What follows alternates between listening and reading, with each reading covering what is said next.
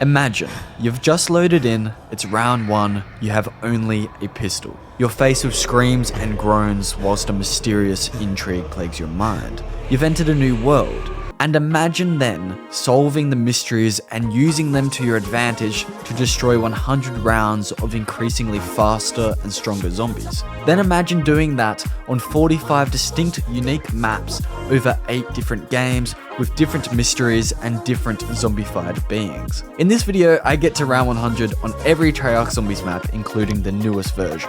So every World at War, Black Ops 1, Black Ops 2, Black Ops 3, Black Ops 3 Chronicle, Black Ops 4, Cold War, and Black Ops 6 Zombies map. Now this is a compilation of the last 2 years of my videos, plus some new content with Black Ops 6. I will have timestamps so you can skip to any of the 45 maps or any of the 8 games as you please. I do also want to say I'm still working on making zombies videos, but I'm also focusing on Samuel the 3rd. So if you're interested in a variety of different games, I'd love it if you checked it out. But not till after this video. I hope you guys enjoy. I've really had some fun playing these games and making these videos for the last couple of years. So seriously, I appreciate you guys a lot.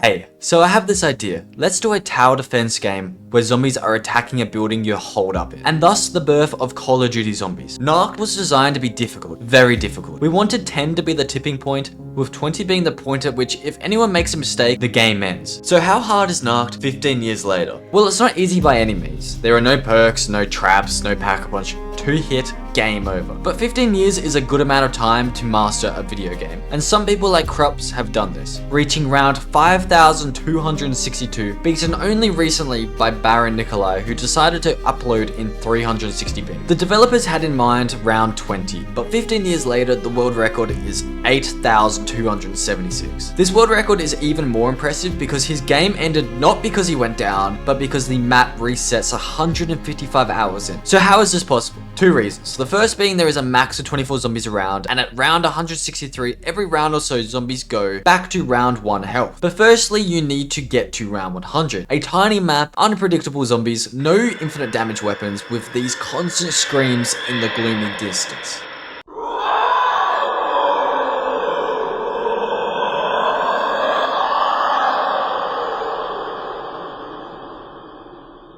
It wouldn't be Nacht if you don't buy the Kar 98K straight off the wall to snipe the slow and impending zombies in the early rounds. At the end of round 3, I opened the health door and grabbed the Thompson wall buy. I need this in order to survive, but also to get points so I can continually hit the box, which resulted in me getting the ray gun on round 9. The ray gun is necessary for the early rounds because this map's just hard, but shoot too close and it's game over, but don't shoot and risk nearly being trapped. From the mystery box, I got the flamethrower at round 23, and that's it. I am now set up. Pretty simple stuff in comparison to the newer games. But things are just starting to get a bit harder. I can't overstate how much the difficulty increases without perks. No speed caller or double tap, even with the ray gun, makes you constantly on edge, but it is doable to camp in this room for the first 30 rounds. When you run and walk with the flamethrower, you move a lot slower, which oddly makes it easier to train the zombies. At the end of round 42, I got a nuke, which is absolutely awesome because I can wait just a little bit into the new round, hit the nuke, and the round will finish because again, only 24 zombies around. You just have to make sure they are all spawned in on the map. Again, it's really important to remember that 2-hit, game over. So when the zombie sneaked up on me and started to pull me into him, I got hit once. Luckily, I managed to lay down in time, which both made the zombie miss me and also let go of me. The area of the help room is pretty tight, so even with the flamethrower, I got trapped quite a bit. When this would happen, I would either lay down or exit into the first room, which is very sketchy.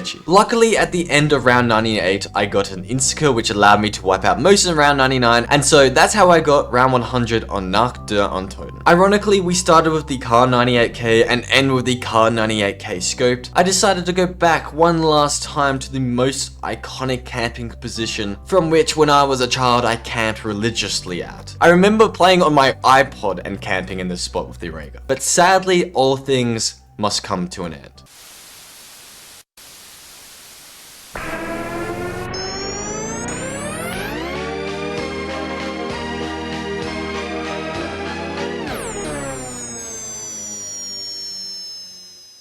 Insane or crazy, it doesn't matter when dealing with Verruckt. It's all the same. A map regarded as the scariest and the hardest map in zombies history. A map that literally takes place in an abandoned asylum facility, where many horrors were committed. So how hard is Verruckt really? Well, now we have perks and also traps, but then again, there are now sprinter zombies, which is not a good pairing on such a tight map. So what has been achieved in 14 years? Well, just a casual round 3365 from Krubs, who I mentioned on Nacht. Again, the only reason this is possible is because 24 zombies around and insta-kill rounds in the high rounds. Who knows what horrors have occurred in this abandoned asylum, but we are stuck in it and need to defeat 100 hordes of the undead.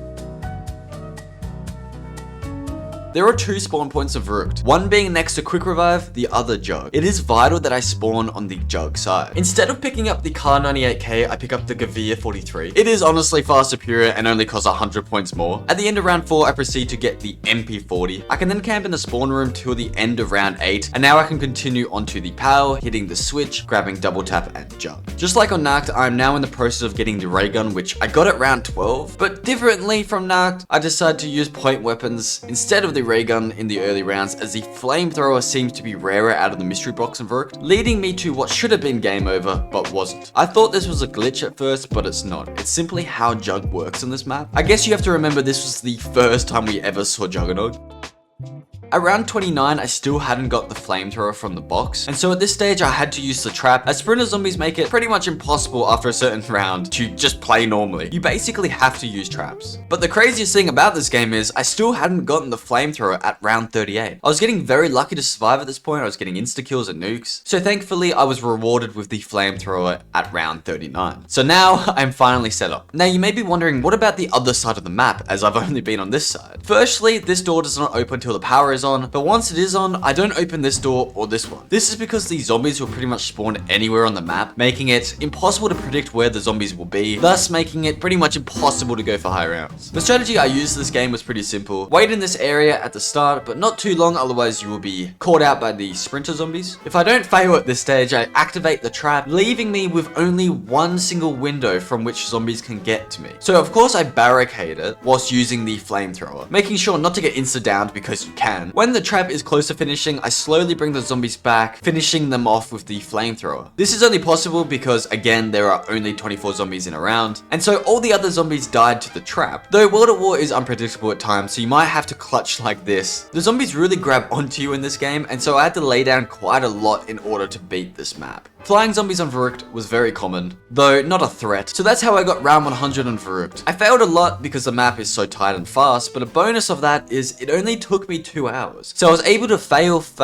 and still get it done in a couple of days. 2 maps in so far, and both I've really enjoyed because they're difficult and challenging, but quick. So it's never boring, but rather fun.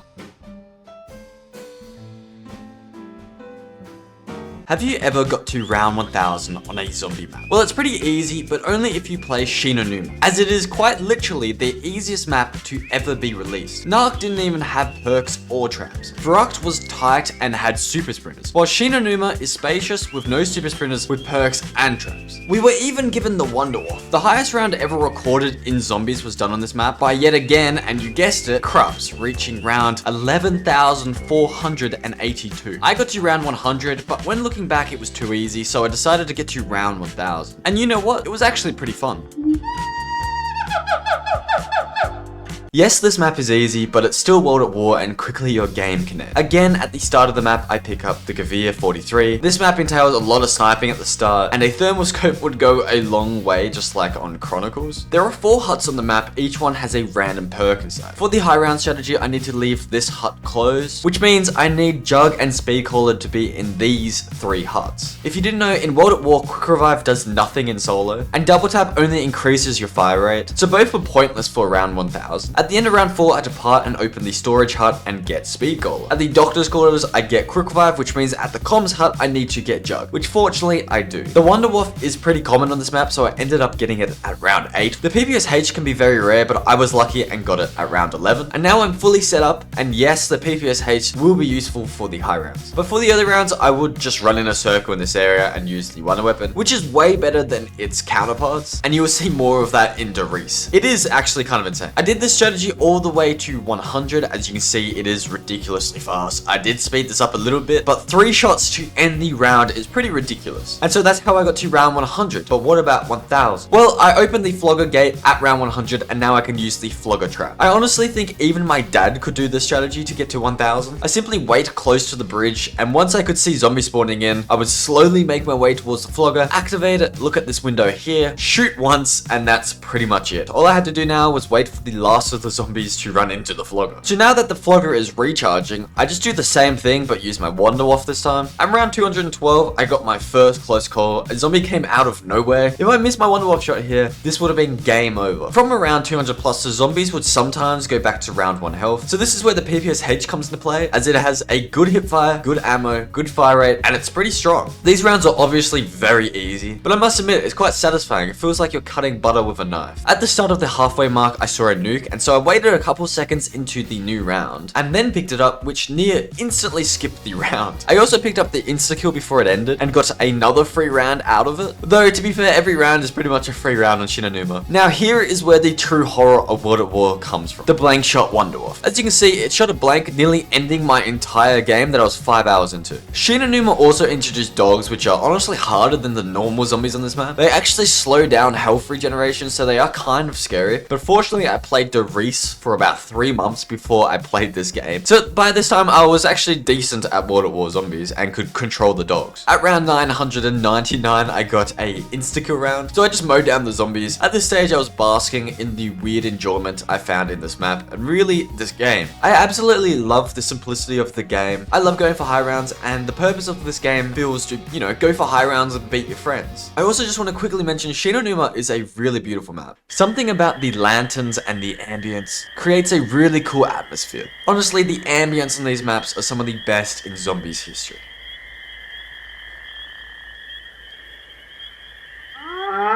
I have played every zombies map to ever be released, and honestly, I think Der Riese is the hardest map to ever be created. Normally, it takes me a few days to learn a map and get round 100, but not with Der Riese. It took me 4 months. But why is it so hard? Well, this was the start of 1,000 zombies in a round. What I mean is, there wasn't a max of only 24 zombies around like on the other maps. Instead, each round you went up, more zombies spawned in. So this topped with the fact that if you hit yourself with the Wanderwolf, you lose Jug, making your run impossible. Even the world record is only round 170, of course again achieved by Krups. The guy is a beast and helped me a lot, giving me tips on how to beat the hardest map in zombies history.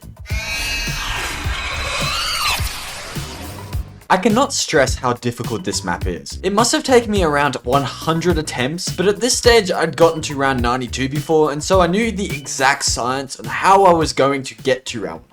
I buy the Gavir, take out 3 rounds of zombies, then travel to buy the Thompson. The spawns are really fast in this room, so I camp here till I have over 15,000 points, and now instead of opening this barricade, I run all the way around the map, getting the power on and lowering the bridge. I buy the Bowie knife. This is the first appearance of the Bowie knife in zombies. I link the teleporter, grab speed caller on the way, and then connect the teleporter. I grab Jug, double tap, and link my second portal. This may seem a little weird, but at round 13, I purposely throw a grenade on the ground and damage myself. This is really important for the high rounds, as it allows me to run through the trap rather than being slowed. Already the setup feels longer than the other maps, and we aren't quite finished yet. I got the monkey bombs, which are pretty much guaranteed in the first few hits. This was the introduction to monkey bombs into zombies, and so I think the devs just wanted us to be able to use them more frequently. I kept hitting the box until I got the ray gun. At round 24, I finally got the Wanderwolf and Pack-a-Punched it. And yes, of course, this was the first time we saw the Pack-a-Punch. So we got the Bowie knife, monkeys, and the Pack-a-Punch on this single map for the first time. And guess what? This map's still bloody hard. But now we are all set up and can have some fun. I camp again in the Thompson room and use the trap whenever it's green. This spot is insane because the zombie spawns are fast and they can only come from 3 spots. The trap itself, from which they will die, and this window, and this window. When the trap does end though, I have to run in tight circles around these barrels, shooting my Wanderwolf. This is quite hard. The Wanderwolf is insane, but it took me a long time to get good at not hitting myself with it. When I ran out of ammo with the Wanderwolf, I tried using the ray gun to get a max ammo, but in this situation, I got trapped and thought for sure this was game over. I knew I had maybe a 5% chance that if I went prone, I could escape, and well, I just got very lucky. At this stage, I knew I needed to slow down and play safe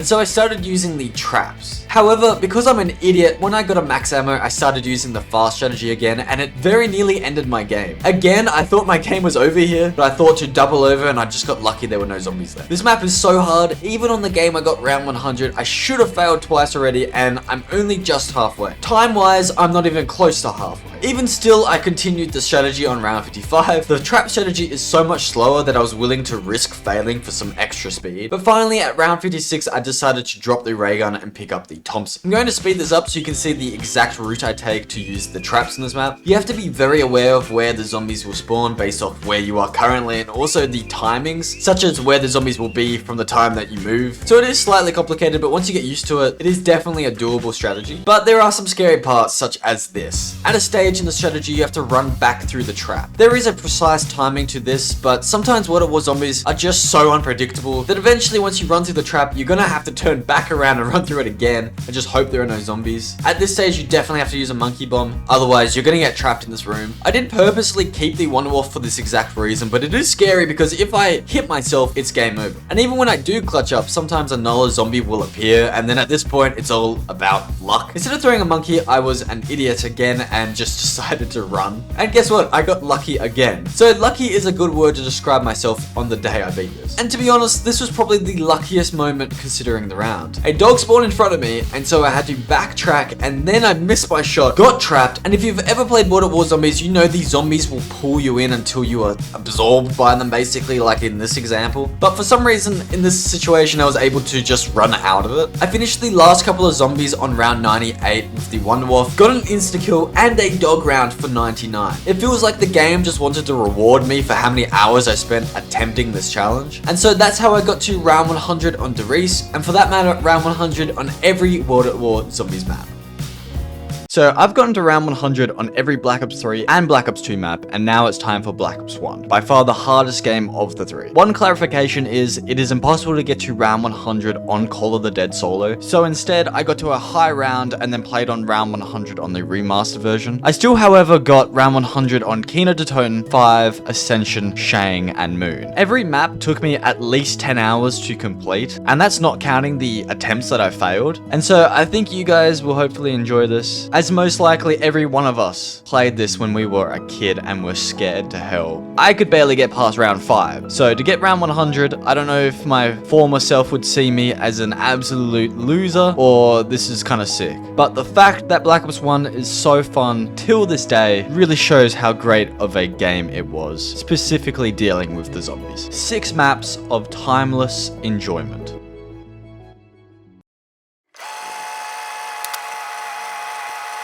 Kino Der Toten is possibly the most iconic zombies map and one of those weird video game experiences, along with Nacht, that you'll never forget. It is both terrifying yet appealing, for its horror is doused with mystery, leading to curiosity. Kino Der Toten is German for Cinema of the Dead, and with the decorations of the theater, I think the setting is quite self-explanatory. So my job was to traverse this German theater whilst collecting weapons and using traps to defeat 100 rounds of zombies. This is the only map that I've gotten round 100 on in Black Ops 1. I did it last year, and so I knew what I was doing. So the first 8 rounds I camp in the MPL room and then leave one zombie. On my way to power, I grab quick revive as I will not be able to enter the first room again after the switch has been flipped. This is due to the high round strategy, as you will see later on. I also hit the box and got nothing. Power on, and now the curtains open and the Nova crawlers begin to spawn. The perks I decided to run were Jug, Speed Caller, and Double Tap, though on Black Ops 1, Double Tap only enhances fire rate, so it's really not necessary. Now at this stage, I just have to get lucky and get Monkey Bombs, which I got at round 14,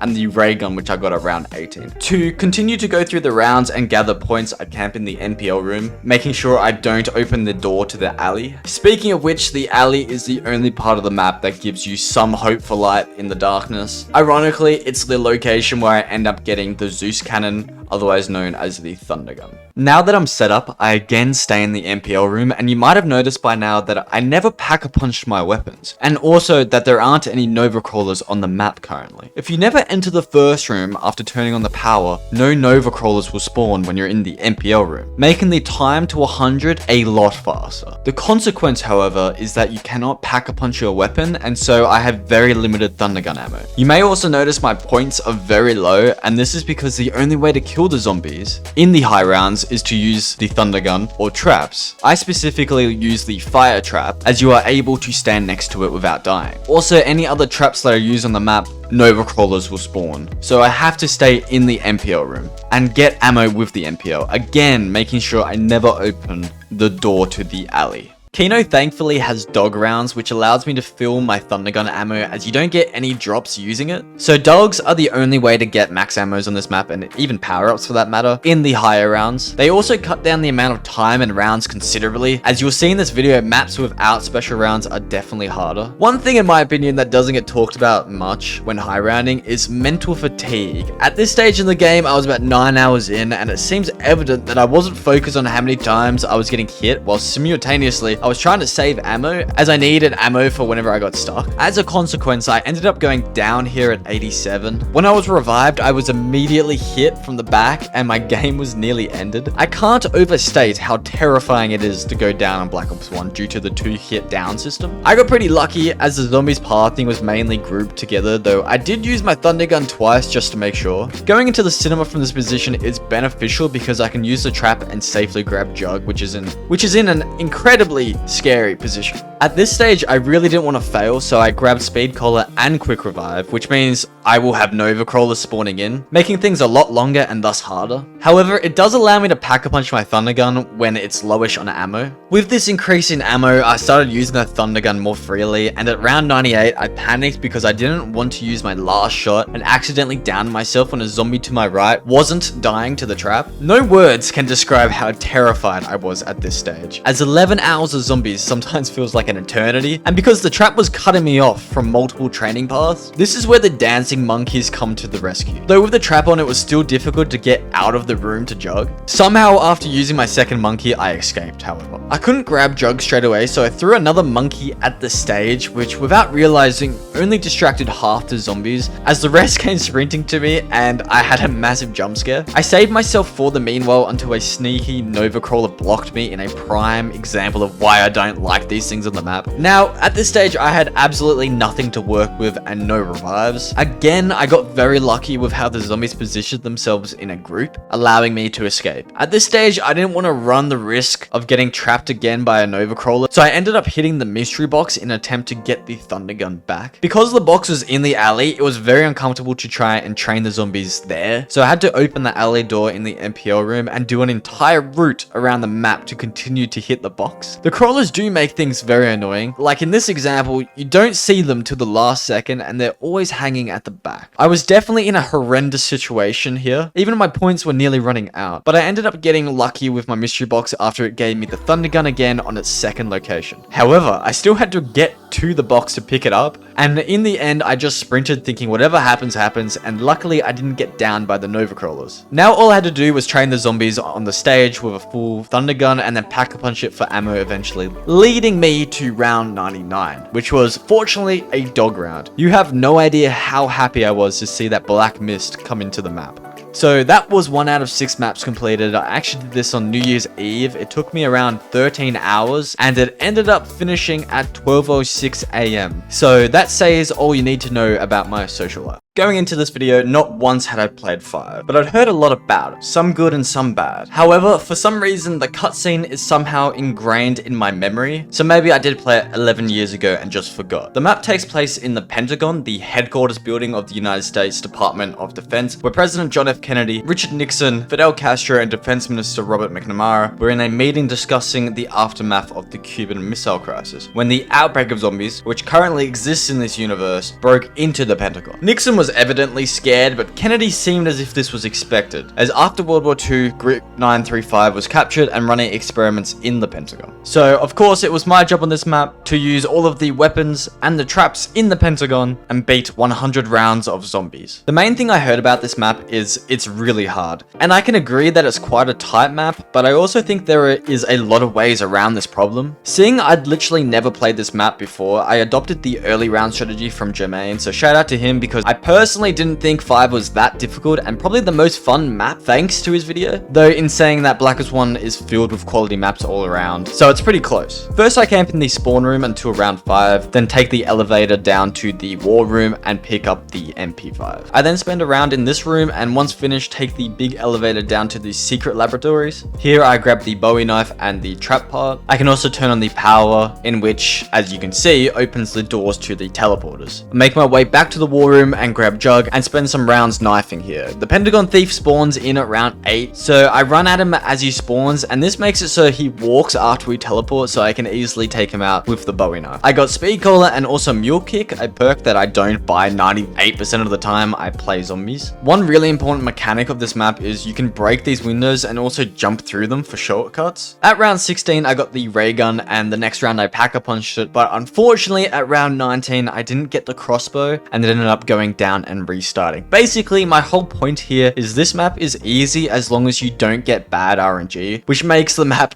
rather hard. So it's a really weird map in that way. On the restart I got monkeys and the crossbow at round 12. I also got the Winter's Howl, but it's quite useless for the high round, so I ended up substituting it for the ray gun at round 14. All I had to do now was wait for the Pentagon Thief, eliminate him, and then use his bonfire to pack-a-punch the ray gun, crossbow, and the pistol. Now it's time for the toughest part of the game, getting windows set up. If you didn't know, there are 6 windows in the spawn room, and only 4 of the windows have zombies that come out of them. So 2 of the windows no zombies spawn in. The windows that the zombies come out of are random and change every time you use the big elevator or enter the pack-a-punch room. So I had to continually use the big elevator until no zombies were spawning from these 2 windows that I'm shooting. So this can take a while, but luckily I got the windows set at round 21. Now that I'm completely set up, I camp close to this door here so the zombies only come from in front of me, and I use the ray gun until overwhelmed, from which I use my crossbow and then my Mustang and Sallies. I do this till around 30 and then go to the war room and simply train the zombies here, and then once in a full horde I use my Mustang and Sallies. This is a weird map because it's actually harder at the start than it is later on, and I count the start on the map till round 50 because doing the trap strat in the 40s is actually harder because of the slower zombie spawns and general speed of the zombies. So I ended up downing here around 44, and from this moment there wasn't a time that I didn't have my crossbow out when running through this door. As if you guys didn't know, the crossbow distracts the zombies for a short period of time. I purposely made sure the mule kick weapon I lost was the ray gun, as it's pretty useless at this stage. I do end up getting Speed Collar and then using the elevator to get Jug and mule kick back. This same round I grabbed the MPL, as just like on Kino, the only way to get points is through the MPL in the high rounds. For the high round strategy, I always start in this exact position next to this long bench.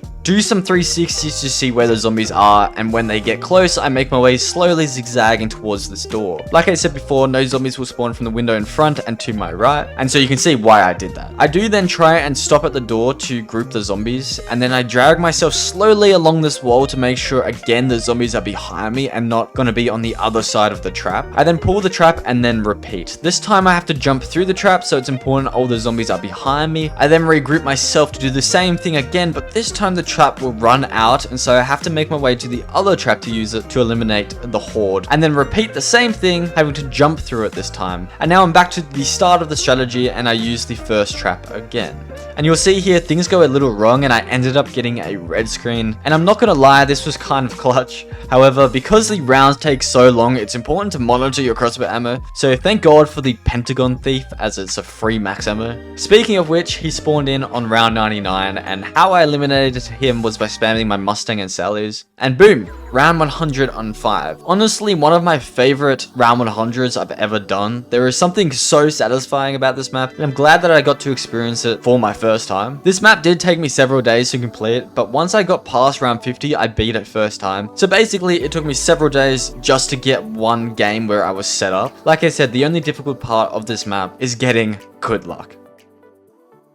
Ascension is known for being one of the easiest maps in zombies history. But after all, this is still Black Ops 1, and I hear so many people say it's too easy and that's why they don't go for high rounds, because they find it boring. Now, I can understand why you might call it boring, though I am not of that opinion, but I really doubt these players know how difficult it actually is. Yes, it is the easiest zombies map on Black Ops 1, and I did beat it on my first try, but that's because I do a lot of research going into these maps, looking at all of the best players and strategies, and I did play it a lot in Chronicles also. What people don't seem to understand is, for beginners, you're looking at 10 plus hours of zombies on a map that you have to trade the thunder gun 7 plus times on, depending on max ammo luck. Compared to any Cold War map or the Chronicles version, it really isn't as easy as people express, and with the right knowledge, it's actually a really fun map, especially when dealing with the high rounds. That's my opinion though, and it's been annoying me slightly how casuals belittle high rounding, as it's far harder than perceived by the community. I can't fathom getting to round 200 plus on these early zombies games, as the skill needed is ridiculous, as zombies players are essentially speedrunning for high rounds. Now I do understand that with these newer games, it's way less skillful, but I'm just talking about these old zombies games which have a very high skill ceiling. Now time to get a bit dark here, as I did decide to shoot the rocket down when opening Pack-a-Punch, as I already had the ray gun. Still, such an epic conclusion to a video game made in 2011. I then made my way to Pack-a-Punch and upgraded both the ray gun and Mustang and Sally's. I spent the early rounds next to Power with the door to speed collar closed, as PhD is on this map, and in my opinion, a fantastic addition to it. The spawns in this location are really fast, but I don't have speed collar because I purposely don't get the extra perks in case the monkeys steal my quick revive, and in that case I will have 4 or more perks, so I can't buy quick revive back. So instead I just sit with 4 perks. At round 23 I get the crossbow and Pack-a-Punch it, as I'll need it for trading the thunder gun. At round 32 I finally get the thunder gun, which is a pretty late round. I did try and train the zombies next to the power because it is a lot faster, but I found it way too hard, especially without speed collar. So instead I started the high round strategy early, where I start the horde in the Pack-a-Punch room and then train the spawning zombies in the rocket room, shooting a full horde and then making sure I re-enter the Pack-a-Punch room fast to ensure the zombies spawn closer to me, making the whole strategy a lot faster. This strategy is quite easy, though I found myself getting red screened a lot in this game, I guess because it's such a fast strategy with only 4 windows the zombies spawn from. When I ran out of ammo, I made sure to group the zombies with the crossbow and make my way to the box. This time zombies spawned in front of me and I got another red screen. Looking back on this game, I got very lucky. To avoid this red screen, I should have shot every single zombie with a bullet. This makes it so the zombies don't despawn, and so they would never have spawned in front of me. At the time, I didn't know this, hence why I didn't do it. Luckily, most of the box locations are pretty easy to train, and I end up getting the thunder gun back. To speed up time whenever I ran past a trap, I hit it. Like I said, you run out of ammo with the thunder gun a lot, even with monkey rounds. In Black Ops 1, there are a lot of times your guns can blank shot, and even grenades or the crossbow can blank, like in this situation here. I truly got very lucky here to not get trapped. Because you cannot get power-ups with the thunder gun, I used the Gersh device to try and get max ammos. This time I accidentally threw it in front of me and teleported. As I was teleported, I could hear a power-up spawn, so potentially I missed out on a max ammo here, which probably set me back about 30 minutes. At round 83, I brought the sickle just because I could. I don't think I've ever killed a zombie using it to this day, though it's really cool looking. At round 87, I get another red screen. The way I deal with the monkeys is I use the thunder gun on them if they are on drug or quick revive, and leave the rest if I'm low on ammo, because after they steal a perk, they will come in and try and attack the player, so I just bring them all to the trap. On round 95, I got my fastest trade where I got rid of the thunder gun and got it back 4 hits later. At round 97, I got another red screen, so at this point, I'm definitely getting pretty lucky. But boom, I end up getting round 100 on Ascension, and I was honestly surprised how much fun it was. I'm usually not the biggest fan of maps that you have to trade on, but it really works for Ascension, and with those pesky monkeys, I was always engaged with the game. Great map, and not as easy as people make it out to be when dealing with the high rounds, although I do agree the early rounds are very easy.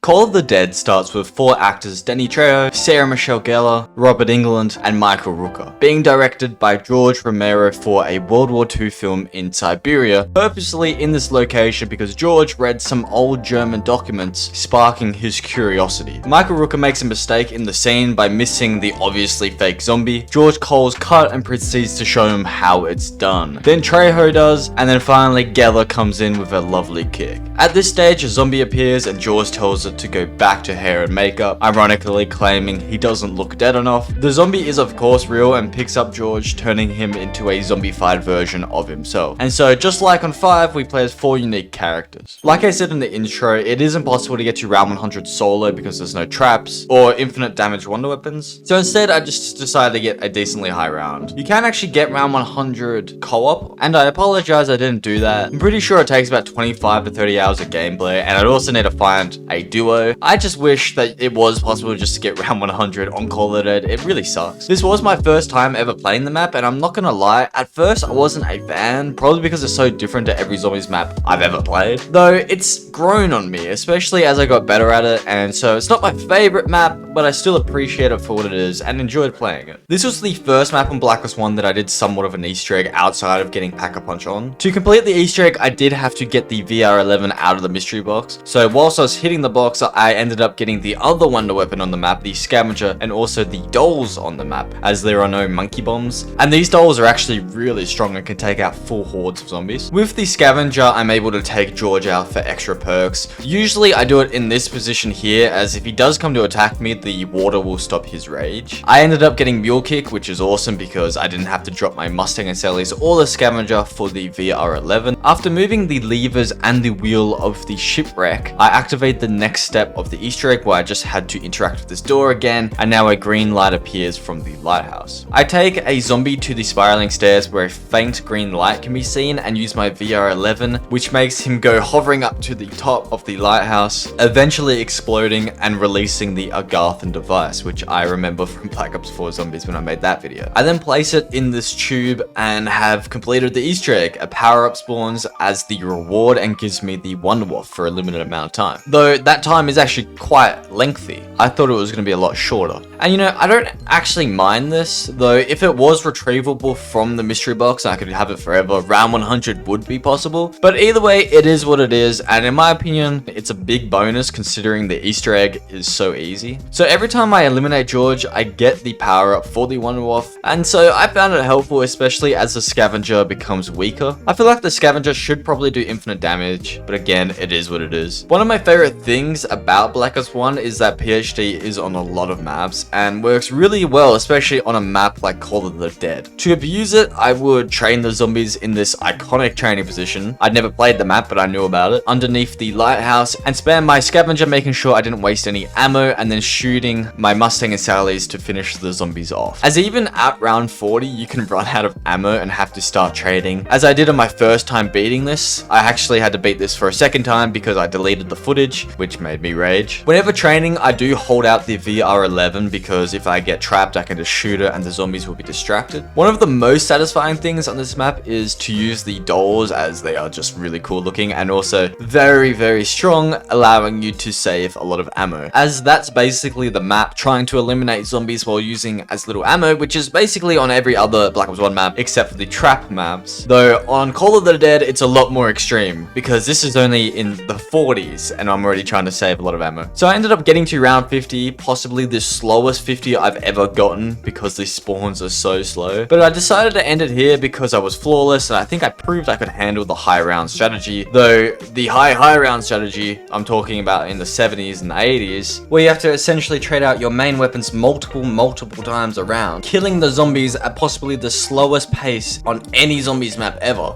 And so that strategy sounds painful and very hard. So I was happy with 50. Also, the world record is only 92, so 50 in comparison is more than half when you consider I got to round 100 on a map like Moon and the world record's like 230 plus. And so because I only got round 50, I felt kind of bad, so I was like, maybe I should play the remastered version as it came out when I was making this video. It's the perfect time to exploit its release by starting on round 100 and trying to get to round 101. Honestly, this challenge ended up being way harder than getting just round 50 on the Black Ops 1 version, as the water slows you down so much more on this map, and also George is way faster and stronger. Obviously, this was necessary to balance the map due to ammo mods existing and the scavenger now doing infinite damage, which are awesome additions. But as a consequence, I ended up failing like 30 plus times, and I'm honestly not happy with how it came out in the recording. Nothing against the map, the remaster is amazing. It's just the way I had to do the challenge ended up being very limiting because it's such a difficult challenge to do to start around 100 on this map, as the zombies spawn in before the first 60 seconds is up when the zombies shouldn't be spawning. So in the end, I just ended up beating the map with the AK-74 you pack-a-punched with turned on it, as it was hard in general just to pack-a-punch weapons on this map. As like I said, the water slows you down so much, and the pack-a-punch positions are all in water, and the boxes are all in very tight locations. So it was really hard to hit the box. So that's how I ended up beating it. I did hop into another game, however, to try and beat it again, this time in a cooler way by using the scavenger that does infinite damage, but I failed pretty much straight away because George is really strong. It is absolutely awesome though that this version was made, and I will definitely play some more of it once I finish this video for some fun. But yeah, that's Call of the Dead, guys. It really does suck that you can't get to round 100 on it solo, but hopefully you guys did enjoy a segment in this video.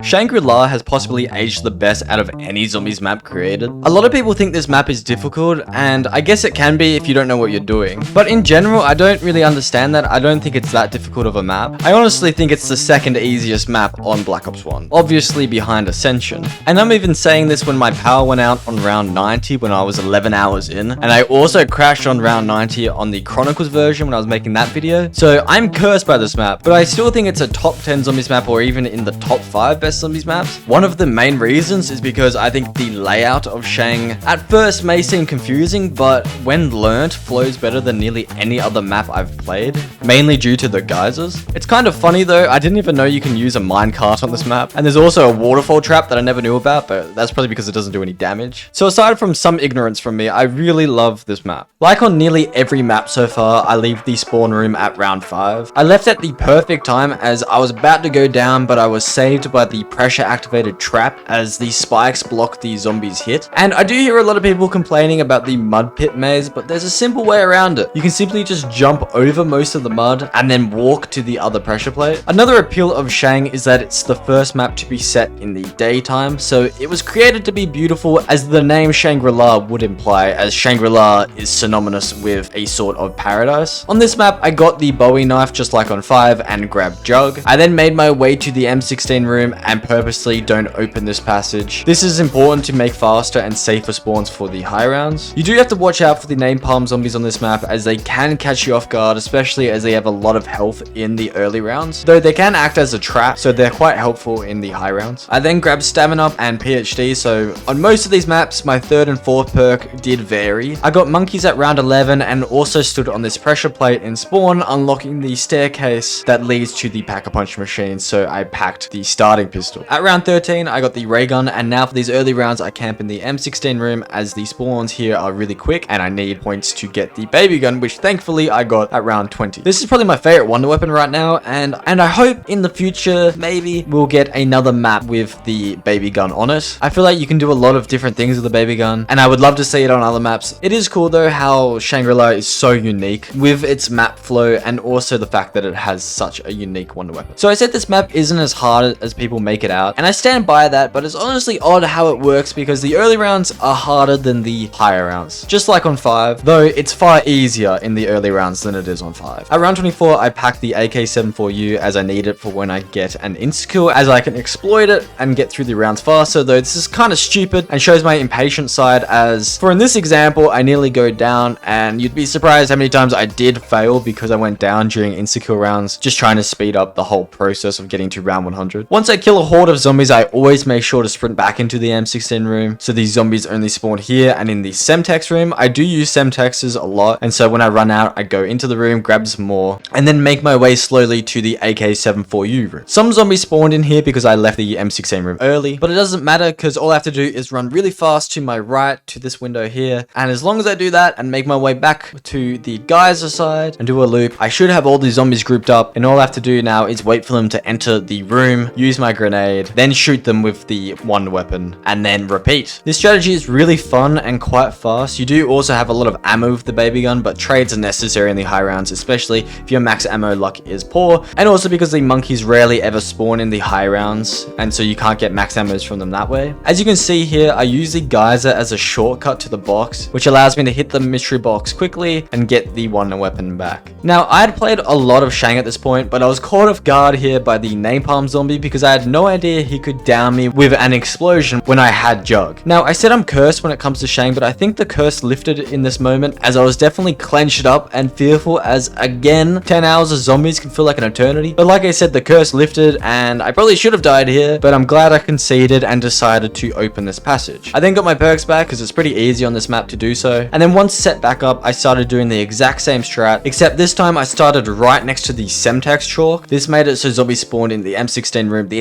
Semtex room and the AK-74U room. So it didn't make too much of a difference really. I didn't even know you could do it this way and just came up with the spot, but I'm pretty sure it's a strategy people use. I ended up having to trade the baby gun a lot this game because I was having really bad max ammo luck. And on round 98, because I opened the passage to the M16 room, some zombies blocked me and I went down. I got set up again easily, but then went down in the same spot, still trying to get the baby gun or even just move the box from this cursed location. I eventually got the crossbow and decided to pack-a-punch it in case I got trapped again, so I could just use it to distract the zombies. Finally, and I'm not kidding, after an hour of hitting the box, I finally got the baby gun. By the way, the box had done a full rotation back to this location once or maybe twice, I can't remember. It's safe to say this was a very stressful game for a map that I said was easy, though I still stand by its difficulty being easy. But boom, I finally hit round 100, probably the happiest I was after completing one of the maps, as I was having some bad luck and also I just liked the map a lot. I decided I wanted to go out of this game while staring into the magnificent view whilst on the bridge taking it all in. Moon ended up being the hardest map by far to get to round 100, and at times I felt like I was never going to beat it. That was until I asked MC Zombie Slayer for some help, and he gave me some great tips. The biggest one being, if you shoot the zombies, they don't despawn. This may seem insignificant, but trust me, it's the difference between taking one more day to complete compared to a whole week longer for me to complete. At the time, I was going insane playing this map, but looking back, it is definitely the most skillful and engaging map, and I really enjoyed it, which makes 6 out of 6 maps enjoyable when getting high rounds, so it's safe to say I love this game. So obviously you do start on Earth, and I just made sure I spawned with Jug, otherwise I would have restarted. Possibly the most annoying thing about this map, it's 50-50 between whether or not you get Jug or Speedcaller on Earth. I know some people are absolute freaks when it comes to No Man's Land, but as you have probably noticed, I didn't play much of the Black Ops 1 DLCs when I was younger, and if I did, I was terrible. So my main goal was just to get Jug and a little extra points for when I teleport to the moon. I put on the PES mask, as you cannot breathe until you turn on the power in the space station, and make my way past the switch so I'm able to get the Bowie knife because of the low gravity. I then turn on the power, restoring the inside areas of the station to normal. This is where the first bit of RNG comes in, as I camp in tunnel 6 because I want the excavator to trap the astronaut in this tunnel. Luckily, this does occur at round 7, which is very lucky, and so I leave one zombie and train the astronaut in this position here, close to the MPL door, though I never open it. And then when the announcement is made that the excavator will damage the tunnel in 30 seconds, I make my way out of the room quickly, and so as a result, the astronaut gets trapped in tunnel 6 for the rest of the game, and I don't have to worry about him again, which is awesome. I then grab Double Tap, PhD, and Speedcaller. The coolest thing about this map is definitely the hacker, and if it didn't exist, this map would definitely be very hard. I do Pack-a-Punch the M16 and get the Mustang and Sally's, and then camp in tunnel 11 to get my points up and get through the rounds quicker. Once I reached the end of round 22, I had 80,000 points, and so now it's time to get rid of Double Tap and PhD and instead get Stamina up and Quick Revive. I get the Gersh device, and in the process of getting the wave gun, I hack these 3 mystery box locations, which locks the box that I didn't hack. So just like on Buried, you can actually lock the box on this map, but it's temporary. It only lasts about 2 to 3 rounds, and I do it in the starting room, as you'll see why later on in the video. I do get the wave gun here, and now I just spend the entire rest of the game in this first room. Because the high round strategy is in this room, I can easily hack the excavators. All I do is eliminate one full horde of zombies, and I have plenty of time just to hack it. For the high round strategy, I start next to Quick Revive and then slowly make my way to the M14 door. I stole the zombies a bit here and then shoot them, though this will not be a full horde of zombies, so I have to eliminate the rest of them with the dual wield version of the weapon. It is very important that I don't miss my shots here, as it will greatly affect the speed and also the ammo that I have. One thing that continually screwed me over on this map was the blank shots. As you can see, it actually led me to go down. Thankfully, it is very easy to train the zombies in this first room, and so I recover and make my way to Earth, but I got bloody Speedcaller instead of Jug, which means I have to finish the round without Jug, as you can't get back to Earth on the same round. Luckily, at this point, I'd played a lot of Moon, and I was able to get through the round without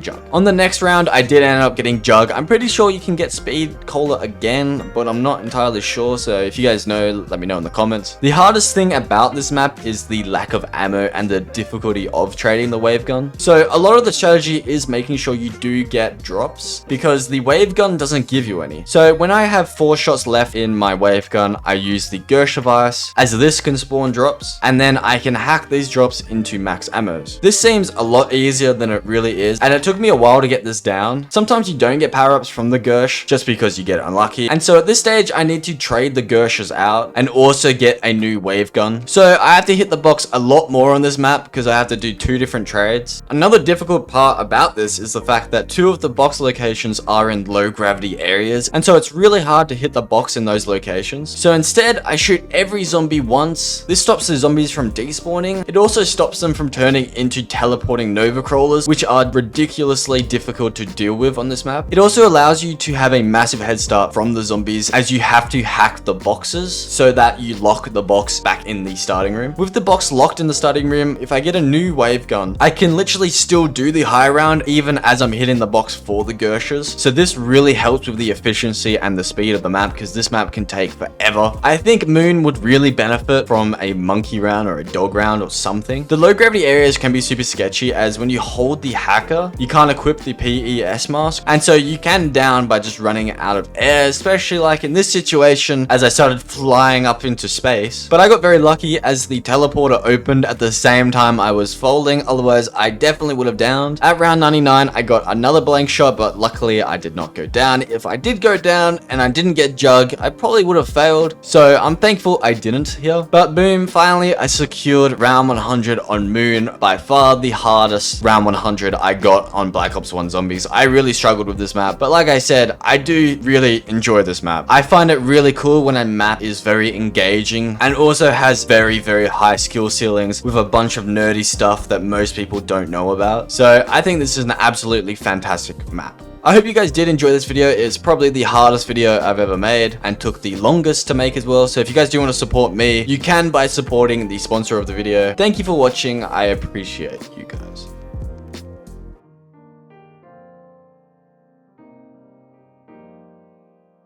Black Ops 2 is objectively the worst of the Black Ops, and Black Ops 4 is the best, man. Get nostalgia out of your mind and think again. Now, this I would say is a rare opinion. I would go so far as to say it's usually the opposite way around. The comment comes from a video where I got to round 100 on one map from each Treyarch Zombies game, and I said Black Ops 2 was the most fun when getting to round 100, and Black Ops 4 was by far the least fun. And I'm not gonna lie, when I read this comment at first, I was slightly triggered. His only premise for his conclusion was nostalgia, and to me, when I feel nostalgia about something, like a movie for example, if I watch that movie again, I usually don't enjoy it like I thought I did, because I've grown up or because it really never was that good anyway. I just look at it through rose-tinted glasses. But if something truly is good and you have nostalgia for it, it is still good. And so that's the main point of this video. Is Black Ops 2 one of the most loved Zombies games because it's good, or is it just the nostalgia driving the love for the game? And so we'll get to round 100 on Tranzit, Rise, Mob of the Dead, Buried, and Origins. And in a future video, I'll get to round 100 on all the Black Ops 4 maps. I've barely played Black Ops 4, so that would be good. I've only got round 100 on one of those maps, so I'll see if that truly is one of the best of the Black Ops games. And so I really just hope you guys enjoy the content.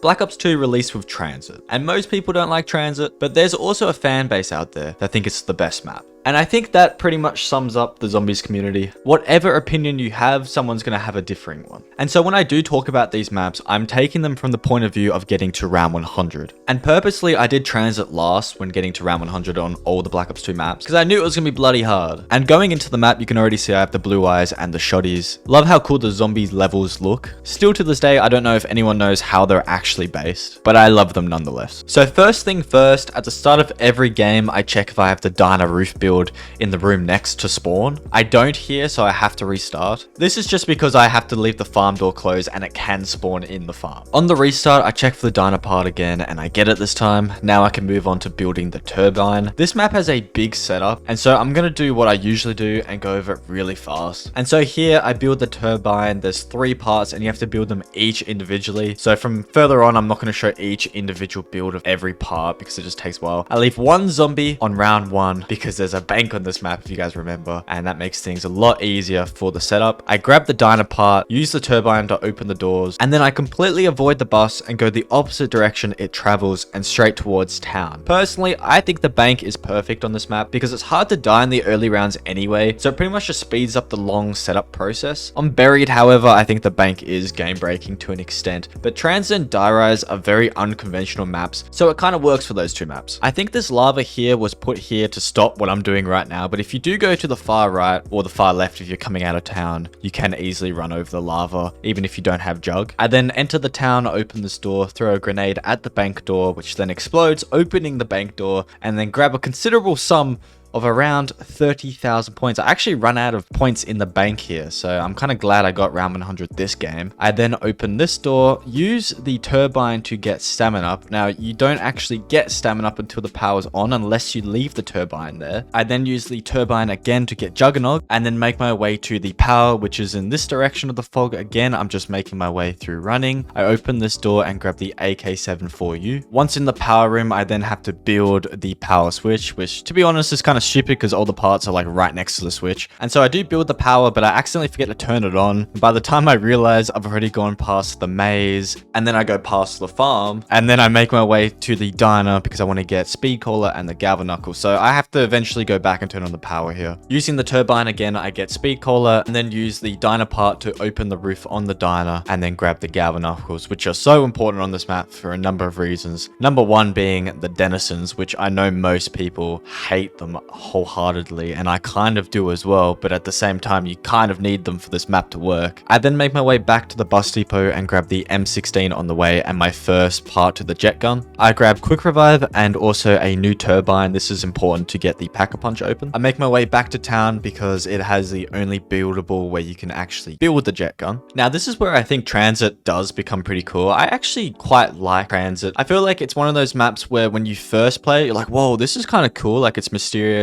and then you get to that stage where you've played a game, you're like, oh, it's too hard, it's pointless, nothing even kills the zombies, the jet gun sucks. But then once you get through all of that and you realize where all the parts are, there's a cabin in the woods with one of the jet gun parts, you realize how to use the jet gun. That's when Tranzit becomes fun. I then take the turbine to the power room and place it here. This opens the Pack-a-Punch door. I also finally turn on the power and grab my third part for the jet gun. Now I did move from round 1 to round 2 because I needed extra points to Pack-a-Punch both my weapons. And with the bank door open, I can now enter the Pack-a-Punch room. And also, if you didn't know, you can juggle the parts just like this, which is kind of fun, but sometimes they glitch through the floor, so I wouldn't recommend it. So firstly, I Pack-a-Punch the pistol, and then I Pack-a-Punch the M16. I add my third part from the jet gun that I got from the power room. I then use one of the cooler functions on this map where you can use a denizen next to a green light. So a denizen will land on your head, hit you once, and then turn into a portal, which will then teleport you to a random other green light around the map. I did this because the last part of the jet gun is at the maze, which is really far away from town. Usually when I'm going over lava, I use the Mustang and Sally's to get across it faster. Here, I accidentally shoot a rock next to the lava and nearly downed myself, and then denizens are just jumping at me left, right, and center. But luckily, I do survive and I make it to the maze, which, to be honest, isn't really a maze, but it is really cool because if you played this map for the first time, you're like, let me just run through the cornfields, and then you just find Nacht Der Untoten. I mean, that would be so cool. I love the Easter eggs on this map, the cabin in the woods, Nacht Der Untoten. And Nacht does have the last part for the jet gun, so I pick it up here, and then I could build the jet gun. And the jet gun, which I really like, but also kind of dislike, is that the jet gun doesn't take a spot of one of your weapons. It takes a spot of one of your buildables. So I can't use the riot shield because I have the jet gun, but still, it's kind of an equal trade-off there. And so finally, I finished round 2, which is kind of crazy to think. I went back into a game after I got into round 100 in this, just to show you guys this area that I'm training in. So you don't open the farm door there.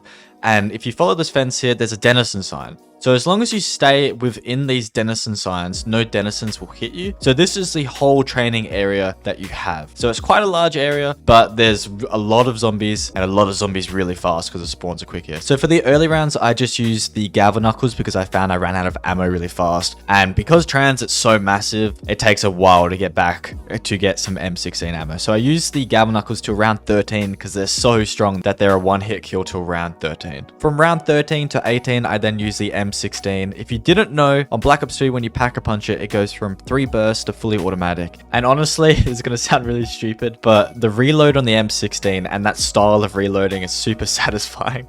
And so that's another reason why I grabbed the M16, to be completely honest. But also, it does have the noob tube, which is really good with the insta-kill. And then from round 18 plus, I just trained the zombies and used the Mustang and Sally's, a very iconic weapon, of course, and very fun to use, whilst also being strong. To save Mustang and Sally ammo, I do use the noob tube when I get insta-kills on these lower rounds from about round 50 below. And as you can see, the noob tube has a crazy radius. You don't want to get too close to it, otherwise you will down yourself. But I'm shooting in the middle there, and it's killing every single zombie that's spawning in this area. And insta-kills are very common on this map, so you do get to use the noob tuber a lot, so it's a lot of fun. When you do run out of ammo with the noob tube though, you can use the pistol, and I get a red screen here like an absolute idiot. I didn't know that the insta-kill actually ran out there for a second. When the Avogadro spawns in, I think that's how you pronounce his name, but I might be wrong. This is why I grabbed the Gava Knuckles, because it's just a 1 hit and then a 2nd hit and then he's dead. So he's really easy to take out, not really much of a boss, to be completely honest. And I'm very thankful for that, because this map is quite hard, just on its own. Whenever I was forced to run out into the Denizen zones, which is quite a lot, especially when the bus is in the middle there, I would always just turn around and hit the Denizen. At round 44, I still use the Mustang and Sally's. This thing kills full hordes of zombies at round 44. That's pretty insane on a game like Black Ops 2. And then when I'm not using the Mustang and Sally's, especially when I run out of ammo, I just use the jet gun. And I'll go over the jet gun because this wonder weapon definitely has the largest learning curve out of any wonder weapon. It actually takes a lot of skill to use, and it took me a long time to learn. I was doing all these bizarre combinations with it, because when I went back to Black Ops 2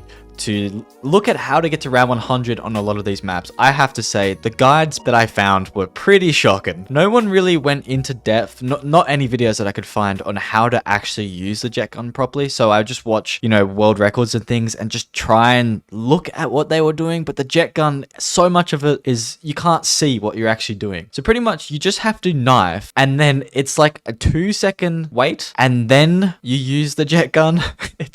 And then you just tap it. So I think this is actually technically a glitch, but everyone's fine with it being okay for world records and things. Otherwise, it's pretty much impossible to get to round 100 unless you just use the bus with the barricade at the front of the bus that just plies through all the zombies. But finally, I got used to it, and I'm sorry that was a terrible example. But it is literally just knife and then wait 2 seconds and then hold the suck button. At round 77 though, something that's never happened to me before happened. I'm not sure what really happened. I think I was maybe just a second delayed on my jet gun, but I sucked myself into a horde of zombies and went down. But luckily on Tranzit, when you go down, you keep all your perks except for quick revive. And I actually have no idea why. If you know, let me know in the comments. I think it's something like you do a challenge in the game and like traveling a certain distance or something. Just let me know in the comments why you do keep all your perks except for quick revive. On Tranzit, there are some slower zombies, and so this allows me at the end of round 77 to leave a few zombies and then get quick revive. At round 78, I checked the scoreboard. I have 14,000 kills. I'm going to keep that in mind to see at round 100 to compare. At the beginning of round 87, everything kind of just goes wrong for a second. You can't sprint with the jet gun if you didn't know, so I couldn't sprint away then, and I didn't expect the zombies to hit me from my back left side then. But again, I keep all 3 perks except for quick revive, so I just leave 1 zombie and get quick revive again. In the high rounds, I don't use the noob tube. I just use the Mustang and Sally's with the insta kills, and you can see where the zombies spawn from. There's literally 4 positions that they spawn from on this map, and so you can just spawn kill them with the insta kill and the Mustang and Sally's, and it's really satisfying. And the crazy thing, even with this insta kill, this round took me 22 minutes, because with the jet gun, essentially you're almost like using a buffed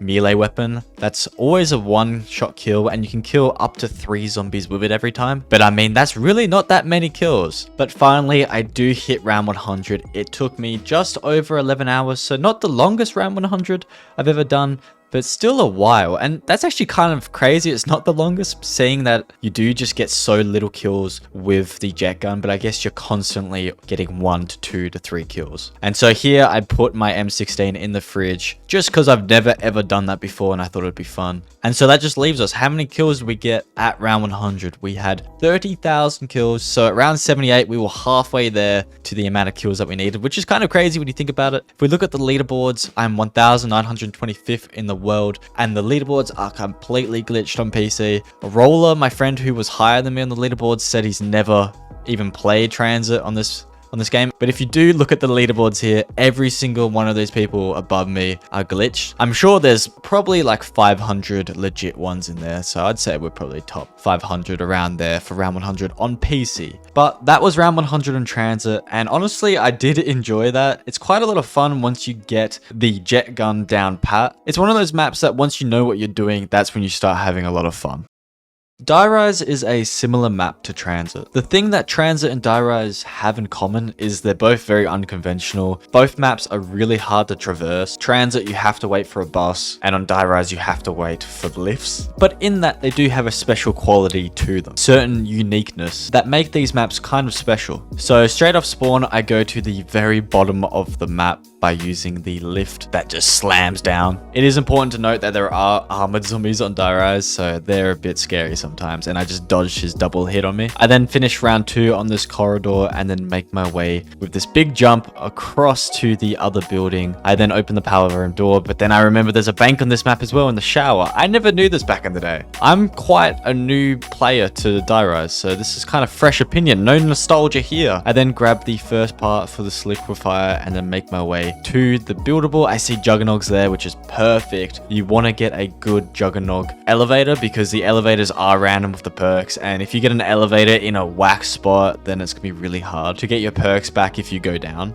Now there are parts of this map that are completely like a maze, so I grab the AK-74U and I always just head on the very edge of the building there, so I actually know where I'm going. No point going anywhere central, otherwise you're just going to be in a maze and completely confused. I then start building this liquefier. There's 4 parts. Again, it's kind of just like the power on Transit. It's kind of unnecessary, but it is awesome that you can get this liquefier around 4 because this thing may be one of my favorite wonder weapons now. In my last video, I said the baby gun was my new favorite wonder weapon, but I don't know. This liquefier is pretty cool, man. I then grab double tap and Juggernog, which is awesome timing. I'm getting pretty lucky this game so far. Now at this stage in the game, I want to go upstairs, and the only way to do that is wait for this lift to just drop a little bit. And I can understand people being annoyed by the lifts, especially if you're a new player and you have no idea what you're doing. But as someone who's now played Die Rise quite a bit after getting round 100, I don't mind the lift system. I actually think it's pretty easy, and it creates a bit of excitement, especially when you're just going down and you're waiting for a lift to appear. I don't know, that's just a personal thing. It just makes things a little bit more spicy sometimes. I then grab Quick Revive. Once I gain 6,000 points from camping in this position, I then do the Jump of Faith onto the mattresses. If you jump right in the middle, you take no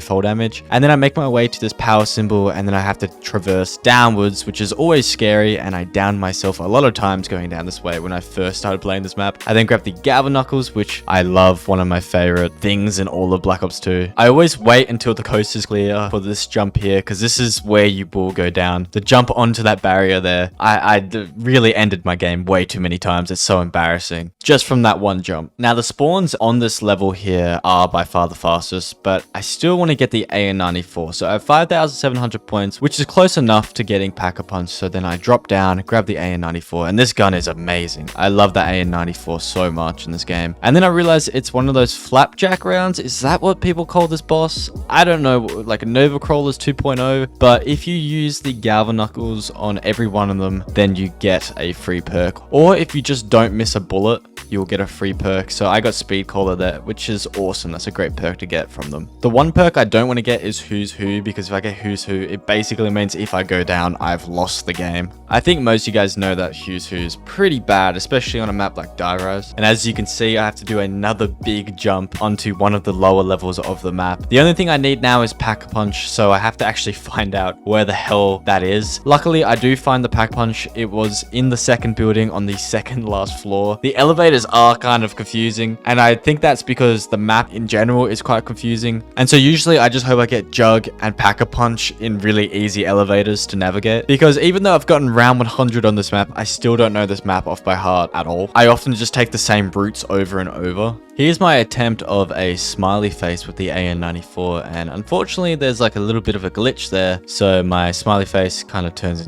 into a bit of a Frankenstein there. So for the early rounds, I just abuse the power powerful AN94. I always just sit right in this position here, and the zombies only come from the window behind me and right in front of me. There's 2 spawns on this layer, and so it makes these spawns ridiculously fast. And it's really fun, man. I really like Die Rise. I don't know why Die Rise gets so much hate, to be honest. And I think it has changed a little bit with time. People do see Die Rise, and they seem to show it a bit more love. Now, going off all that positivity, only something bad can happen now. And yes, I do get my earliest down, I think, ever on one of these videos. I go down at round 24, and it was kind of a stupid down. It was just a mass spawn out of that one window. Normally you can hold that position until about round 28, but there was just like 5 zombies that all came out of that window all at once. But I was pretty confident with Die Rise, so I wasn't too annoyed that I went down around 24. I did, however, start getting a little bit more worried when Juggernog took ages to appear in the elevator. And you got to remember, on Black Ops 2, you're a 2-hit down without Juggernog, which is terrifying. And also just the one weapon in general just doesn't work as well just on flat surfaces, especially in the earlier rounds when the zombies are all scattered. But finally, Juggernog does arrive, and this is exactly what I mean when things get a bit spicy because of the elevators. I think it works well on Die Rise because you do have this liquefier, which is a really good wonder weapon and works at all rounds. If you had the jet gun, for example, then the elevators would be incredibly painful to get your perks back. From this boss round, I get another perk, and this time I get Speed Collar, and I just decide I'm just gonna get all my perks from the boss rounds now, because really once you have Jug, you're pretty safe. 5 rounds later from my next boss round, I get Quick Revive. The bosses on Die Rise are a 2-hit with the Galva Knuckles forever.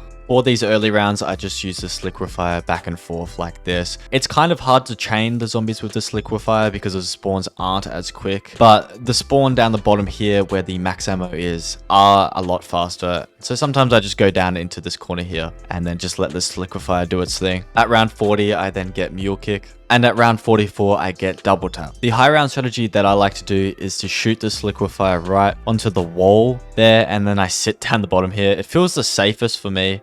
It can be a little bit hard to get power up sometimes, so I do try to shoot this liquefier as close to the wall as possible, so then no zombies die away, so then I could just quickly jump up and get a max ammo like that. And as you can see, this is very chill. You can just sit here and every now and then just shoot this liquefier. It's actually a really easy round 100 without being completely mind-numbing. It's quite a good balance. And like I said, I just really like Die Rise. I think the wonder weapon is seriously brilliant. And I think the map isn't designed that poorly, to be honest. I think it just adds more excitement. And yes, I'm not gonna lie, when I was first playing it, I did die to fall damage quite a lot and I was getting kind of frustrating. But again, it's kind of like Tranzit. Once you get good, well, I mean, you're always gonna enjoy something once you get good, but sometimes that's not always the case in zombies. There's a lot of Cold War maps that when you get really good at them, it's just the same thing over and over, and there's no real skill level to really break anymore. With Black Ops 2, there's always something to do. There's always another skill level that you can reach. And it's never so easy that you can just switch off your brain. One of the most satisfying things on Black Ops 2 is using the Pack-a-Punch AN94 and getting an insta-kill on Die Rise in this exact position. It's like using a hot knife through butter. It just feels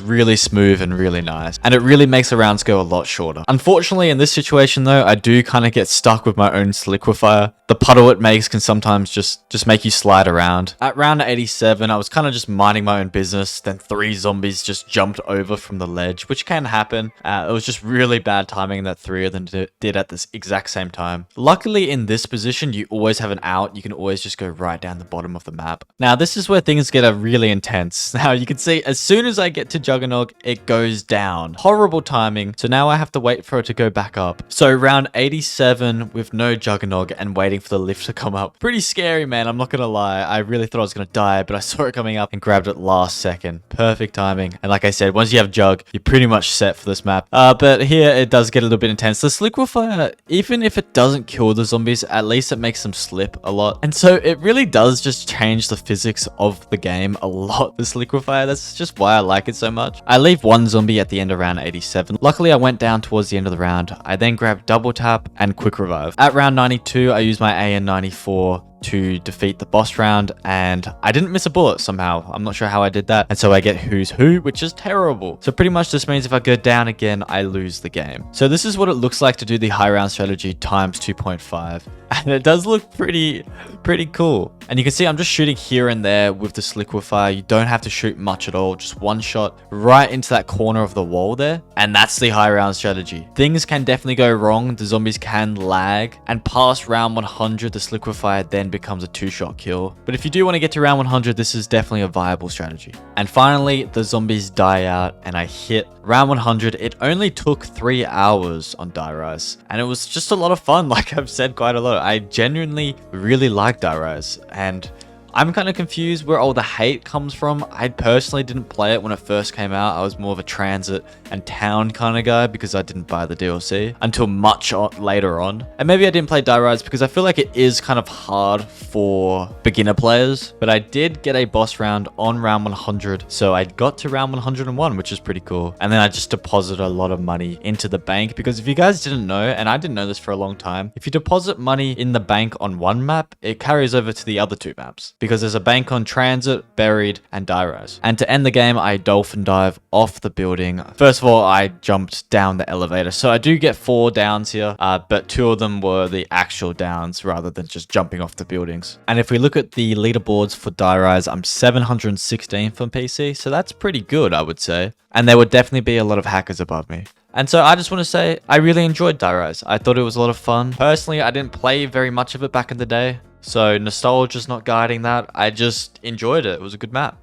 Now, if you've seen my video where I got to round 100 on every Treyarch Zombies game, I got to round 100 in Mob of the Dead. But for this video, I did it again, and so things are different. I'm going to go over it really fast though. So if you haven't seen that video, you'll still get to see round 100 Mob of the Dead. And if you did see that video, this will just go really fast. And to me, Mob of the Dead is still my favorite Zombies map. Like I said earlier in the video, I judge these maps based off going for round 100 or just high rounds in general. I'm not really considering just playing casually, but that's just me. If you have a different opinion on what's your favorite map, that's all good. We can all live harmoniously together and no one needs to be murdered. And I do preface that because people do have very strong opinions on zombies. Obviously, I was joking when I said murder, but people do genuinely get pissed off when you say a statement that they don't agree with. So if you're like me and you watch the Smith plays, you may have come across his video where he did a retrospective on Mob of the Dead. And the title of that video is Mob of the Dead, The Dawn of Zombies' Golden Age. And he talks about how Mob of the Dead revolutionized zombies to a large degree, and that we really have Mob of the Dead to thank, and in regard Black Ops 2, for the making of such a good zombies as Black Ops 3 zombies, where I'd argue every single map on Black Ops 3 is awesome. And yes, I know people hate on Zetsubou, but I love that map. So I think if we put nostalgia aside, we can still at least say Black Ops 2 is good for being brave and outside the box and not making bland zombies maps, and really pushing the envelope until finally they found a lot of success with Mob of the Dead, which sparked the flame of Black Ops 3, which, like I said, I don't think has a single bad map. So sorry, they were just my thoughts on Mob of the Dead. I really like this map, as you can tell, and now let's get right into the round 100. I'm going to skip quite a lot of stuff and just show the main parts of this map. You could see before though, I was using the Afterlife to turn all the switches on, and I'm sure 99% of you guys know what the Afterlife is and what it does. So moving on, I've already done 1 dog head, and now I do my second one. After I do my third, I can get the Hell's Retriever. I zap 3 generators, which opens a door in the Warden's room, which gives me a part for the plane. I then grab Juggernog, get some points, and then buy the Thompson. This gun is only on Mob of the Dead, so that's really cool. And also, it is a really good gun. I then grab my second plane part from under the swirling stairs and grab Double Tap. I then grab the third part out of the washing machine. I enter the Warden's room and get the Uzi, another really good weapon on this map, and then grab my 4th part for the plane. Of course, if you guys didn't know, the plane is to get to Pack-a-Punch. You land on a bridge just off the coast of Alcatraz Island, otherwise known as the Golden Gate Bridge. I then zap Speedcaller and grab it, and also get Electric Cherry. I build the zombie shield in the cafeteria, and on Black Ops 2 the zombie shield is really good. I then grab my final part for the plane and complete my final dog head. I then get the Ray Gun Mark II at round 11, which is insane. It's super rare on Mob of the Dead and can take forever, and I also get the Blundergat straight after it on the next hit. Seriously, some of my best luck on Mob of the Dead, and all my round 100 so far have been pretty lucky. I think that's some good karma, because with the Chronicles, I think you guys saw that I was getting quite a lot of bad luck quite often. I build the Asset Gat kit, which then turns my Blundergat that to the Asset Gat, and then I pick up the Hell's Retriever. I've always been kind of confused with this step when upgrading the Hell's Retriever to the Hell's Redeemer. So what I usually do is once I pick up the Hell's Retriever, I kill a full horde of zombies, only using it, and then I take the plane to the Golden Gate Bridge, and I spend a whole 2 rounds using only the Hell's Retriever. This does take a while, but it does ensure that you're going to get the Hell's Redeemer, because I've had times where I've messed up one of the steps, and once you've messed up a step, it gets really difficult to actually get the Hell's Redeemer. First of all though, when I get to the bridge, I pack a punch the Ray Gun Mark II, and then also the Asset Gat into the I'm going to try that again, the Vitriolic Withering. I then spend 2 whole rounds only using the Hell's Retriever because I'm paranoid. You only have to do 1. I then use the electric chair to take me back to the afterlife and get me off the Golden Gate Bridge and back to Alcatraz Island. The final step to upgrade the Tomahawk is to throw it in the lava. The only way to pick up the Hell's Redeemer is to go into the afterlife and pick it up that way. And voila, we have the Hell's Redeemer. You can see that it is quite similar to the sword from Shadows of Evil. And I think the Tomahawk just adds so much to this map. It's by far my favorite specialist because it's not completely overpowered like a lot of specialists are, and it does take some skill, especially with the high round strategy I'm going to be doing for this video. So for the low rounds, I just camp in the room next to double tap and keep the door behind me closed using the Ray Gun Mark II. The spawns here are really fast and they only come from the window and to my left. By round 40, the spawns are so fast that you can get quite overwhelmed, and that's where I use the Asset Gat, because if you guys didn't know, which I'm sure most of you guys do, the gun acts like a monkey bomb. But sometimes not all the zombies get distracted, so I do get a red screen here at round 41 and I have to open the door behind me. This isn't really good because you can actually camp in that room up until about round 60, and so this slows down the round 100 a lot, but I'd rather not restart. It'd be faster just to keep on going and do the normal high round strategy for now on. Speaking of the high round strategy, it still remains as one of my favorite. So you use the acid trap and then run right next to the stairs here. If you go right next to the railing here, the zombies will try and hit you, but they can't, and so I just use the Tomahawk to clear those zombies out. And so I'm going to speed this up, and I'm basically just waiting for the acid trap to end. The way I tell it's ended is by looking at the shower heads. There's no good audible sign that signifies that the trap's over, so I just like to stare at the shower head. Once the trap is over, I walk slowly in this direction at first, using my Hell's Redeemer whenever I have the chance, and then I do a turn backwards, exactly the way I'm doing it, in the exact same pattern every single time at this exact same speed. I know it sounds kind of nerdy, but it just works really well because by the time you get back there, you've used the Hell's Redeemer about twice, and then you can use the trap again, and then all those zombies behind you are going to die, and then you just continue the strategy over and over. At round 70, unfortunately, I do go down, but luckily on this map, you do have the afterlife system, so there's no quick revive. When you go down, you just lose an afterlife, and every round you go up, you get an afterlife back. So if I get to round 71, I will then have 3 afterlives again, but if I die 2 more times, then I will have a game over. But you can see there, I get out of that situation with the Hell's Redeemer. It was really clutch there because, again, Black Ops 2, you're 2 hit without Jug. I then get Electric Cherry, use a Gondola, and then get Juggernog. I always do the exact same thing every single time when I go down, including I always take the Gondola back. You really don't want to go through the underground passage back to the prison. That's pretty much a death trap, especially in these high rounds. One of the cool things on this map is that whenever you hit the trap, you don't know where the zombies are actually going to be. So they might be right in the doorway, and so you might have to diverge and run right across the trap. And the reason this is because there are walking zombies on this map. And so with walking zombies, you really can't control the timing of the zombies whatsoever. And I say this is cool because it just kind of adds some more randomness to the map. Like I kind of said about die rise and things, I like when there's a level of not knowing what's going to be happening next. Obviously not to the point where it's just really annoying because it just ruins your game. But I think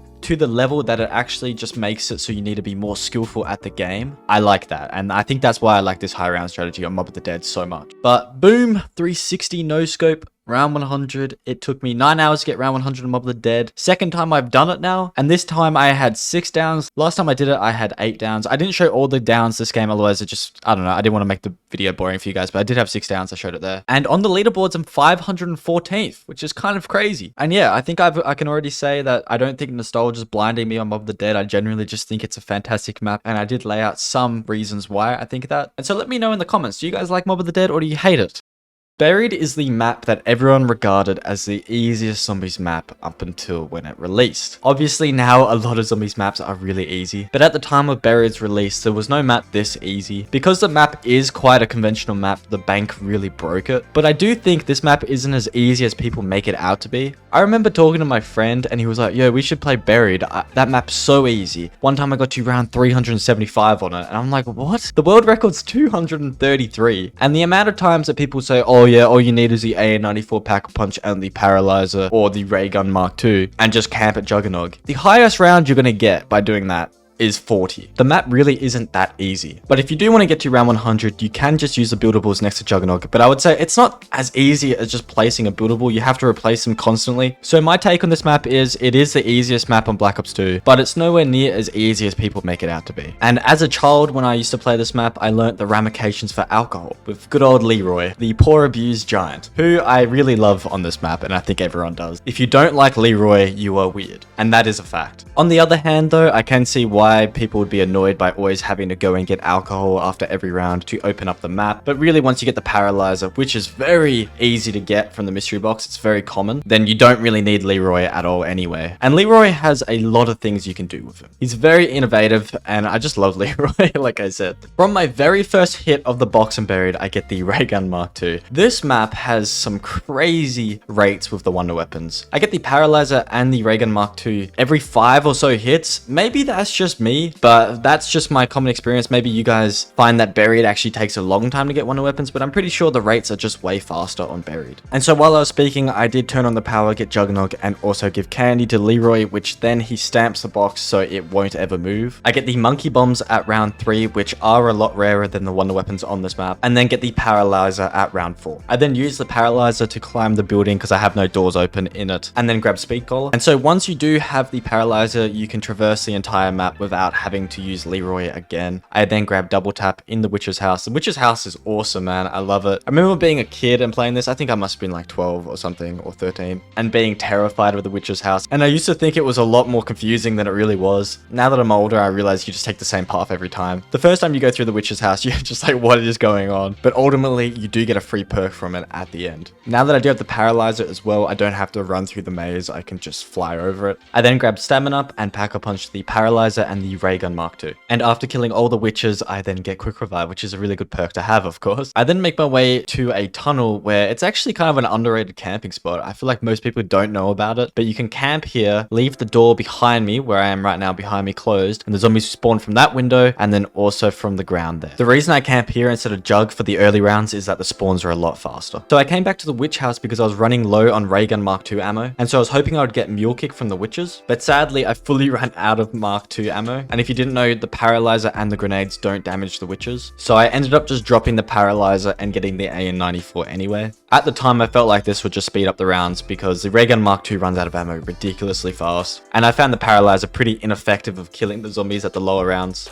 And you guys know the AN94 is the best gun on Black Ops 2, other than any wonder weapons. The irony is, as soon as I drop the Paralyzer, then I get Mule Kick. I Pack-a-Punch the AN94, and this game's already pretty messy at the moment. Instead of a red dot, I got the unicorn head, which is kind of funny. I mean, I'm all down for any type of customization. Even with how good the Pack-a-Punch AN94 is, this position here, the spawns are just so fast that by round 26, you start getting into some pretty sticky situations. And so I do end up having to buy this couch here, and now I'm in a really bad situation because the zombies can spawn behind me. Pull out the Ray Gun Mark II because this thing is obviously insane, but it just runs out of ammo so fast because it shoots 3 bullets at one time, or 3 lasers, whatever you want to say. I do spot the max ammo and I go for it, and in doing so, I nearly went down, and man, I would have been pissed if I went down there because it would have just been completely unnecessary, because at the end of the day, I could have just camped the Jug spot. Whenever I do these round 100s, it's always an argument, should I just be safe or do I go for speed? 99% of the time, I choose speed over doing anything sensible. With my Mule Kick spot, I try and get the Paralyzer, but instead I settle for the ballistic knife because that way I can run really fast to get all these parts. So I build the subsurface resonator, and on the way to building the turbine, I get the Paralyzer, which is perfect. And now I can fly into the speed collar room, jump down, and build the turbine in the church. So both of my buildables are really close to me in the Juggernog position. So as soon as they break, I can get them straight away. I Pack-a-Punch the paralyzer again, and because I went through the witches, I get another perk. At round 37, I realized I picked up the paralyzer from my mule kick spot, which means if I go down, I'd lose the paralyzer, which means I'd probably just die and my game would be completely over. And so I decided to drop the paralyzer and put it in my second slot, so that way if I do go down, I don't lose the paralyzer. And so for the third time, I pack-a-punch the paralyzer. And so I do want to go over the high round strategy in depth, but first I have to cover this. I nearly go down because I just wasn't really focusing and the subsurface resonator broke. And so this is why monkeys are so important. And you can see the paralyzer doesn't do a lot of damage, but the fact that it slows the zombies is huge. And so I finally get that monkey off. And if I went down there, I would have died 100%. So thank God I got that last monkey off. But because I used all 3 of my monkey bombs and I'm not getting any kills with my weapons and only kills with my buildables,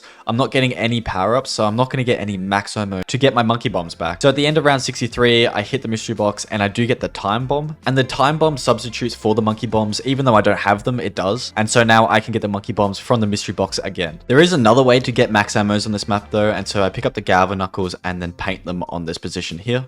I pick up the Galva Knuckles and grab some candy and then grab a key because I have to free Leroy first. I free Leroy, grab the candy back up, and then bring Leroy to the bank. At the bank, I punch this location here, and then I press on it, which will spawn a fire sale. It's meant to be a function in co-op where you can share money between your teammates. I lure Leroy right next to the fire sale, give him some candy, and he turns the fire sale into a random power-up. I get a nuke this time, and it didn't really matter if I got a max ammo because I did get the time bomb like I said before. When I was playing, I didn't know that the time bomb actually substituted the monkeys. So the high round strategy is as simple as waiting for the subsurface resonator break, and then you just fly up and grab a new one and then bring it straight back down. And then whenever you think that the turbine's about to run out of power, so the turbine doesn't break straight away, it just runs out of power, and that's really dangerous. So you always want to pick up the turbine before it runs out of power, bring it up to where the subsurface resonator build is, and then break it. You want to break it yourself. Again, it's just because you don't want it to run out of power and you don't realize, and so the subsurface resonator is not being powered, and then you will definitely go down if that happens. And so yeah, I grab the turbine and then grab a new subsurface resonator, and then I'm back with the setup, and that's pretty much the game. The subsurface resonators last about anywhere from about 5 blasts to 15, I believe. I didn't really count this game. At the end of round 71, I do hit the box again and finally get the monkey bombs. As you saw before, they are kind of necessary if you do get trapped. At round 77, I break the turbine and then something unfortunate happens, and I kind of just slowly dropped down on a bunch of zombies. That was a really bad down. And like I said earlier, it's really important to have the paralyzer when you do go down because you can just fly above the zombies. And so I am glad that I traded out my mule kick paralyzer for a normal paralyzer, if you know what I mean. In this scenario though, I use a monkey bob instead and grab Juggernog, and Juggernog really the only perk you need on this map, other than quick revive, because after all, you're just using buildables and the paralyzer doesn't shoot faster if you have double tap, nor do you fly faster if you have stamina up, and you don't have to reload with the paralyzer. I do, however, grab quick revive and stamina up, and then I get Vulture's aid from one of the witches. Now, I'm a pretty new player when it comes to playing Buried. I did play it when I was younger, and I was terrible at it, of course, because I was very young. And so this is a good example of a down that just comes with inexperience. I didn't realize that if you fall from a height like that with the paralyzer, you take a lot of fall damage. And so really I was just a one hit. And like I said about 3 times already, the paralyzer is just god tier when you go down. It's so easy to traverse the map and get away from the zombies. And so I easily just get into the church, get a new turbine, get a new subsurface resonator, and then once I've set them up, none of the zombies can get to me and I can just easily get a Juggernog. And like I said, that's the only perk you really need. And so just like on Die Rise, I'm going to show you guys the high round strategy at 2.5 times speed. It looks super satisfying, just like with this liquefier. And honestly, I really enjoyed Buried as well. I mean, I've kind of said positive things about every map. I don't think I've said a single negative thing at the moment, but I just love Black Ops 2. I mean, and it's not nostalgia. I just genuinely enjoy it. And again, I'm taking it from a round 100 point of view. And I think round 100 is just really fun on this game. Each map is so unique with how you get to round 100. There's all these quirky little things, and you can tell they really put time and effort into this game. And sadly, I've become evil. I turn on Leroy. I'm sorry, man. I'm sorry. But yeah, round 100. Again, in the comments, let me know what you guys think of these maps as well. I don't think nostalgia was blinding me. I would 100% say it if it was blinding me, but I just genuinely enjoy these maps. And on the leaderboards, I'm 621st on PC in the world. And the craziest thing about this is I only had 2019 kills. And so it'd be pretty hard to spot all the hackers because theoretically you could get to round 100 with 0 kills. And now thinking about it, that actually sounds like a pretty good video.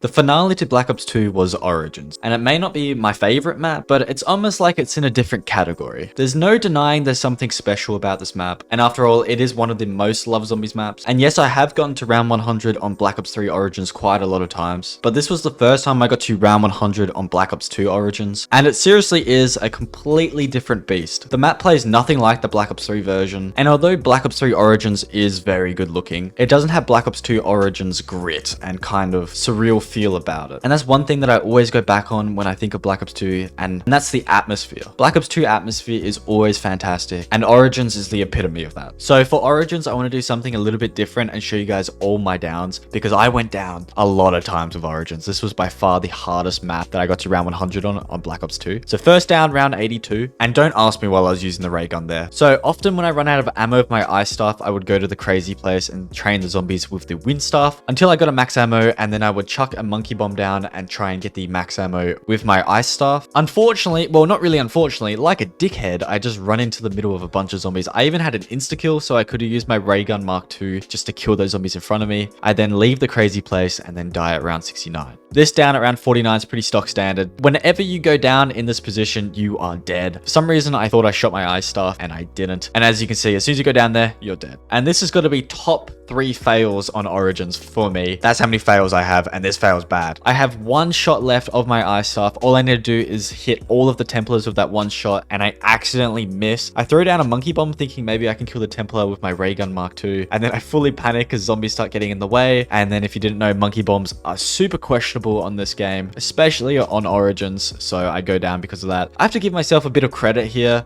I'm not sure how I still had any motivation to keep going after that dismal fail, but I did try and keep on going. I had no ammo in my gun, so there was really no point. And then I went down round 90. Here at round 83, I come up from the crazy place. I just got a max ammo for my ice staff, and the zombies just spam spawn in. There's really nothing I can do here. I try and throw a monkey, but I died. The mud just slowed me down. This map's epic, man. Here at round 52, I just lost focus. Really quick fail. Round 52. Now this, I would probably say, is my worst fail. Round 98, I failed. Round 98, I still remember this, and then it took me like 4 more days after this fail to get round 100, where I could have just done it then and there. Here is a good example of the monkey bomb just completely glitching out at round 77. Actually, this might be the worst fail. There's a zombie blood right in front of my face, and then my PC gets an error and tabs me out. Another down in the 70s, and again, it's in this position here, and like I said, as soon as you go down in this position, you are fucked. There's no way out of it. And then this is where a lot of glitches happened. I just got stuck between the box and the path, I guess. And then this is so frustrating. It's round 10. I have a zombie's blood. Zombies shouldn't be able to recognize me, but for some odd reason, they just start attacking me and it caught me way off guard. And then I just have an impossible angle to go through. And then at round 85 here is my final fail. And so a total of 12 fails. I guess that makes up for all the good luck I had on the other maps. Origins has the biggest and hardest setup out of all of the Black Ops 2 maps. And so I'm going to go over it really fast, and I might skip a few things, because if I show the whole of the setup, it will be very boring. I'm not saying the map's boring, I just think from a viewpoint of view. So firstly, I get Generator 1 on and then Dolphin Dive and get 25 points from the bottom of Quick Revive. I grab the M14. At the end of round 3, I leave the spawn room, dig a hole, and get the M1216, or however you pronounce the shotgun. I then pick up the Ice Disc and also the Dirty Stone. I see the robot coming and both foots don't have a opening. I enter No Man's Land and pick up the MP40. I pick up some Claymores whilst I'm at Generator 4 and then grab Juggernog when the generator is done. I complete my first black box, grab Stamina Up, and then do my second black box. I grab my first wind bar and the wind disc. Then I grab the STG, which I would say is just under the AN94 for the best gun in Black Ops 2. That is in my opinion. I grab some Semtaxes, and you can see that I really am using every single part of this map to my benefit, because there's always something at every part of the map that's going to help with the high round strategy. Luckily at round 8, I do get a zombie blood, and so I can just easily take out the Panzer. I complete my third black box, build the shield, and get speed cover. I grab my first, second, and third ice part, and then my second wind staff part, and finish my final black box. Pack a punch the STG and get the Thunder Fists. And using the Thunder Fists, I clean the stone. I pick up the clean stone and bring it back to where I found it, drink up some quick revive, and then get double tap from the reward box. I then collect some souls with the Thunder Fists, and get the G-Strike grenades. I travel to the crazy place and pick up the ice stone. I then build the ice staff and do the ice puzzle with it, and then destroy 1, 2, and 3 gravestones. And finally, I can pack-a-punch my pistol. The reason I couldn't before is because you can't destroy the gravestones with the pack-a-punch pistol. I shoot the ice orb and then insert the ice staff to upgrade it. I do finally upgrade it by killing a lot of zombies and letting the souls be sucked up. Finally, I grab the last wind staff part, get the stone, and then build the staff. Upgrading the wind staff is a lot easier than the ice staff. Firstly, I just have to do the wind staff puzzle, which I know off by heart because I've done it so many times, and it is a lot simpler than the ice staff puzzle. That thing is, I have to Google every single time. I finish the puzzle, and then I have to just redirect the smoke to the center of the map. I do the first one, and then the second, and then the third. I shoot the wind orb and then place the wind staff and then finally upgrade the wind staff. And now I'm completely set up, which is awesome.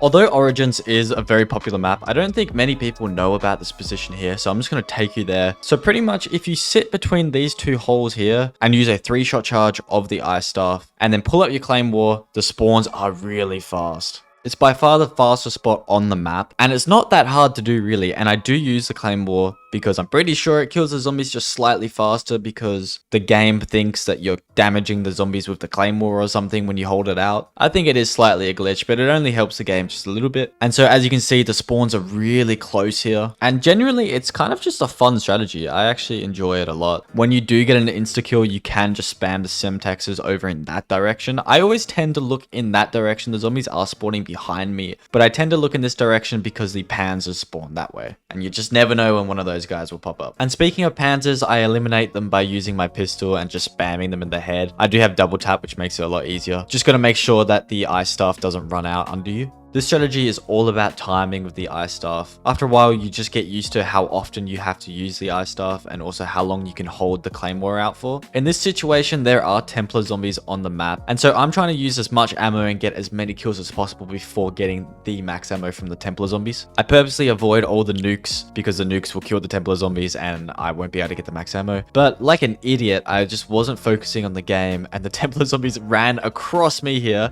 I finally see them and I'm like, oh shit, I need to run because I really need this max ammo, and if they're not on a generator, you don't get the max ammo, and I accidentally killed them, which then forces me to do the high round strategy really early here. And so that's training in this position here. I'm sure if you've watched any high rounding on Origins, you would have seen this strategy before. Pretty much just looping the zombies until you get up to this position up here, shooting down a 3-shot of the ice staff. What I do is I hold the claymore out, go into the ice storm, and then when it's about to run out, I then run back around, do another loop of the zombies. I also did hit the tank there, and I'll go over the tank strategy later because I never knew about that, and it's really helpful for getting around 100, though it's very hard. And so again, then I use the ice storm and then repeat. I wouldn't say Origins is a hard map purely mechanically. What I mean is you just run out of ammo and then there's no way to kill the zombies. Except you can use the tank, which I didn't know about until much later on. But you can see as early as round 76, I run out of ammo with the ice staff, so I switch it out for the wind staff and then use the wind staff until finally I get a max ammo, switch it back out for the ice staff, and then grab the max ammo. So like I said before, ammo is the most important thing on Origins when going for high rounds. I think the world record's only about round 140 or around 150 at the moment because you just run out of ammo and then you have to do the tank strategy and then that crashes your game and also just takes forever. And so whenever I got an insta-kill, I would try and kill at least 3 hordes entirely just using the insta-kill. I did, however, get my first down on round 87, and I'm not entirely sure what the hell went wrong here, but I ended up not being able to run through my ice storm to do the loop, and so I looked to go back the other way, and then that was completely blocked off, and then I was just doomed. And when you go down on this map, it's very rare to get yourself back up and get your perks back because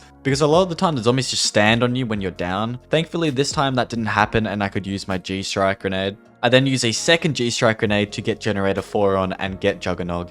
And then from there, I can just take my time and get the rest of my perks back, except for double tap. And so now I'm going to go over the tank strategy. And if you do want to get to round 100 on this map, unless you just rely on really good RNG of your max ammos, this strategy you have to learn. And I really didn't know about it because, like I said, the guides on Black Ops 2 for high rounds really aren't that great at all. So pretty much just wait for the tank and then you just take your time and make sure you're a good couple meters away from it because it does get faster as it comes down the hill. Then I train the zombies at this location, and once all the zombies are trained up, I then use my pistol to travel really fast down the hill, and then I hit the tank and the tank will kill pretty much all of those zombies depending on how fast you get down that hill with your pistol. The ray gun Mark II you can travel a lot faster with when you shoot backwards like that, but I couldn't be bothered getting the ray gun Mark II, so I just used the pistol. And so here is an example of when it goes wrong. A zombie spawned in front of me. I should have stayed to the right of the spawn point. Obviously the spawns don't change every time, so that was my bad. And luckily I go down in a similar position I did before, and so no zombies stick on me, and then I have time to use the G-Strike again. When I'm going for Juggernog this time, the bloody robot goes over my head at the complete worst timing. I would have lost my shit, I'm not gonna lie, if I failed again in the 90s.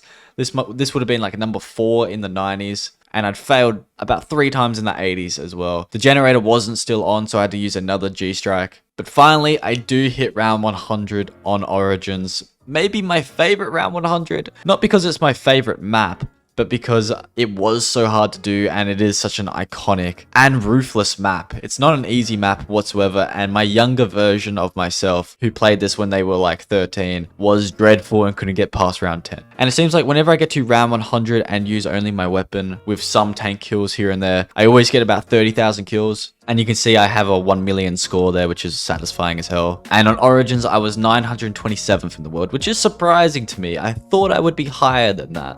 And if we do look at the all-time leaderboards, there are a lot of legit people. So maybe I suck at Origins and it shouldn't have taken me that long to get to round 100, but I guess the higher you scroll, a lot more hackers appear. And so hopefully you guys did enjoy this video. In my opinion, Black Ops 2 is genuinely just really good and really fun. And I don't think nostalgia is purely the only reason why Black Ops 2 is so loved. I think it's a mix of nostalgia and also the game genuinely just being really good. And so I'm just gonna have to see, is Black Ops 4 better though? The comment did say that, and so I guess I will find out. Hopefully you guys did enjoy it, and if you got this far, you guys are actually legends. I really appreciate it. Hey guys, so I got to round 100 on every Black Ops 3 Zombies map, only using classic gobblegums. And the reason I did this is because Zombies is in a bit of a weird state. You know, we don't know what the future of Zombies is going to be like, if there's even going to be a future of the Zombies mode in Call of Duty. Vanguard's the only thing to really go off, and so that's very scary, obviously.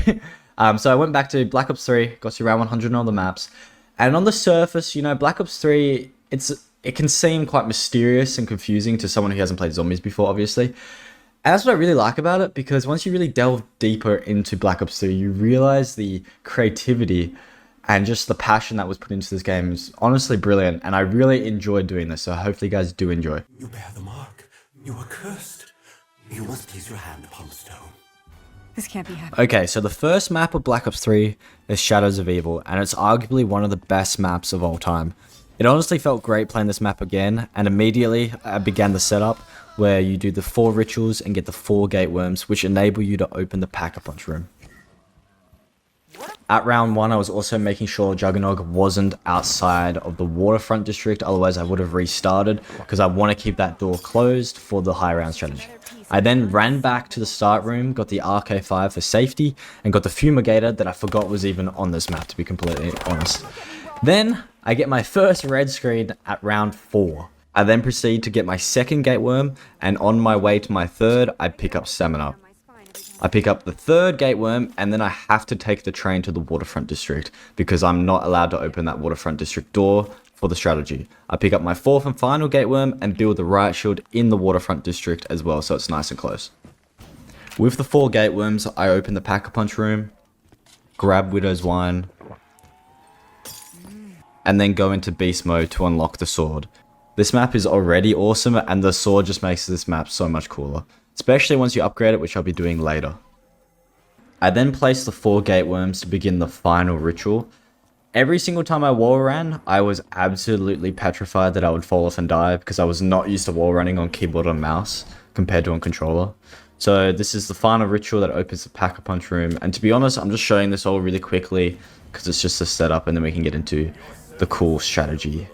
I then pick up the KRM, which is going to be necessary for this strategy, and I have to wall run back to the Pack-a-Punch machine, and I'm pretty sure that's the last wall run I do this entire game, because I was just so scared. As I say, even if you have quick revive and you fall down, it's game over. So I Pack-a-Punch the KRM, which gives me the Dragon's Glare, which is very powerful, and luckily here I get the Xenomatter, and also luckily I get Brain Rot for the KRM, and now I never have to come back to this Pack-a-Punch machine again, and also I have 2 parts for the Wonder Weapon now.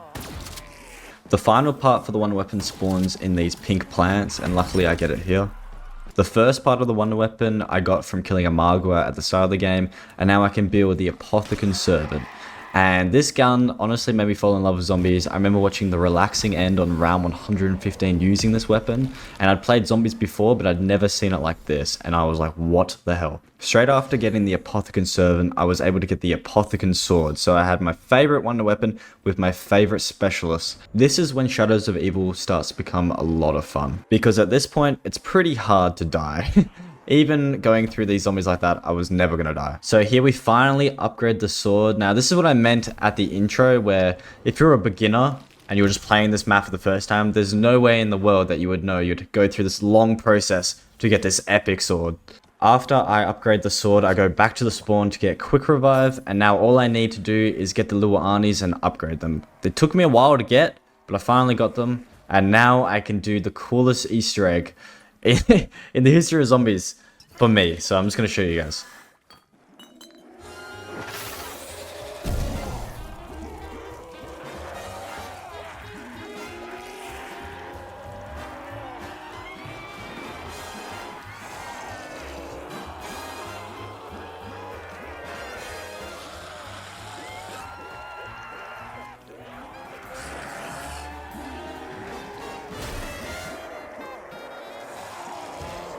So yeah, the 4 gate worms from the start of the game dance with the little Arnie, and then you get an upgraded little Arnie, and it's just like more of a pink octopus. And now we skip all the way to round 70, and this was a really confusing thing. I've never had this happen where I killed a bug and then the max ammo spawned outside of it. Because if you didn't know, there's no dog rounds in this map. There's only bug and meatball rounds. And so I really need this max ammo, because ammo is very important on this map, because you only get 10 bullets with the Wonder Weapon. So I went into this beast mode and I zapped the max ammo, and it actually worked. So I didn't know that was a thing. Leave in the comments if you did know that. Okay, so now that we're done with the setup, there's 2 parts to the high round strategy. So the first part is when a Margwa spawns in. So I always hit the Gobblegun machine at the end of each round, and then you'll be able to hear the Margwa spawn in if it does. I think it's every 3 to 4 rounds, but I could be wrong. But if you do hear it spawn in, run down and teleport to this room here, and you will always be able to get the Margwa's eye before the zombies start coming in. You'll be able to get 1 eye, and then you're just going to have to train around in this area. Now, this was the closest call I ever had with the Margwa this whole game, and if the Margwa is about to slam, make sure you just do a quick 180 and have the shield on your back, and that shield will save your life. But other than that, you just use your Wonder Weapon if you're in a tight corner, and then just keep going around in like a 180 in a like clockwise direction, and just keep shooting the Margwa, and it's pretty damn easy. At round 84, I was pretty lucky, and I got an alchemical antithesis and also a bug round, which pretty much just means I got 3 max ammos just like that. And so whenever you do run out of ammo in this position and the strategy I'm about to show you guys, just pop an alchemical antithesis and just spam it to the left there and then up the corridor, and you cannot die. So that's always fun, and it's a free max ammo whilst you also pretty much finish the round because the Wonder Weapon's so good. So now for the high round strategy. So you want to get your sword so it's fully loaded, and then you want to just chuck it down and kind of just move around like I am now, and the sword will just take care of all the zombies in front of you. You can see why this thing's so great. Now, if you do get in a tricky situation like this and some meatballs spawn in, just make sure when the meatball explodes, it actually hits the shield and not you.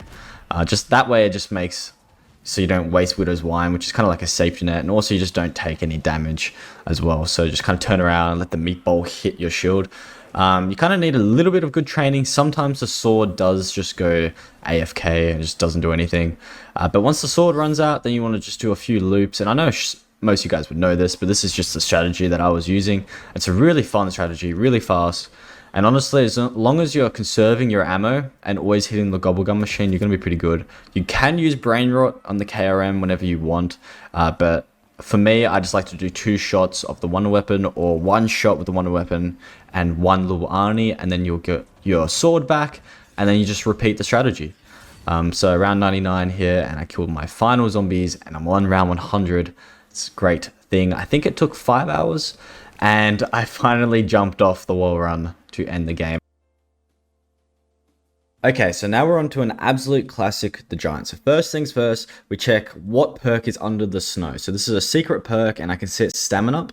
I then grab the RK5, and now I camp in this first room for the first 7 rounds. And so I'm just going to speed through the setup because it's very simple, and it's one of the main appeals of this map. So first I hit the mystery box here, and I want the Wonder Waff or the Monkey Bombs, but of course that's very rare, so I'm happy to keep the Haymaker. I then head towards the bridge and see Juggernog is in this location, which is a good location in case I go down at a high round. I then turn on the power, open this door, and then link this teleporter to the Pack-a-Punch. Now I just need to link 2 more teleporters to the Pack-a-Punch to open it. I then get Juggernog. It's always good to buy it nice and early just to be safe. I hit the mystery box. My goal again is to get Monkey Bombs or the Wonder Waff. I get Monkey Bombs round 8, which is very lucky. I decided to buy Speed Collar at round 9. I'm not sure why I did this, but I did. Seeing that I do have monkeys now, I can go ahead and do the very cool Easter egg unveiling the secret perk. So you need to throw these Monkey Bombs in each of the teleporters, and then this will enable you to unlock the robot's eye, to interact with it, to melt the snow off the secret perk. So this is a very cool thing to do, and it's definitely a cool addition to such a simple map. And now that the snow is melted, I can finally grab stamina up, which is going to be very helpful for the later rounds. At this stage, I'm just trying to get the Wonder Weapon, the Wonder Waff, and honestly, Black Ops 3 doesn't have a Wonder Weapon that is bad in my opinion. They're all so much fun to use, and the Wonder Waff is no exception. Of course, the Wonder Waff did come from World at War, and this is a World at War map remastered. So immediately after getting the Wonder Waff, I Pack-a-Punch it, and then I grab the RK5 as my secondary. I don't use Mule Kick in my strategy, although that is very common. I then Pack-a-Punch the RK5 and then re-Pack-a-Punch it because I want to get Blast Furnace on it, because there's going to be 2 parts to the strategy. One when you have ammo in the Wonder Waff, and one when you don't. Before I go over the 2 high round strategies I used, I nearly actually lost the game here. It's round 49 and I don't have quick revive yet because my theory was if I go down before round 50, I'll just restart anyway to not waste time. So at round 50, I do end up getting my last perk, which is going to be quick revive. Then everything gets a bit scary as I get my first down of the entire challenge. So I get boxed up in this spot here. I definitely could have got out of it. I got a bit unlucky. There was 2 stranded zombies at the back there. This is where Monkey Bombs, of course, always come in clutch. Just chuck a few of them down, and then it's very easy to get all your perks back. So whenever I had ammo with the Wonder Waff, I always did this really fun strategy where I just sat pretty much next to the Pack-a-Punch machine. And whenever zombies got close to me, I would just shoot the Wonder Waff. And it doesn't kill that many zombies with each shot, but it does chain very fast. So you always feel pretty safe. As long as you don't get any blank shots, which can happen, you can just shoot the zombie and it won't do any damage. So just be careful of that. Other than that, I found this really fun and it really made this map pop for me. Whenever I got low on ammo, I would always use my alchemical antithesis. I was always rotating the Gobblegum machine, making sure I was getting these regularly. Of course, I just spammed my Wonder Waff whenever I got one of them because it's just a lot of fun doing that and you get through these rounds really quick. Now, if I had no ammo and no alchemical antithesis, I would horde 1 full horde of zombies in the first room, blast furnace them, and you'll have a higher chance of getting power-ups because you've been using the Wonder Waff, which doesn't genuinely give you power-ups. So I would make my way slowly after killing the full horde towards this trap and look towards the trap. This just means that sometimes more zombies will spawn on the other side of the trap, killing more zombies. Now, I would always use my own internal timer, just from my own memory, to figure out when I should run up the stairs. So that's something just kind of learn from doing this strategy. But I would always go next to Juggernog and do a few loops around here, just hoard up the zombies to make sure I kill as many zombies as possible with this trap. And I would always look directly at the trap again, because the game's going to think I'm going to be running that way. And so the zombies are going to be spawning on the other side of the trap. So I'm going to get even more kills with the trap, because all I have right now is Blast Furnace and it doesn't activate too often. So zombies will of course still be coming from the Bowie knife direction, because they're still going to be spawning that side, even though they're going to be spawning on the other side of the trap as well. And so just train them up and use your Blast Furnace, and hopefully you can get a max ammo to continue the Wonder Waff strat, because it's way faster than this one. But once you think the trap's running out or is going to run out, just use the teleporter and you'll spawn back in the first room. Now once you spawn in the first room, just face a Pack-a-Punch machine. This will make it so the zombies all despawn and then spawn back into the first room, which will just make it easier for you to train. So here I get my second down, and it's kind of dumb. I just kind of run into a wall. I think if I just looked to the left a little bit, I probably would have made that. So I'm not sure what I did there. And then round 97, I get my third down. And I'm not sure how that zombie, if someone wants to go back and play that again, that zombie just ran through the trap without dying. Maybe I'm dumb and it didn't actually. But I was trying to kill it with my RK5 Blast Furnace and it just wouldn't die. And of course, I'm doing this strategy, which means I don't have any ammo in my Wonder Waff. So I have no ammo whatsoever, I have no perks, and no monkey bombs. I'm in a really bad situation right here. So my first thought is, I'm going to run towards this teleporter here and go back to the spawn. So once I get back to the first room, I face here just so the zombies despawn and just spawn in the first room for me, which is just going to make it easy for the train. And my theory here is, I just need to make it out of the first room and I'll be fine. For some reason, I didn't grab RK5 ammo there to kill the dog, and the dog very easily could have just killed me then, so I got very lucky here, and the dog just despawns anyway. I finally get to round 100, and it takes about 5 hours, I believe, and it felt quite rewarding seeing I always failed when I was younger. Alright, so now we're on to, in my opinion, the best looking zombies map of all time, Eisendrache. From the spawn, I make my way to the Bowie knife. I make that my top priority off the start of the game. With the Bowie knife, I then start the dragon heads. I need to turn 3 dragon heads into stone to unlock the bow. And right here, if I was playing Black Ops 2, I would have failed. I do like the 3 hit system with no jug. I then turn on the power, and then I start moving some Pack-a-Punch parts around. I then grab Juggernog at round 7, like I normally do. I build the shield in the church. I always build the shield really close to where I'm going to be doing my high round strategy. I then turn my second dragon head into stone, and then my third dragon head into stone, and now I'm able to pick up the bow. I remember playing this map for the first time and thinking the bow was the one weapon and being very disappointed. But no, I start the electric bow steps. So there are 4 bows on this map that are very powerful, and the electric bow to me is the best, especially for high rounds. At round 10 I buy double tap because of the panzers on this map are so strong, and then at round 18 I can build the Ragnarok specialist, which is absolutely brilliant specialist, and I can also get the electric bow at round 18, which is awesome. I then grab stamina up, and this perk to me is a necessity along with Juggernog every single game. At this stage, I just want good mystery box luck. I get the monkey bombs, which is awesome. I then pick up quick revive at round 24, because if I go down before then, I might as well restart anyway. I then continue to hit the box, and it's already round 26, and I finally get the Brecci. So the Brecci is going to be very helpful for killing the Panzer, and also I'm going to put Brain Rot on the Brecci, and that way it will help with the high round strategy. The Brecci is, in my opinion, the best shotgun, but if you guys think another shotgun's better, just let me know in the comment section, because I'm not actually entirely sure, but I like the Brecci range because I can get more kills using Brain Rot with it. So in my opinion, Eisendrache has one of the easiest high round strategies. So what I did was I stood up here and I didn't open the door behind me, so there's a door shut behind me, and I would just shoot my electric bow on that little shield on the wall there, and the storm actually drops down and it will kill all the zombies coming up the stairs. Sometimes it can glitch out just like then and it will go under the stairs, the storm, but very rarely does it do that. And in that case, just use Brain Rot on the zombies coming up the stairs, or use your Ragnarok. And then pull your Ragnarok back so you can charge it again, and like you can see, I've got that safety net again. If you do run low on ammo, just spam Alchem. So of course, just spam your shots left and right like this. This is incredibly OP. And actually for the first 60 rounds I did this, I literally just shot from shield to shield the whole time, and I got through these rounds ridiculously easy. Like I said, this map's the easiest.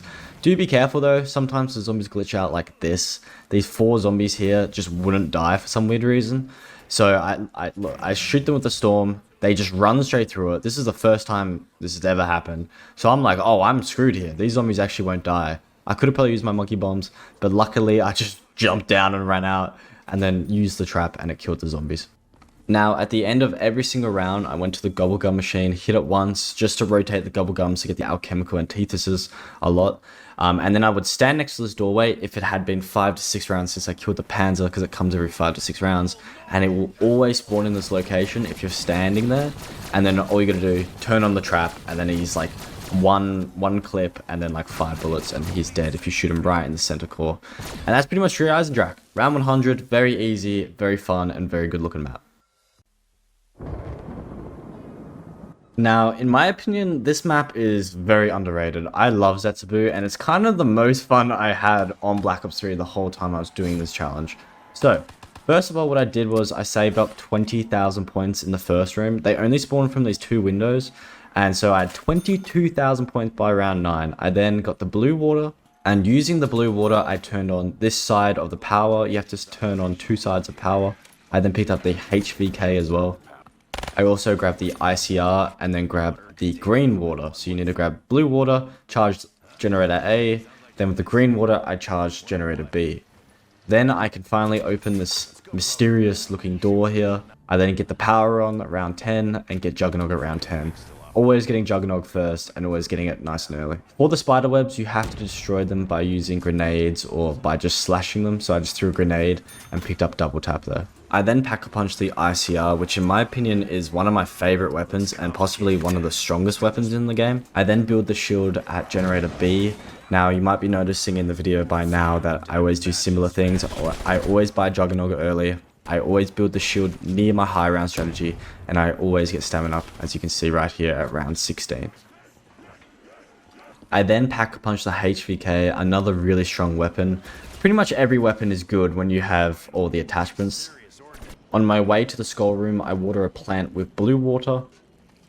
I then open the skull room, which contains the skull specialist, and also it's where I'm going to be doing my high round strategy because it's a big open area with very fast zombie spawns. I then pick up the skull, and this thing is amazing. I love this thing so much. Such a cool specialist, definitely like one of the strongest in the game, and it's up there with the sword in my opinion. I then do this challenge, which gives me an extra perk slot. I then pick up the Vesper, pack-a-punch the Vesper, and usually people use Mule Kick for the strategy, but I just like to use the Vesper and the ICR, so I get Deadwire on the ICR, and then I like to have turned on the Vesper. But obviously it's RNG what you get, so I just have to stick with Deadwire for now. After watering this plant with blue, green, and purple water, it gives me a free random perk with that perk slot I consumed from the challenge. I would have preferred Electric Cherry, but Widow's Wine is definitely better than if I got Mule Kick. I finally get turned on the Vesper, and now I'm all set up. I don't need Monkey Bombs because I am using Anywhere But Here and In Plain Sight as my classic Gobblegums as my get out of jail free card. And then straight away, when you're set up, just come to this skull room. This is what I did. Use your skull whenever you have it. This thing is insane. And I swear it kills the zombies under the map, or it just does this really weird thing where it makes the rounds go faster. I don't know, man. Because there was a few times no zombies were spawning in for like 20 seconds when I was using the skull, and the rounds were going really quick. So whenever you do run out of skull ammo, whatever it is called, just do like this little semicircle here and stick really close to the walls and make sure you kill the spiders whenever you can. If you do get stuck, just use your Anywhere But Here, just use your In Plain Sight, and just really stick to these walls. It is kind of like a bit of a weird thing and it takes a little bit to get used to, just like all these strategies. It takes a little bit to get used to, but honestly, this was the most fun I had playing Black Ops 3. I really love this strategy. It's actually a blast to play, and here's a little bit of a clutch that I did, so it's going to be very hard to explain to someone who's never done this strategy, but basically the zombies have certain spawns in this room, of course, and right here, I do not know how I survived that. That was kind of mad. You have to do like a weird cutback. I don't know, something about this map. It's somewhat challenging because you actually have to train, you don't just spam a wonder weapon. And then the skull is incredibly satisfying to use. That's how you kill the bosses if they spawn in this room. Just use the skull and it'll just explode the boss very quickly. There's just something about this map. I love the aesthetic of it and just like the sounds it makes.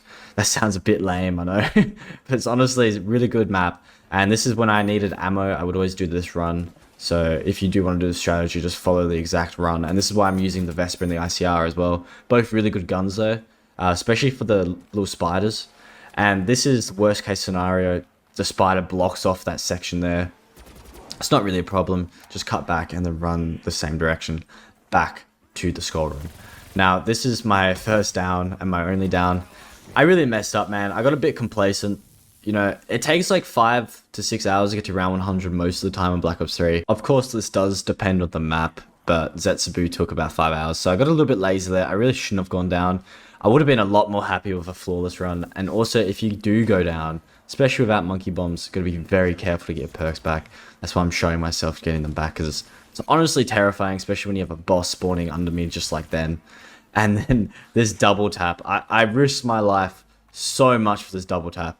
I know a lot of people complain about the spiders just webbing everything, so it is a bit scary, but it does make for fun clutches if you do manage to clutch just like this. I don't know how I got out of that either. And so yeah, that's Zetsubou. I'm sorry if I pronounce it Zetsubou a few times in this commentary, but honestly, I don't know why people hate on this map. I love it. It is a bit tedious, but I didn't even get the wonder weapon, so it wasn't tedious for me, and I still had an absolute blast playing it. Also, to end the game, I just did some stupid. I was just trying to experiment with training on this game. Didn't work, so that's why it says 2 downs.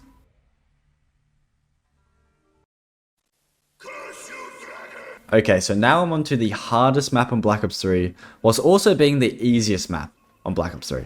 Some of the hard things I found on this map is the fact that the wonder weapon gets weak past round 50. I didn't use the specialist dragon because it crashes your game a lot. The manglers are very strong. The Valkyries are very strong, and there's not many good spots to train, and it also takes about 7 hours to get to round 100. The reason why this map is simultaneously the easiest map in Black Ops 3 Zombies is because you can have unlimited lives, and this is the strategy I did. So if you do the Easter egg in an hour and 15 minutes, you get perma-perkaholic, which means you get every single perk in the game, and if you go down, you keep all your perks bar quick revive. So if I went down with perma-perkaholic, I would lose quick revive, but all you have to do is go to the Wonder Fizz machine and hit the Wonder Fizz machine. Now, because quick revive is the only perk that's going to be in the Wonder Fizz machine, you immediately get it back, and the only reason you won't is if the Wonder Fizz machine moves, and then you just go to it and hit it again. But even if you do the Easter egg in under an hour and 15 minutes, and you get unlimited lives, this map is still hard because of the glitches. I had one glitch where I used it anywhere but here after doing the Easter egg, and it took me back to the boss fight, and I couldn't get back out, so I had to end the game. Another bug I got was directly after doing the Easter egg, I hopped on a dragon, and the loading bar wouldn't go away from my screen, so I had to restart then as well. So I just wasted so much time, and honestly, Gorod Krovi took a while to do. Now that I've kind of explained a brief summary of what Gorod Krovi is like to get to round 100, I'm just going to go over the setup quickly here. So I've put those parts in there which enable me to ride a dragon. Yes, I ride a dragon. This map's so epic. That's what I mean. This map is definitely on par with some of the greats, but at the same time, it just has some issues, like I said before. So after riding the dragon to this location, I go to the bottom floor and shoot this egg, the dragon egg, which is a very cool thing as well. You then jump in the sewer and shoot this little red light, and it will switch to a green light. That means you can get a part later, and the sewer takes you back to the main part of the map. Then you wait for a dragon. So I'm going to place this egg in the nest here, and I'm going to get the dragon to blow fire on the egg. Seriously, just like playing this map, I did this map last when I got to round 100 on it, and it really, you know, I was really enjoying Black Ops 3 and I thought it was great, but there's something about this map that's just different, you know. It's got some really epic qualities to it, almost like a movie. So I wait around, then pick up the egg again. I then begin to charge the egg by killing zombies that are on fire. I then ride the dragon to the Pack-a-Punch room, and at the Pack-a-Punch room, I initiate the lockdown, which then I have to survive 4 rounds of zombies. I then use the MG42 turret, which furthermore charges my egg. This turret's really strong and pretty sick, but I do manage to get my first red screen at round 10. So I do get a lot of red screens at really early rounds. If this was Black Ops 2, I would probably be dead. I then charge the egg fully by shooting the shield. Now this shield is the best in Zombies history and is very vital to this map. After I complete the wave of zombies, I pack-a-punch the wonder weapon, and this wonder weapon's very strong, especially for the Easter egg. It's very helpful, but in high rounds it does drop off, and it's probably one of the worst wonder weapons on Black Ops 3. I then pick up the Dragon Strike, my reward for doing the wave of zombies, and then I put the egg in the incubator because it's fully leveled up. I then crack a code, and it's kind of confusing, and grab this purple part. That step's kind of confusing to me. I just use a website to crack the code, but once you put the part inside of Sophia, that sounds kind of weird, she then gives you a passcode, and you have to type up Cronus, and this will then unlock the next stage. I then shoot my right shield next to double tap, which gives me a trophy for the Easter egg.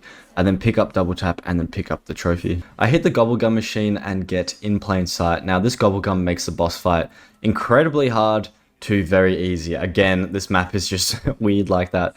I then pick up the incubated egg and go down the sewer to the spawn room.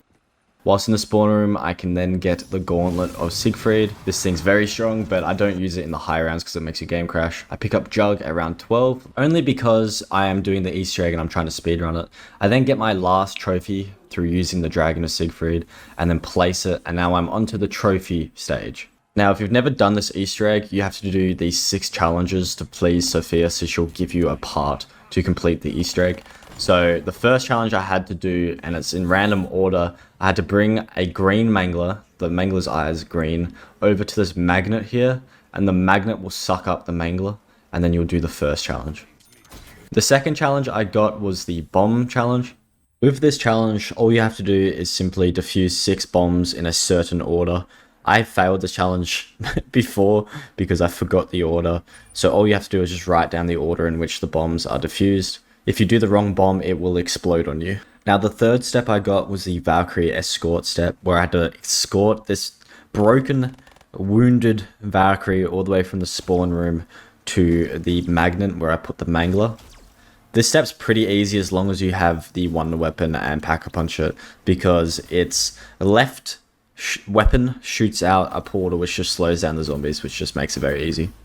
If you do kill the Valkyrie, you do fail the challenge. Now for this fourth challenge, I need to deliver a part to Sophia, so I end up grabbing the M8 off the wall here because it has a little extra range. I then go over to this dragon center, and I have to kill about 30 zombies before these zombies destroy this little, I don't even know what it's called, this little pod. I then ran out of ammo with the M8 and have to use my wonder weapon, but it's all good, this thing's very powerful, so either way. Once the pod explodes after defending it, I then put my dragon out, and this will grab a part for me. This is another cool step that kind of makes this map feel more of a movie at times. Onto the fifth challenge, it is the Gersh challenge, where I have to shoot this little yellow circle thing. It's a really weird challenge, but as long as you have the wonder weapon pack-a-punch, it's very easy. It is actually very hard if you don't, so you really have to make sure. That's why I sacrificed Jug nice and early here. I did mess up here because I sprayed too early. I actually shot the Gersh too fast, which made the dialogue go way longer than I expected. But yeah, if you don't have the pack-a-punch wonder weapon, this step is an absolute pain, but just shoot the Gersh 3 times after it's done speaking, and you will be done. I pick up Stamina Up at round 15, so these are my 4 perks that I'm taking into the boss fight. Not too sure why I did get Quick Revive. And as you can see here, the Gersh finally goes and the magnet sucks it up. So that's the 5th challenge complete. So now onto the last challenge, which is always the same challenge where you just have to do a download. It's very weird, very easy. Just leave one mangler and then run in a circle. It's the easiest challenge there is. And then you just pick up this card and go to the spawn room. And this will satisfy Sophia, I think, or something. I don't know. This lets you go into the boss fight. I wasn't quite sure on the storyline. I then go under Sophia. Again, sounds kind of weird. And it takes me to the boss fight. So I'm going through the sewer, but it's not going to take me back to the spawn room. It's going to take me to the boss fight, which is really sick. This is what I was talking about when I got stuck in here after the boss fight. One time I completed the boss fight. Did it anywhere but here, and it put me here, and I couldn't get back out, and it was an absolute pain. So now you got to defeat the dragon. The Nikolai is actually on your side for the start of the fight, and so you just gotta. Nikolai will wound the dragon, and you're just going to have to finish the dragon off. Again, I'm making things sound weird. So that's, just going to shoot the dragon 3 weak spots, and then he's dead. So dragon's very easy to kill. Again, very cinematic though. You literally verse a dragon. And now Nikolai turns on you, and you have to kill him. And this is where the in plain sight, of course, comes in clutch. You pop it, and you have to shoot the yellow lights on his chest, the 2 yellow lights on his chest, and then the top right and the top left, and then his cock, and then he dies. So yeah, after completing the boss fight, you will then spawn back in the spawn room, and the game will be completely silent. It's really weird, and then you'll finally get all of your perks and all the perks in the game. So that's absolutely awesome. Here I pick up the Mangler mask, which just means I do more damage to Manglers and also take less damage to Manglers. So at this stage in the game, I'm pretty set up. So I'm just going to skip to round 66 now. Worst case comes to worst case, I do have to use my specialist like this moment here. Other than that, I won't ever use it because it just crashes your game way too often. I'm pretty sure it is very strong though. I haven't really used it that much because it just does crash your game. So majority of the strategy was actually using this dragon shield. This thing is amazing, and it will forever one-shot the zombies. So the trap there, I would also activate. I would use fireworks on the MA and brain rot on the Vesper, and then my third weapon was the wonder weapon. Now the wonder weapon was good for killing Manglers, Valkyries, and it also just slowed down the zombies, as you can see there. But that's how easy it is to go down on Gorod Krovi. Just keep that in your mind. I went down pretty much like 1 hit of a zombie and then a Mangler shot. So if you go down, you keep all your perks except quick revive. So just hit the Wonder Fizz machine here. I get very unfortunate there, and I get a monkey, which means the Wonder Fizz machine is going to move to another location. Just hit it again, and then you have unlimited quick revives, which is amazing for this map. As long as you just don't go down whilst going to the Wonder Fizz machine like I am in this tricky situation here, you're always going to be good. And in that sense, it's a hard map because you guys saw how I just went down, but it's also an easy map because you guys saw how I just got back up. So it's a weird map in a lot of ways. So I would always initiate the trap whenever it was able to be initiated. I would use brain rot and then fireworks, both amazing. And then I'd usually whip out my shield. And the thing about the shield is it's quite complicated on this map, and it took me a while to really learn how to use it properly. I get a lot of downs in this game because I just didn't know what I was doing with the shield, because it's really the main thing that kills the zombies, because it takes like 7 hours to get to round 100. And without the shield, it would take so much longer as well. So the reason you camp in this position here is because 1, you have the trap to your right, and 2, the shield spawns right behind you.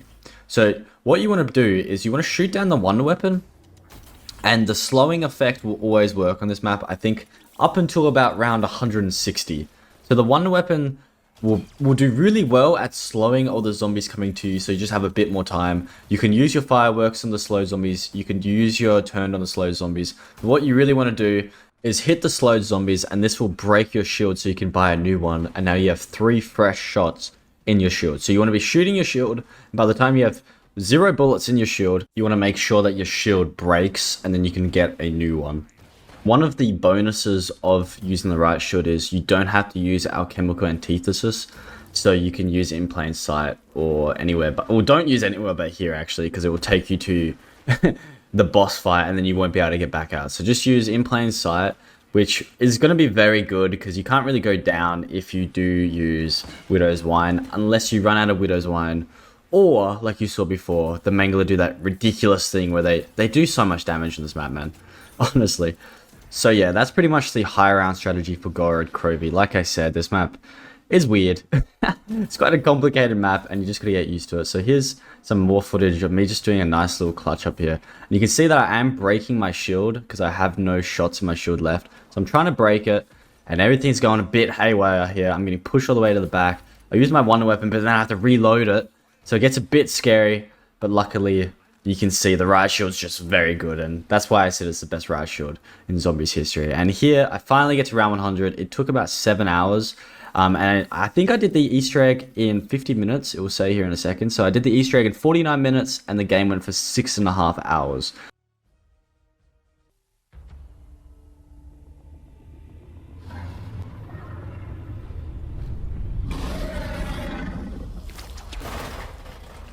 Alright, so now we're on to Revelations the easiest map in Black Ops 3 by far. This map is way too easy, but it is a very epic map. It's the type of map where I think you should introduce someone to playing zombies. For example, my dad's not very good at video games, but I think he would still enjoy this map. So first of all, I grabbed the Vesper at round 2, and then I grabbed Juggernog at round 4, very, very early. Very easy to get Juggernog at this map. I then grabbed the VMP to kill the bugs because I ran out of ammo on my Vesper. I then do the second ritual, so you need to do 4 rituals to open the Pack-a-Punch. I then run past a perk, and I'm like, wait, that's Widow's Wine.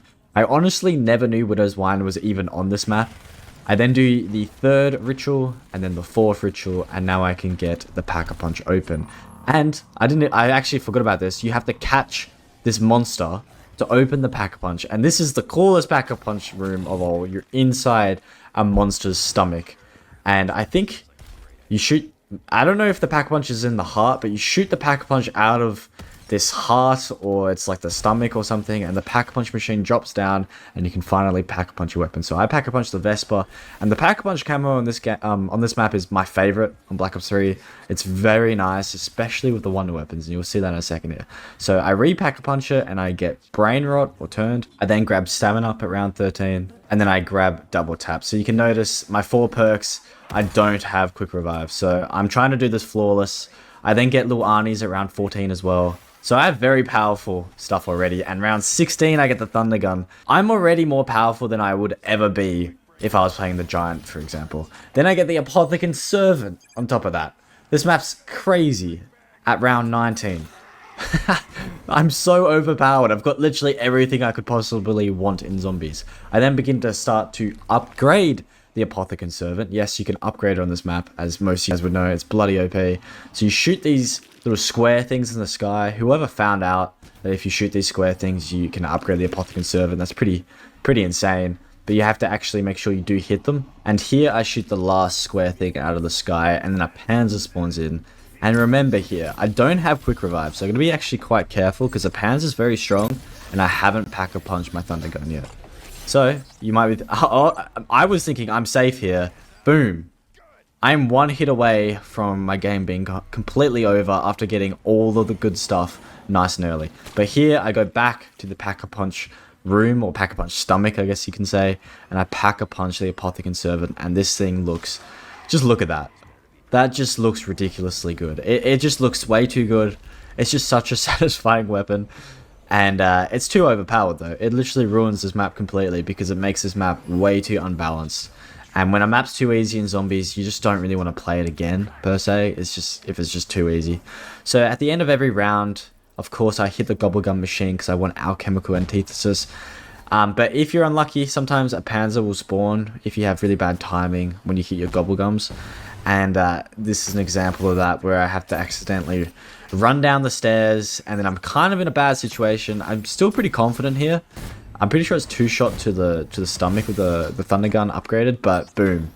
Yeah, red screen again. It's pretty scary getting a red screen when you don't have Quick Revive, because that could have been game over, and that's twice now by the Panzers that's happened. Now, the high round I use is actually very, very easy, and I'm not too sure why I've put down a little Arnie here and doing what I'm doing right now, because it's literally nearly made me die. I think I did this challenge 3 weeks ago where I got to round 100 on this map, so I can't quite remember what the hell I was doing there, but I definitely could have easily failed. Now, this is what I did for 99% of the time. It's so easy, it's so brain dead. Literally, my dad could do it. All you have... Okay, that's not an insult, but I'm just talking in terms of gaming. So what I did for this high round strategy is whenever the black hole disappeared, I just shot the wonder weapon again in this location. It's just so stupidly overpowered and way too easy. Now, the only thing you really have to do is at the end of each round, just go and hit the Gobblegum machine nice and early. That way you won't get trapped by the Panzer like I did earlier. Just hit the Gobblegum machine, keep rotating it after every single round just to make sure you're getting those alchemical antithesis very often. And this is also another thing you have to really focus on. Because you ran that way, the zombies will spawn behind you. So just throw one little Arnie. And now that you're standing next to this trap, no zombies will spawn behind you and there'll be no gatekeeper spawning. So the zombies will only spawn right in front of you. It's honestly just broken. And so whenever you do get low on ammo, just pop an alchemical antithesis. And I like to aim for the corners through these windows by laying down. It just looks very satisfying. But yeah, this map is it's very busted. This reminds me of some Cold War stuff. But this is even easier than Cold War. Like this is stupid. But I mean, it is still incredibly satisfying.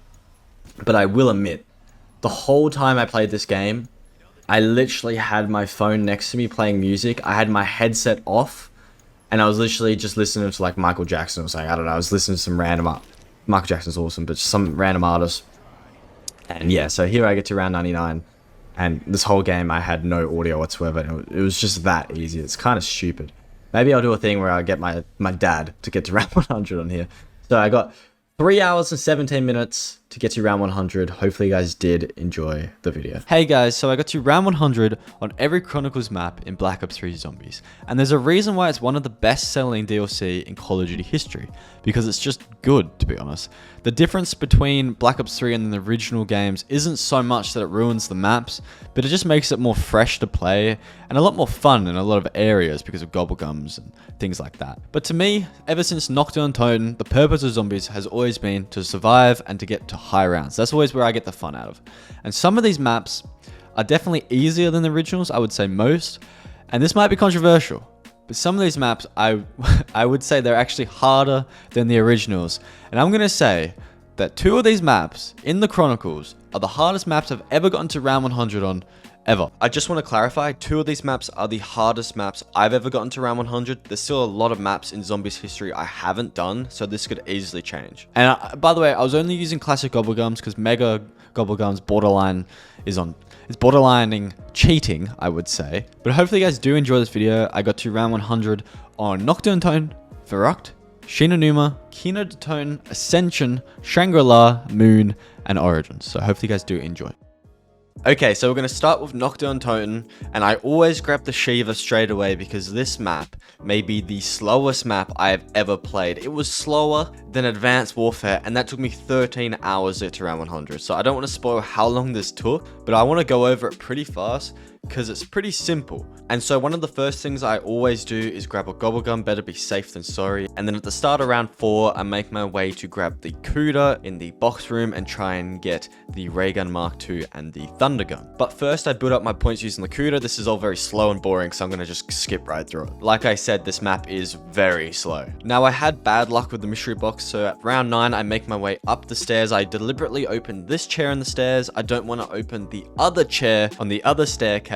From the Wonder Fizz machine, which thank God is on this map, I get Juggernog, and then I get Double Tap, then I get Quick Revive, and then of course Stamina Up. So they're my 4 perks that I get. I just want to say this, I really do enjoy how there's perks and a Thunder Gun and a Ray Gun Mark II on this map, but I really like the original Nacht. I actually think it's a bit of a hidden gem. You know, you got a flamethrower, and just it plays so differently to the Chronicles version, which makes the Chronicles version fresh to play. But this is the only time I'm going to be negative in this whole video, but I actually prefer the original World of War Nacht. I find it's a hidden gem, as I just said. And of course, it's not so goddamn slow. It took me like 3 hours to get round 100 on World of War Nacht. I then get the Thunder Gun at round 15, which is pretty damn fast to get the Thunder Gun. It's kind of rare. So one of the biggest things I learned from playing Chronicles is that Wonder Weapons definitely have a different rate at which they come out on different maps. On Nacht, it takes a while to get the Thunder Gun and the Ray Gun Mark II, but I do get the Ray Gun Mark II finally at round 18, and then immediately after that, I get the Monkey Bombs, which is great. I then spend the early rounds in this box room just using the Ray Gun Mark II. Most of this is simply just waiting for the zombies because they take so long to spawn in. By round 40, I just start using my Thunder Gun to save ammo, and I nearly actually go down here because round 40 to about round 50 is kind of the awkward stage where the spawns are a bit slower, so it kind of just like scatters the zombies a little bit and makes things awkward at times. I'd actually rather train the zombies at round 90 than round 40. At round 60, I start to run out of ammo. And so I hit the Gobblegum machine to try and get an alchemical antithesis. I even use my points to do so, and I don't get one. And so this means I need to trade out my Thunder Gun, unless I can get a max ammo with my final shot, which of course I don't. So now I have to trade out my Thunder Gun and try and get it back from the box, and hence why this takes so long to get to round 100. other than the fact that the zombies take about a year to get into the map anyway. And of course, it can take about an hour to actually get the thunder gun back. So you can imagine how happy I was whenever I saw the thunder gun in the mystery box. I even do a little spin 360 with my sniper here, because I think this did legit take an hour to get it back the first time, and I was like, oh my god, this is gonna take forever to get to round 100, and it did. When I did get an insta kill or a death machine, I would go into the first room to try and maximize how many kills I could get to speed up the rounds. But man, it is pretty risky, especially when you're using a Mark II without a speed caller. So I nearly do go down here. Bit risky. This map is very safe though, because it is so slow. I'm sorry, I've said slow 100 times already, but if there was a definition for the Chronicles version of Nacht, I think it would simply just say slow. At round 88 here, I definitely would have gone down if I didn't have in plain sight. That was very clutch to have that. And then I do spam the crap out of these zombies, and you might think why? Because I need as many points as I can get to get as many alchemical antithesis as I can get, so then I don't have to do as many trades with the thunder gun in the box. Now, if there was anything that was the equivalent to a slap in the face in zombies, it's when you finally get the thunder gun back, and the first shot of the thunder gun, you get a max ammo. Which means that you're not going to get a max ammo for ages again, and all you're going to get is one shot saved, which is such a pain. Okay, so finally we're at round 99, and if you didn't know what the strategy was, I didn't really explain it in this part. It's literally just running around in this room here. It's very simple. But as you can see, I do get a red screen at round 99, and if I went down, on this map, it is really hard to get your perks back, especially at these high rounds, so I probably would have lost. So that was very lucky. That's twice now in plain sight has saved my life. And so out of the 17 hours that it took me to get to round 100, this strategy here, just running around in this room with the thunder gun and using my SMG to get points so then I can get more gobblegums, I only got trapped like 3 times in like 17 hours. And so yeah, of course I used my thunder gun to kill the horde.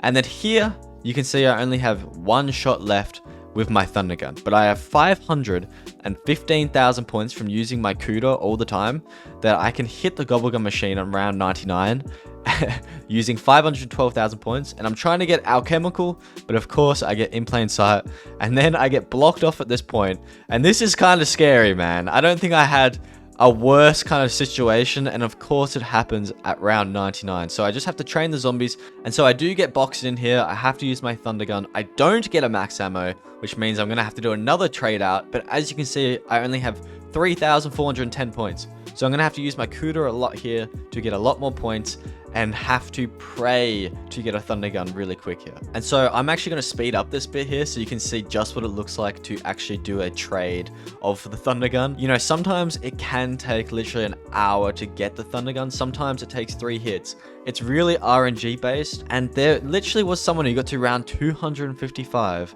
on Nacht. This took me 17 hours to get to round 100. Imagine how long it takes to get to 255. But finally, I do get the thunder gun here. It only took, I think, about 7 hits there of the box, which is pretty damn good. And you could see I was always getting points with the weapons I got out of the box, so then I never ran out of points there. And then boom, round 100, maybe one of the most satisfying round 100s. Literally, I got it first go though, so it took me 17 hours. I had my PC on for 36 hours. I had 30,000 kills, but it only took me 1 go. So it actually, in hindsight, took faster than a lot of these other round 100s, which were really hard because I would fail and then have to restart. Now, time to move on to my most cursed map, Verruckt. As you can see, I have Juggernog and I'm using the Ray Gun Mark II. Insta down. When you run through a trap, there's a chance that you will just go down. If you slide through, I'm pretty sure that's how you counter that. The amount of blank shots you get with the one-off at high rounds makes it incredibly risky just to use it. And then there's a massive glitch where if you get a red screen and use the one-off, the red screen won't go away. And so every time you use the Wonderwolf, it like sustains the red screen. So this red screen lasts about 20 seconds or something like that. And so I go down in this situation, which really sucks. Even at times when I thought I was on track to beat the speedrun world record for this map, I got to round 67 without even opening the speed caller door, which means I'm right on track for that round 100 speedrun world record. In the next 10 rounds, I go down because I run through the trap. And that's when I learned that you had to slide through the trap to minimize your risk of dying when running through it, because I died quite a few times just running through the trap, and it's just so random, it's so frustrating. So if you didn't know, Verruckt actually has two different spawn locations, one on the mule kick side and one on the juggernog side. If I spawned on the mule kick side, I would just restart my game to spawn on the juggernog side. I then use the RK5 to get to round 5, which gives me enough points to open the doors to the speed collar room. So first I hit the gobblegum machine, open this door, then turn to my left, open the next door, and then get into the power room, turn on the power, and then make my way into the speed collar room. And I don't open the speed collar door. That's so important. Otherwise this will take about 12 hours to get to round 100, and I'm actually going to spoil this. I have the second fastest round 100 with classic gobblegums on Verruckt, which is pretty cool to have. I didn't beat the speedrun world record. That's like an hour in front, and I guess that shows that not many people have gotten to round 100 on Verruckt, and I think that's due to the fact that the strategy I used for this game was only found like 3 years ago, and this game came out for like 5. Not to mention that this map's just very, very hard. I said the definition of Chronicles Nacht would be slow. I would say the definition for this map would be hard. With the HVK I brought off the wall, I get enough points to get speed collar, and then I continue to camp in this room until round 13, where I then hit the gobblegum machine and the mystery box. First hit of the mystery box, I get the Wonderwolf, and the Wonderwolf is so common on this map, it's actually ridiculous. That's the only saving grace of this map. And when I say saving grace, I mean the only thing that makes it easier. I think it's a great map. I think it's very skillful and fun in a lot of ways. But the map is brutally hard. As you see, I get 2 red screens in the span of 30 seconds. Not so much the game's fault other than me sucking right there though. I then get stamina up from the Wonder Fizz machine and then hit the mystery box and get a teddy bear. So whenever I got a teddy bear, I would always make my way down to get Juggernog and Quick Revive, because I wanted to beat the speedrun world record on this map, or at least come second. I got second, so I'm happy with that. But that's why I'm explaining that every single thing I did was calculated to try and pick up the speed. And at round 17, I get the Ray Gun Mark II, also very common on this map. The only thing that's not common is maybe the Monkey Bomb, but the Ray Gun Mark II will also speed up the rounds a lot. The early rounds, I just use it in this speed collar room, just spam the crap out of it, and it's a lot faster than waiting for the zombies to spawn in and then use the Wonderwolf. Also, I just want to point out that if you are in the speed collar room and you have the door behind you shut, they only come from those 2 windows that I'm shooting at, so it speeds up the rounds a lot. From round 25 plus though, the Ray Gun Mark II gets a little weak for how fast the spawns are in this area. So I start using the Wonderwolf a lot, but at the end of the rounds, I'd use the Ray Gun Mark II just to get the power-ups, because you can't get any power-ups from the Wonderwolf. At the end of every round, I would go to the Gobblegum machine and hit it, just so by the time I use both of my alchemical antithesis, I will have another alchemical antithesis. Speaking of which, I would always use just before I ran out of ammo and would spam at these windows here. I would try and do it at the start of a round as well, because when you use an alchemical antithesis on this map, you can literally get through a whole round because the spawns are that quick in this section. Now you can stay here to round 67 like I showed you earlier, but it gets really, really hard and I wouldn't recommend it at all. And this is probably the best example why. If you get a blank shot like I just did then, but there's more zombies around you, you're just dead. I even get trapped a little bit by getting a blank shot from the zombies who are pretty far away from me. Also, you can see I'm knifing to cancel my reload. It just speeds up your reload time significantly. It does cancel the reload, but it actually counts as a reload. So it shortens your reload, I should actually say. At round 53, I do open the speed collar door. Now, usually I'd wait till around 65 until I opened it, but there's such a high chance that you're going to go down by then that I just decided to open it nice and early at round 53. It does slow down the round 100 quite a bit, but I'd rather actually get to round 100 than to continually fail at like round 58, round 60, round 63. Okay, so I'm going to go over the high round strategy for Verruckt, and it is kind of complicated, but I'm going to try my best to explain it and for it to make sense. So I'm going to start this round 75, in this room because this trap's already going off. I hit the Gobblegum machine at the start of every round because if you run out of ammo with the Wonderwolf, you are literally dead on this map, and so you always want to have an alchemical antithesis on you, or if you don't have that, in plain sight or anywhere but here. But once I get to the kitchen, I then turn around and walk slowly to get some points. I'm going to be using 2 traps in this strategy, and the trap I'm going to right now, I'm going to call that trap 2, and the one that I was already going off, I'm going to call that trap 1. For these traps, it's really important to note that if you stand right next to the trap like this, the zombies won't be able to hit you, which is awesome. If this wasn't a thing, this map would be ridiculous to get to round 100. So if you stand on this trap here, the zombies coming in from that window on my right won't be able to kill me because they'll actually run into that electricity, which is really lucky. Once the trap ends, you gotta be very careful.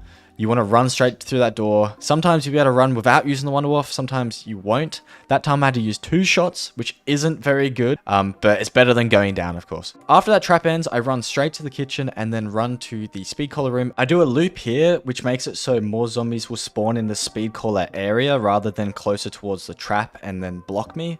And then also it makes it so by the time I get to the trap, I'm able to activate it. The traps have a cooldown of 60 seconds and they last for 40 seconds each time. With this trap, once the horde's dead that was behind you, you want to slide straight back through because there's 2 windows at this trap. And so if you stay any longer than like 5 seconds in this area, you're going to die. So you slide back through and then you make your way to the second trap again, but you have 60 seconds to get there from when it last was activated. So I take my time, I get points, and that's pretty much what the strategy is. You go from trap to trap and in between you get a bunch of points so then you can actually afford those traps. And when you state it like that, the map sounds about 100 times easier than it really is. Now at round 86, I had this really weird moment where I saw a skeleton on a wheelchair with a white hat. I don't know if that's even in the original map. I've never seen it before. It was super random. Now, when I do get an alchemical antithesis and I am low on ammo, I usually use it in the kitchen on Verruckt or Verruckt. I don't know how you actually pronounce it. I pronounce it Verruckt, but let me know in the comments what you think is the right way to pronounce it. I was listening to a German guy play it and he said Verruckt. I don't know where the origin of the word comes from. I don't know why I'm ranting about this. But the bad thing about using alchemical antithesis in this room is that sometimes this can happen. And this was my first down, and I did get that glitch where my red screen seemed to last forever, and I missed my Wonder Waff shot. I missed my Wonder Waff shot. If you just miss one of them, then you're dead. And this is risky, man. So I've got no Juggernog. If I go down here, I go down. I grab Speed Collar, which definitely helps. And I could have opened the barricade on the stairs, but I didn't. I went the risky route. And I'm going to go back and show you the exact moment where I died there. Now, if you look very closely here, I missed my shot. And like I said, if you miss one shot, you're dead. Luckily on this map, it's very easy to get Jug and then also quick revive back. They're just downstairs. It is a little bit more tricky to get back up to where you previously were on the second floor. I nearly actually go down here, as you can see, and I just shoot behind myself. If I didn't shoot behind myself, then I probably would have downed.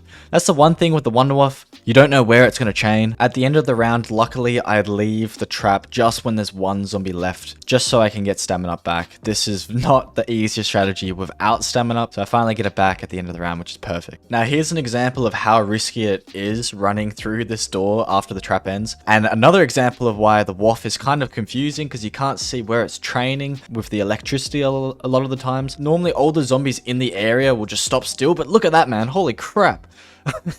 That was so close. I forgot how close that was just by watching that again. And then I'm taking my time. I grabbed Speed Collar and I remember freaking out here. If I go down around 97, I would have flipped out. So I did actually open the barricade on that staircase there. And I've never ever played this map with that barricade open. That barricade's closed to speed up the rounds, I believe. And also just to like make it not as chaos in that area when you use the trap. So I was freaking out at this stage, but I did get stamina up back. At the end of round 97, I did leave a loner zombie as well, which was perfect. I pretty quickly learned that just because that barricade was open on the stairs didn't make this area harder at all. This situation here, I tried to slide and I crouched. And I get a red screen at round 98. Jesus Christ, I don't know why I was just making everything so hard for myself this game. Because I've got like 2 downs in the 90s and I got like the closest red screen. That I should have just used in plain sight straight away. But boom, we hit round 100. This is, I don't know, I think Shi No Numa might be slightly harder than this map. But this map is bloody hard, man. This is my second hardest map and Shi No Numa is the hardest. And that's the map we're going to next. And at round 100, I did get alchemical antithesis. And I did want to see if I could do a whole round of round 100 using just 2 alchemical antithesis. And no, I couldn't. As you can see, I'm onto my second alchemical antithesis here.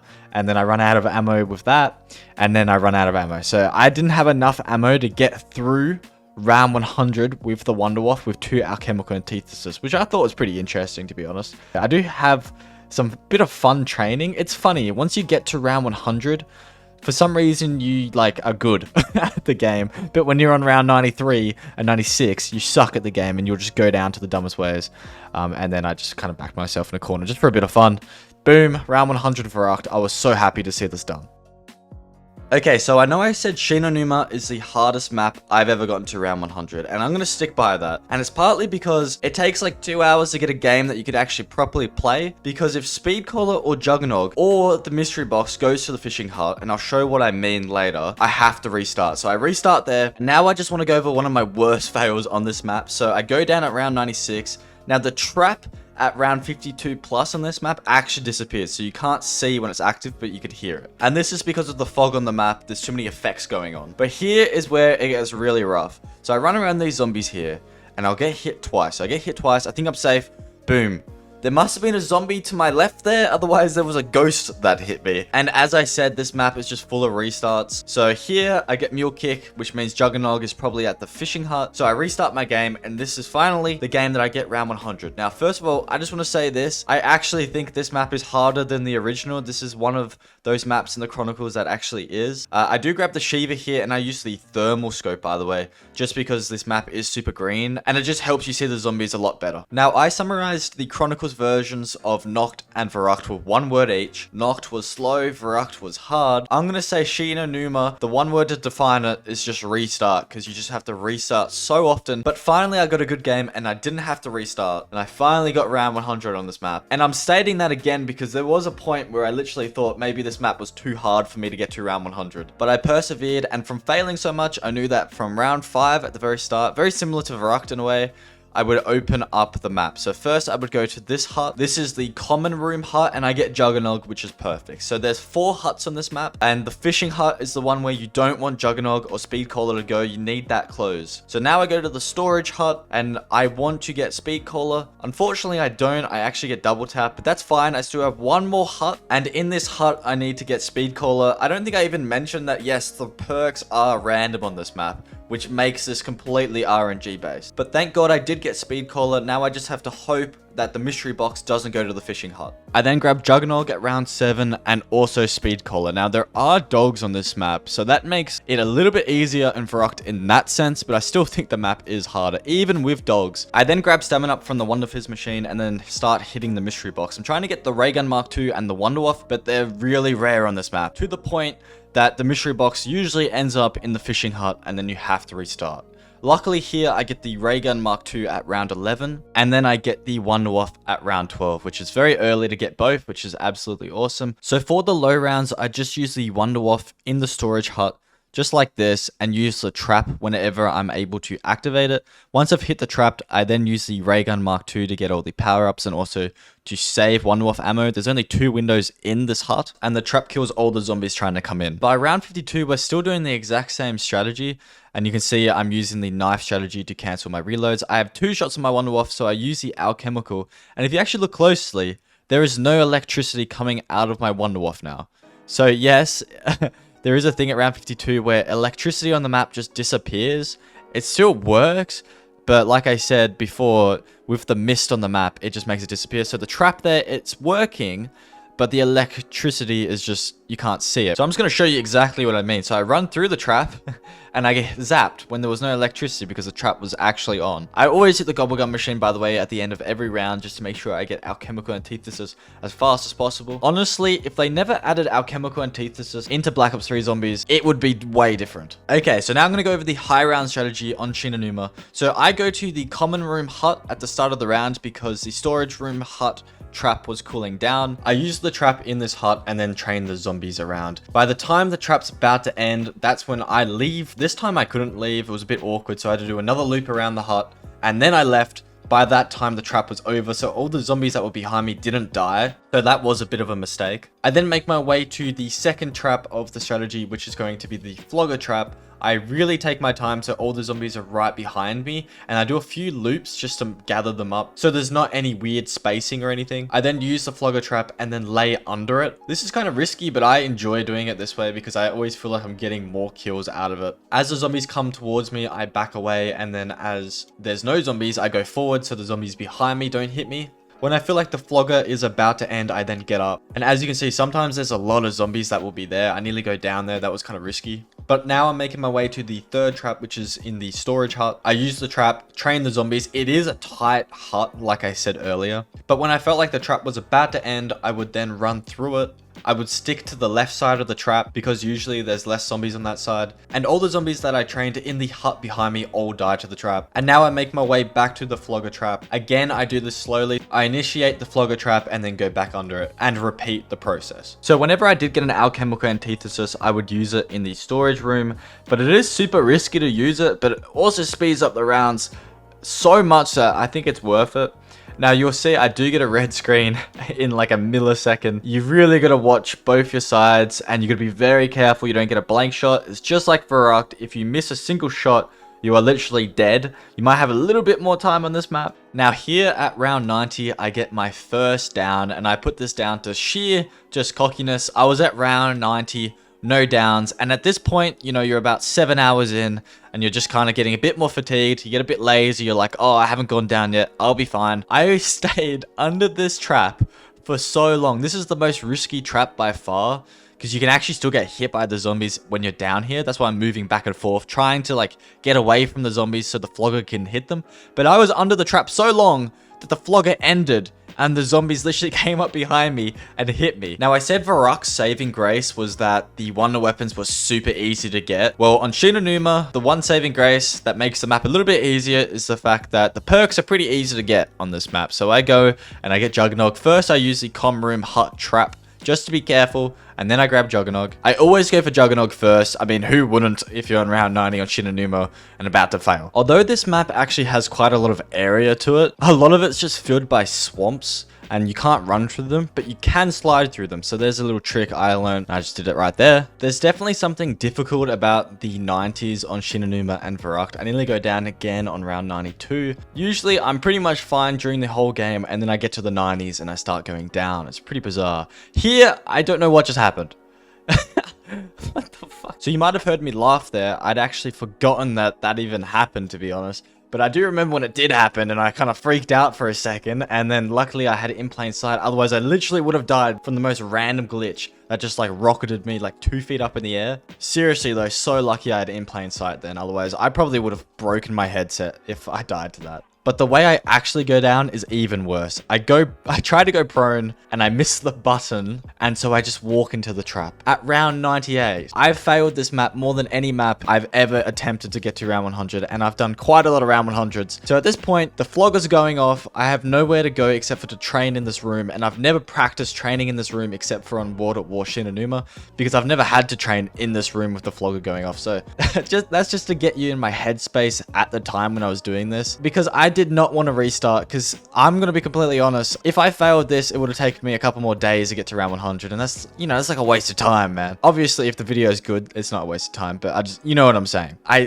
clutch up, I go through the swamp. Thank God I knew that you could slide. If I didn't slide through that swamp, I 100% would have died, because I would have been just stuck in it. I then make my way to quick revive, and I remember thinking, I'm going to go to quick revive first, because I still have 3 downs, so if I go down with quick revive, even if I don't have jug, at least I can get back up and get another quick revive. That was my thought process, but like I said, and this is the saving grace of the map that makes it slightly easier. It's pretty easy to get your perks back. So all the zombies are behind me. I'm going to the comm room. I'm going to get jug, but I'm going to use the comm room hut trap first and then grab jug just to be safe. Once you get jug, you're pretty much safe at this point, for the time being anyway. But finally, I hit round 100. I use the flogger to kill the last zombies, and you're going to see here in a sec, I do a crazy screen shake. You can see how happy I am. Honestly, out of every single thing I've done, like gaming related, I know that sounds super nerdy, but that was probably the hardest thing I've ever done. Getting round 100 in Shi No Numa, and I actually got to round 101 because the next round was a dog round. You always want to get a dog round on round 98 or 99, so it really sucks when you get on 100, but at least I got to 101. Okay, so now we're past the difficulty of the World at War maps, and now we're onto the Black Ops 1 maps, and we're starting with Kino Der Toten. And the best thing about being on Black Ops 1 is we have the Pack-a-Punch machine now. So I go into the death corner where Juggernog is. I have no ammo in my thunder gun. All I have is jug and a VMP of dead wire. It's crazy how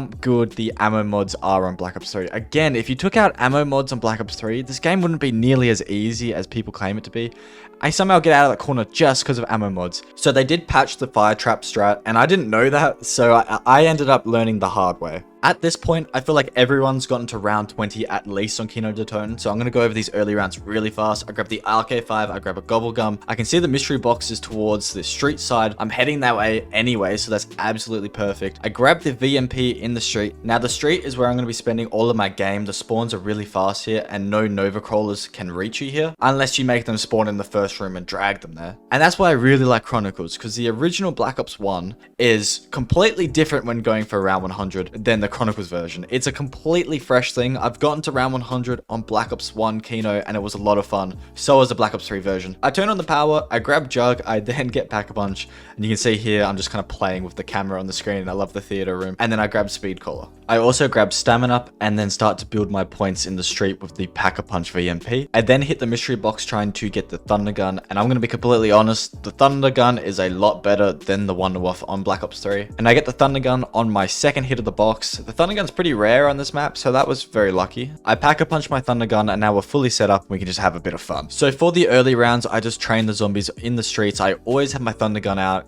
You guys know it's pretty much impossible to die with the Thunder Gun in your hand. And so I would just half hoard the zombies to speed up the rounds, because ammo is not that important in these lower rounds. Although it's pretty much impossible to go down if you have the Thunder Gun in hand. If you get caught sprinting or reloading, you definitely can. And you don't need me to tell you that. We've all gone down stupidly when using the Thunder Gun. It doesn't make you invincible, but it definitely makes it hard for you to go down. One thing I learned about playing the Black Ops version Chronicles maps is that you get way more power-ups. I don't know if that's entirely true, but it seems like on World at War and Black Ops 2, you don't get near as many power-ups than you do on the Black Ops 1 Chronicles maps. Because I felt like I was getting an insta-kill every third or second round, and on these Black Ops 1 maps, the insta-kills, the death machines, they're so helpful in making these rounds go super fast, and they're just super satisfying to use. And of course, like I've said on every other map, if I'm low on ammo, I pop an alchemical antithesis, and it's actually really fun to use on this map because there's not much fear that you're going to go down. When you get a dog round, there's a little trick you can do where if you look towards the theater on the staircase, the dogs will just spam spawn in front of you, so you can get through these dog rounds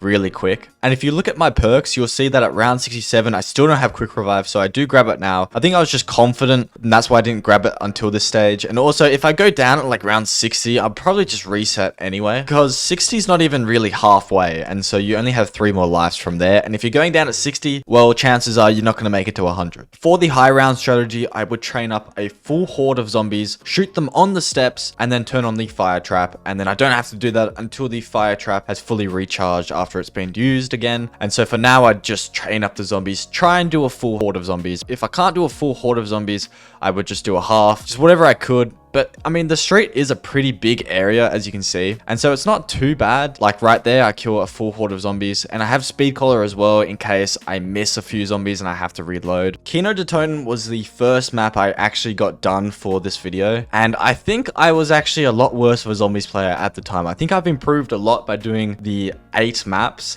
So at this stage, I do actually go down at round 74. I could have easily hit the Gobblegum machine and tried to get an alchemical, or just use my Thunder Gun more, because I still had 4 shots in my Thunder Gun. That was just a really bad down. Round 74. But honestly, I feel like I have improved a lot from getting round 100, especially on Shi No Numa and Verruckt, as you guys already saw. And then Shangri, which is coming up. Even Origins a little bit. I mean, Origins was just a lot of fun. And so is Moon. I mean, Chronicles is great. But you don't need me to tell you that. So I still have 4 shots with my Thunder Gun. Now only 3.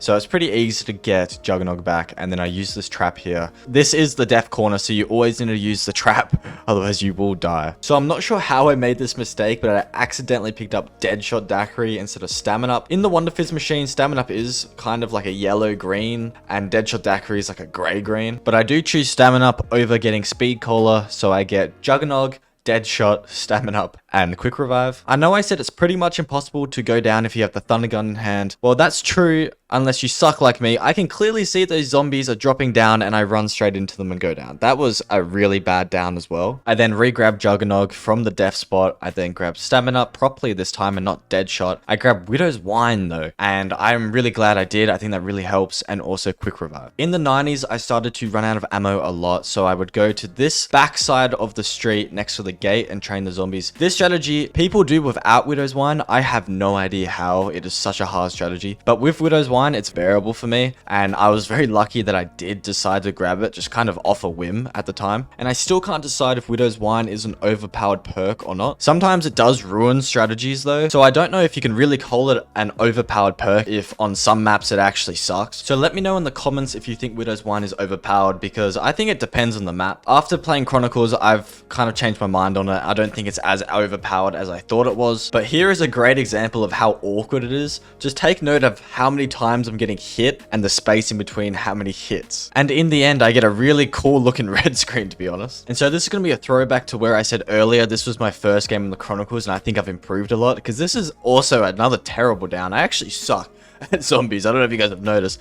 I should have used in plain sight here. I don't know why I thought that dead wire would just kill 20 zombies in front of me. It only kills like 7 or 8. So that was a terrible down as well. And of course it was at round 99. I then used the in plain sight that I should have used earlier to get to Juggernog in the death corner for one last time. I grabbed Stamina up as well. And then I find myself realizing that it was the very end of the round anyway. I did have 2 more zombies left, and I remember playing very, very careful to kill them because I had Jug and Stamina and no quick revive. Imagine dying at the very end to 2 last zombies. But we hit round 100. Kino was, I would define it in one word by saying it was just a classic. Now, just like Shi No Numa, I got a dog round at round 100, which is very poor timing. But at least, again, round 101 Shi No Numa, round 101 Kino Der Toten. Half the map so far, I've gotten to round 101. Now we move on to the easiest map on Chronicles, and that's Ascension. This map's so easy, I don't bother even grabbing quick revive. I'm pretty confident that I'm going to be able to get to round 100 without going down once. Now, with the way I play zombies, these starts are really repetitive, so I'm just going to go over it really fast. I grab the RK5, I grab a Gobblegum, and just like a lot of the other maps, I leave the spawn room at round 5. I head to the power room to restore the lack of color. I'm not sure why Ascension went with the start where there's a lack of color, but as soon as you turn on the power, the map is so saturated. It looks really nice for a couple seconds. The mystery box always spawns up here as well, so I grab the VMP and then Juggernog, and then I get the Ray Gun Mark II at round 8 and Speed Caller at round 10. Whilst I'm at Speed Caller, I then do the first part of the Pack-a-Punch, call the platform, and then it drives me back to the spawn room. I have to do this 3 times to open the Pack-a-Punch machine and send the rocket off. On my way to my second platform, I grab Stamina, and so I use my second platform, and that's 2 down. Now this map is the first Chronicles map where things get a little bit more wild, like you fly in the air and there's a rocket. Although on Kino Der Toten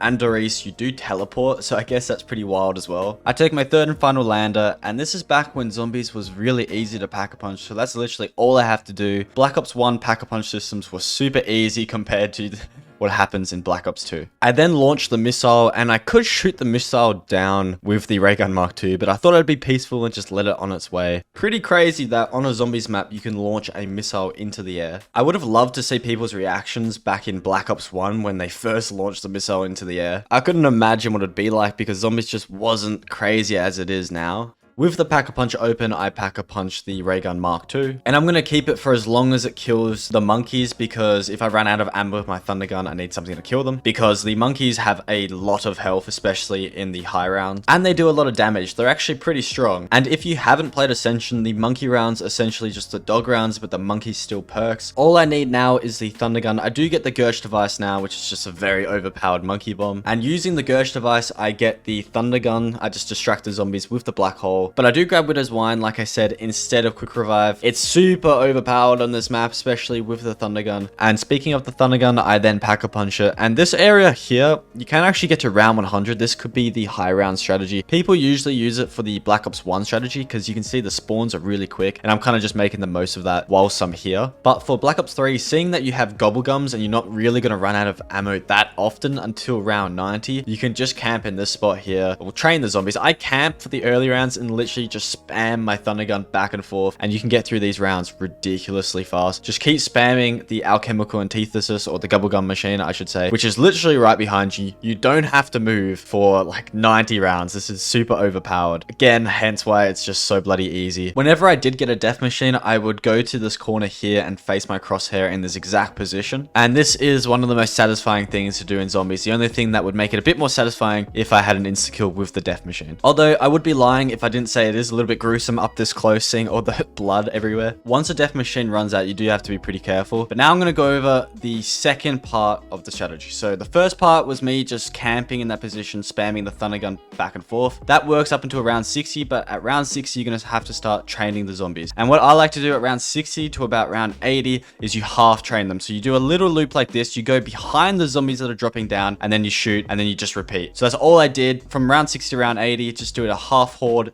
Super fun to do, super fun strategy, and also you never have to worry about ammo. At the start of every monkey round, I would turn this trap on here because it just kills a few monkeys, because these monkeys have a lot of health and they're 2-shot kill with the thunder gun. And I got rid of my ray gun Mark II at about round 70 because it just doesn't kill the monkeys. You'll run out of ammo before you kill the monkey with the ray gun Mark II. So you're just gonna be really careful that when you get to a monkey round that you have something to kill it. So you need to make sure you have thunder gun ammo, otherwise you will die to the monkeys. So I said there was 3 stages to the strategy. The first stage was camping up until round 60. The second stage was killing half hordes from round 60 to 80. And the final stage was from 80 plus, killing full hordes of zombies. And so I would train the zombies just randomly, to be honest, in this area. Without Widow's Wine, it is a lot harder and you'll waste a lot more ammo. But with Widow's Wine, you can kind of do whatever the hell you want in this area with the thunder gun. So I'd recommend to you, if you enjoy training zombies or you just want to get better at training zombies, play Ascension's Black Ops 3 and do this strategy, because it's not hard at all, but at the same time, you can do some pretty fun and cool stuff when training the zombies. If you have Widow's Wine like me, even if you get caught out doing or trying something, you won't go down because you have the thunder gun. And if you do want to get through these rounds as fast as possible, I'd recommend when you get low on ammo, use your Gershdevice so you don't have to waste an alchemical antithesis and then maybe fully run out of ammo. So I'd use a Gershdevice to try and get a max ammo, and then I'd use all 3 of them. Not to mention that the Gershdevice is just awesome to use. I mean, it looks so cool when you just kill the zombies with it, and it's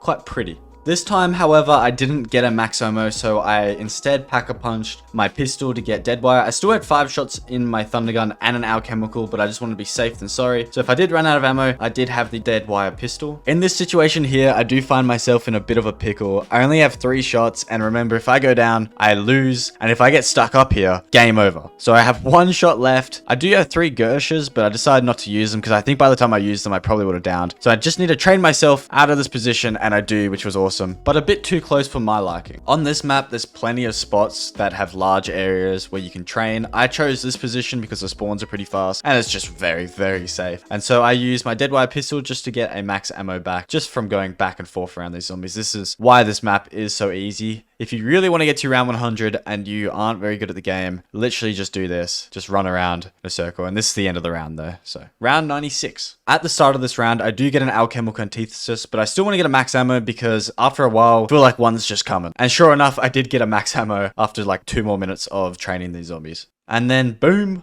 Round 100 on Ascension, borderline as easy as a Cold War zombies map. And you can see here I have 24,000 kills. On Nacht Der Untoten, I had 30,000. So that shows that you need 6,000 more kills when there are no dog or monkey rounds. Some people really hate the monkey rounds, but to me, they speed up the rounds a lot and I don't have to kill 6,000 extra zombies.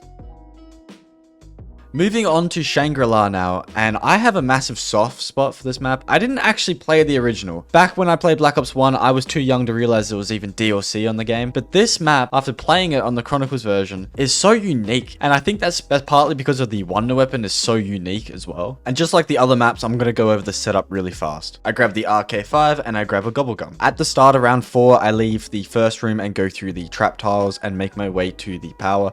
I get the power on and then start gathering points.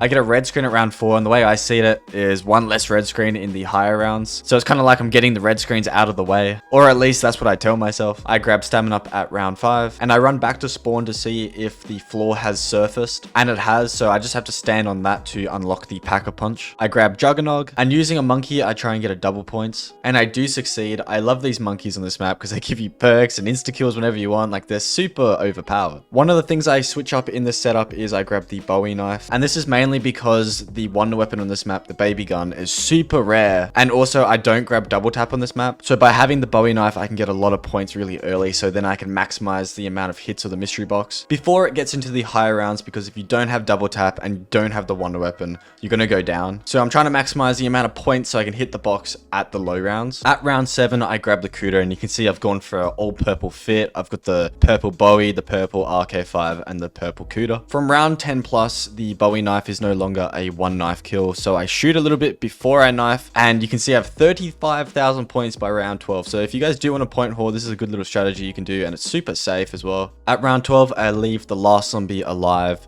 and start hitting the mystery box, and I get the baby gun after 2 hits. The baby gun's weird. It will either take 150 hits of the mystery box, or it would be first or second go. It's a really bizarre how it works like that. On my way to pack a punch, I grab speed cola and also quick revive. I stand on the surface floor, and now there's stairs out of the little hill that was there. I first pack a punch the baby gun. Now you only have a limited time to get the ammo mod you want. So I want Deadwire. I get it, which was really lucky. Otherwise, it would have turned back into a hill, and then the stone could have gone. I don't know. Can the stone move, guys? I swear it never moved, but one time it did move. So I might be tripping. So let me know in the comments, can the surface stone move once you've used it? So for the early round strategy, I don't open the door right behind me here, and I just spam the baby gun really. And it's actually crazy on this map how many death machines and insta kills you get. And I don't know if it's a placebo because I was just going through these rounds ridiculously fast. I just felt like I was getting an insta kill every 5 seconds, and also a death machine. And whenever there's a monkey that came down, I would just turn it into an insta kill or a death machine as well. So really, I didn't use my baby gun that much. I was just flying through these rounds using the death machine and the insta kill, which is kind of bizarre. When I didn't have these power-ups to abuse, I would just use the baby gun like I said. And because I'd never used it before, this might be my new favorite wonder weapon, to be honest. And I heard on Black Ops 1, it feels smooth as butter. On this version, it does feel a bit clunky when you go through the baby zombies, but nonetheless, it's just such an awesome wonder weapon, and I just spam the crap out of it. But I make sure I don't get hit by any normal zombies anywhere. I did fail a few times on Shang.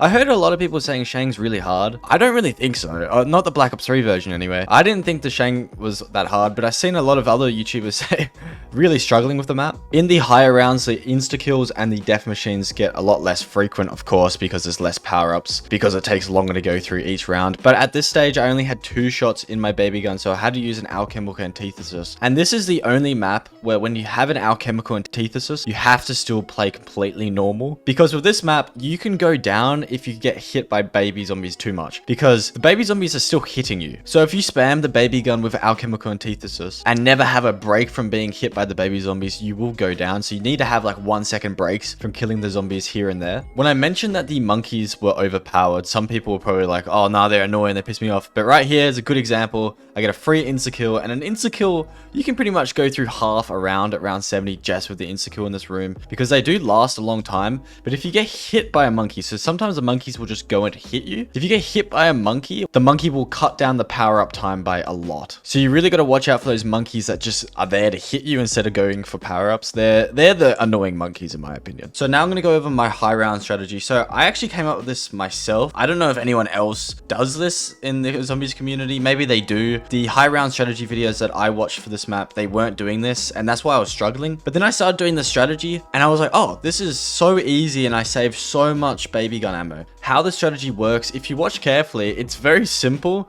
and I do the exact same thing every time. So I always shoot my baby gun from this angle. If there's some zombies left over, I just switch to my Kuda and use Deadwire. I wait for the zombies coming from that left window. I run down to this corner here, then to the waterfall. I do one little like backward step in the waterfall, back to this position here, shoot the zombies with the baby gun, kill the remaining zombie with Deadwire. Again, I wait for the zombies on my left coming out of that window, and then I try and make my way down to this corner. I can't because of the random spawn system on this map. I go through the waterfall, take my time to this corner, and then use 2 shots of the baby gun to finish off the round. I really, really enjoy this strategy, and it makes it maybe the most fun Chronicles map for me. This is the first map where I had to deal with the specialty zombies. On Kino Der Toten, the Nova Crawlers, I didn't really have to deal with at all. But on this map, there were the fire zombies and the fast zombies. I don't know what they're actually called. And with the fire zombies, you can just make them into a trap. So I would wait until it's right next to the gobble gun machine, make it explode, and then just sit in this position here. There is a glitch where sometimes zombies get stuck at that window here. But now I can just wait just in front of the waterfall, because I didn't know this, but the waterfall actually shoots up if you go into it. I didn't know that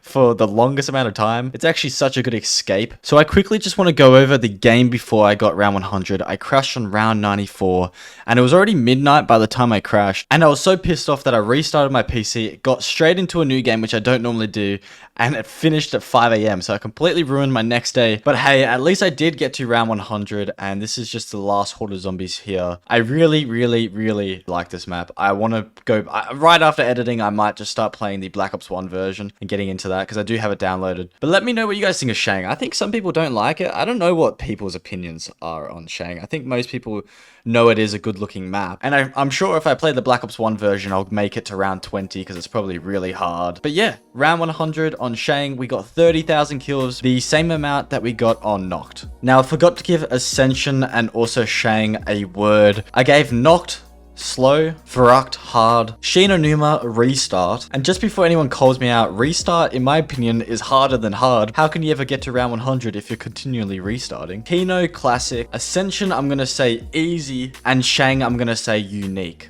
Which leads us to the map on the moon. Well, we start on Earth, and it's really important what we get off the rip here, otherwise I would have restarted. I got Juggernog, but I do want to say, this is another map that I wish I played when I was younger, but I never did. I've seen a few people saying it's the worst, best map. I see a lot of people saying it's bad, I see a lot of people saying it's good. What do you guys think in the comments? Do you guys like Moon? I'm genuinely interested to know. I think it's a really fun map. I don't know why people wouldn't like it. Maybe the Black Ops 1 version was a lot harder. I will play that as well soon. After grabbing Jug, I then teleport to the moon and grab the PES mask. Before you turn on the power, you always need to have this mask on to breathe on the moon. But once you have the power on, then you can breathe in certain areas of the facility. And just like most other Chronicles maps, I grab the RK5, get some points, and then make my way to the power. This might be slightly controversial, but I think this map has a really nice layout. It flows really nicely, and it's the type of map where you actually have to think what you're doing. My favorite maps are the maps that always constantly keep you engaged. On the way to power, I do grab the Cuda, hit the switch for the power, and then make my way into this room. Now, this room is going to be where we're going to be camping the entire game. The spawns are ridiculously fast, and if you start this round in this room, no zombies will come from the door behind you. They will just come from this window, and they will jump down from the pipe system just in front of you. After camping here until round 9, I then have enough points to go and find the hacker. Because I'd never played Moon before, prior to this, I had to learn how the hacker worked and all of the spawn locations and things like that. And if you have played Moon before, which I'm assuming most of you guys have, you will know that the hacker is so important, because without the hacker, you won't be able to breathe unless you have the PES. At round 9, I take the portal on the moon to take me back to Earth. I can now pack-a-punch my Cuda and also get Speed Caller. I teleport straight back to the moon, and there is a zombie astronaut, and because it's round 9, I can just use my Pack-a-Punch Cuda to kill him. And I defuse the crane from drilling. I don't know what actually happens in this map, but pretty much there's like a drill. If you don't defuse it after a while, it will break the airway in one of the passages. And then in those sections of the facility, you'll have to wear the PES mask. And you'll see later on why this is so bad. So I always make sure I defuse them. I grab Stamina Up, and all through the Chronicles, I've pretty much every game ran with Juggernog, Stamina Up, Speed Caller, and Quick Revive, with very slight alterations here and there. But it seems these 4 perks are the meta for the most part. Now, going all the way back to Nacht, I said that the wonder weapons have a different rate that they come out of the box on each map. Verruckt was by far the easiest map to get a wonder weapon, where Moon was by far the worst. It would take me literally 150 hits, and I probably wouldn't even get the wave gun. But for this game, the curse was broken, and I got the wave gun at round 15. I went back to Earth, pack-a-punch the Cuda to get dead wire, and also pack-a-punch the wave gun. I said the baby gun was my new favorite wonder weapon. This might be number 2 now. I like it slightly better than the Apothecary Servant, and I'm sure that on my Black Ops 3 video where I got to round 100 on all the Black Ops 3 maps, I said the Apothecary Servant was always my favorite wonder weapon. Well, now it's switched up. By playing Chronicles, I have 2 new favorite wonder weapons.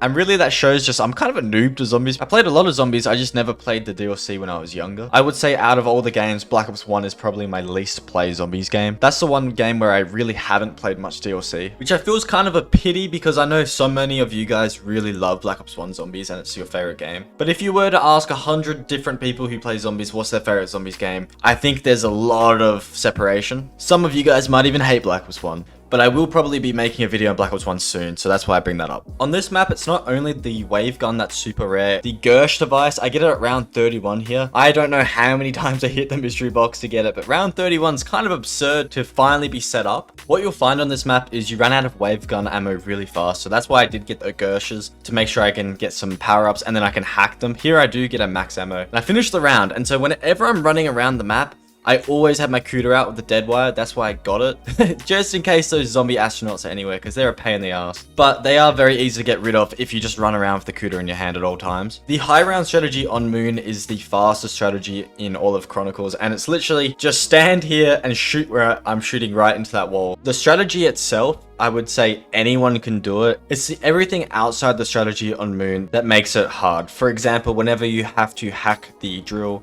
and also when you run out of ammo, because you will run out of ammo with the wave gun. Like I said, you run out pretty fast. And then if you run out of Gershas and you don't get a single power up, this is when you get into a tricky situation and you're going to have to start using the dead wire on your Cuda. And so you have to train the zombies in this area, and it can be really awkward. This is the hard part of the strategy. What I was doing before, anyone could do. This part I find quite difficult, but you wait until you get a power up. Luckily I have an in plain sight, so I use it, and then I can hack the power up into a max ammo. If you never played Moon, the hacker changes every power up into a max ammo. So you can get a max ammo every single round, which is going to make these rounds go very fast. Preferably use a Gersh device to get the power up, and then use a second Gersh device to hack the max ammo. That way you can keep alchemical antithesis and not have to have in plain sight or something like that. Whenever the speakers announce the excavation's going to happen, I always make my way this way. I bring out my wonder weapon at this stage. The zombie astronaut will never be here, and you can see right there I nearly just went down. I make my way all the way to this teleporter and go back to Earth. This is by far the easiest way to hack the drill without going down, because it is kind of difficult to hack the drill otherwise. But if you do teleport from Earth back to Moon, you have 15 seconds before zombies spawn in, and you're right next to the machines that you need to hack. This makes hacking the drills way easier, and I can understand that people say that the drills are really annoying whenever they go off, especially at the early rounds because they go off so often. But in the higher rounds, I barely notice it. And again, for me, I like being engaged in zombies. I don't like just staring at a wall for an hour. So I like it when things take me out of my comfort zone and make it a bit more difficult and just make me engage more. That is my personal taste. You guys might be completely different. And at this moment, this is where the zombie astronaut can be even more annoying when he comes in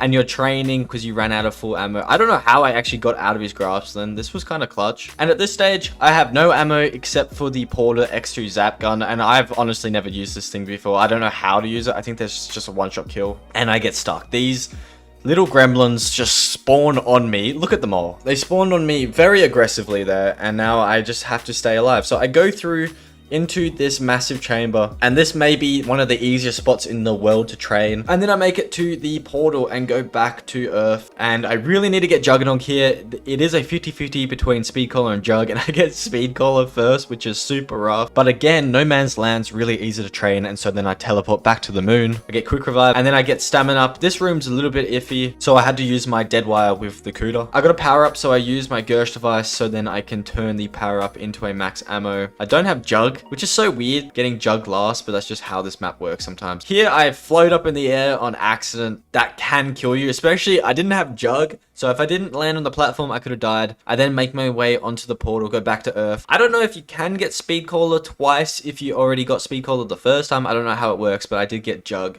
luckily, and now I'm fully back up. So I said that Shi No Numa was super easy to get perks. Moon is very awkward and RNG based. With the spawns being so fast on this map, it can lead to some pretty bizarre red screens like this one here. I didn't think the zombies could even hit me from that distance, but they could. And this red screen's even weirder. The zombies were hitting me from inside of the pipes, I think, because the zombies spawn above you, or maybe they were falling on me. I don't know, because they weren't actually there anyway. But boom, I hit round 100. So that's 7 maps out of 8. And the word I described this map was fast. And here I just went for like a cool cinematic moment, because this map may be the coolest looking map. When you really comprehend that you're playing on the Moon, it's pretty crazy. But I did get 31,000, nearly 32,000 kills on this map, which is kind of odd to me. I'm not sure why I got more kills than on Nacht and on Ascension, but whatever. So onto the big daddy of zombies, Origins. Everyone loves Origins. And here's my worst down ever.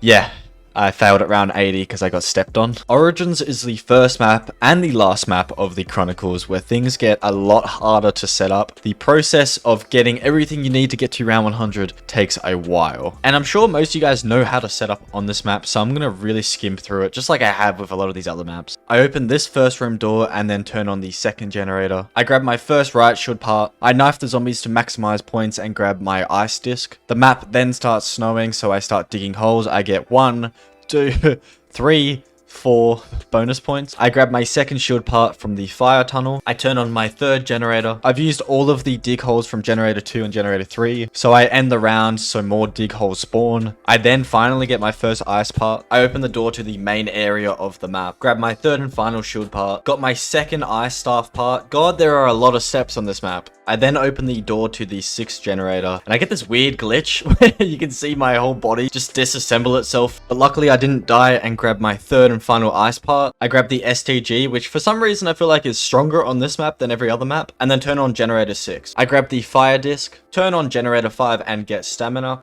I turn on generator 4 and grab jug. With the Panzer round coming up at round 8, I get a haymaker from the dig site and keep it. This is the first map on Chronicles to have a shield, and so I build it and put it on. I killed the Panzer at round 8, and I think if I didn't get that haymaker from the dig site, I probably would have died from him. He's definitely overpowered at times. I pack a punch the STG, I like to get it nice and early at round 9. Through the ice tunnel, I go to the crazy place and grab the ice crystal, and then build the ice staff. I complete the ice puzzle, and then shoot the 3 ice tombstones. And then voila! Finally we have the ice staff fully upgraded. And this thing, of course, if used correctly, is very good. I get speed collar and also repack a punch my STG to get turned. In doing so, I do the challenge where I spend 30,000 points. This allows me to get double tap whenever I want. So I grab quick revive first, and then double tap second. That way I get 5 perks instead of 4, and by round 15 we're completely set up. And for this map I don't have to do anything except for sit in this tunnel the entire game and rotate the gobblegums. I do trade out the STG later on for the Cuda and get turned on the Cuda because the Cuda wall buy is closer, but that's it. I went from round 27 to 34 to 42 by just shooting my ice staff at the exact same rock. At round 56 you can see I'm doing the same thing, but this time there's just a Panzer there and the Panzer will just die. Now I don't normally do this if I'm just going for round 100. I usually just leave the generators, but this time I decided, okay, I'll get a max ammo. I'm not really sure why I decided this, but I nearly went down because of it, and so that's usually why I just don't bother with the generators. Max ammo is not that important on this map, but if you were to go down, it would be because of the Panzer and the timing of your ice staff shot. So I usually just spam it right in its path. I did actually go down once because of the Panzer in a situation like this. Sometimes he just runs straight through because he's an absolute beast. Although you could describe the high round strategy for this map is just shooting up against a rock with the ice staff. I will go into a bit more depth for you guys. So I did use the ice staff, and then I would use turned with my Cuda just to speed up the rounds. Probably the most fun I had on this map was whenever I got an insta-kill or a death machine. You can kill hundreds of zombies before they even spawn into the map, and it's just incredibly satisfying. And so I'll kind of just let this play for you guys just for a bit of fun. We're right at the end of the video. If you guys have watched this far, you guys are honestly massive legends, and I do appreciate it. The next video will probably be round 100 on every Black Ops 2 map, but we'll see. I do want to do Black Ops 4 as well because I never really played that zombies game, and the last time I got round 100 on it, I wasn't that positive on the game, and I got a lot of comments being like, yo, you're a mad hater. People really like Black Ops 4, it seems, and I feel like if people like something, usually there's value to it in some way. So I'm down to give Black Ops 4 another try and go into it a bit more optimistic because I think I was a bit too harsh on the game. And I'm sorry that I've kind of skimmed over Origins here. I've gone over it really fast because it is quite repetitive, so I don't want to show you guys the same thing. It literally is just using the ice staff and using the Cuda. That's all I did this whole game. But boom, for the last time we hit round 100, 8 maps. Nacht. Let me see if I can do this just off the top of my head.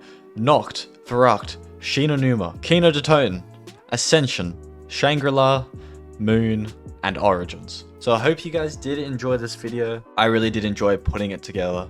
So yeah, thanks for watching. Now, I feel as if I'm close to the end of making zombies videos. I've got round 100 on every World at War, Black Ops 1, Black Ops 2, and Black Ops 3 map. And truthfully, I was never going to do Black Ops 4. From an outside perspective, the high rounds seemed cheap and easy with no real diversity. But of course, this wasn't based off my experience, but hearsay from the community. After getting round 100 on all 8 zombies maps, I can say that Black Ops 4 has some of the worst high rounds I have ever played, but also some really solid and enjoyable high rounds. Where Black Ops 4 really shines are the incredible Easter eggs, some of which were only found this year, and mostly all of these benefit the player to a large degree when dealing with these high rounds. Also, I enjoy the perk system. I was never a fan, but that's because I never really gave it a chance or really took the time to learn. But as a result, nearly every map has a different perk layout and specialist, resulting in more individualized strategies, the complete opposite of my expectation. Just when you think you've seen all there is to zombies, something always catches the corner of your eye. Voyage of Despair.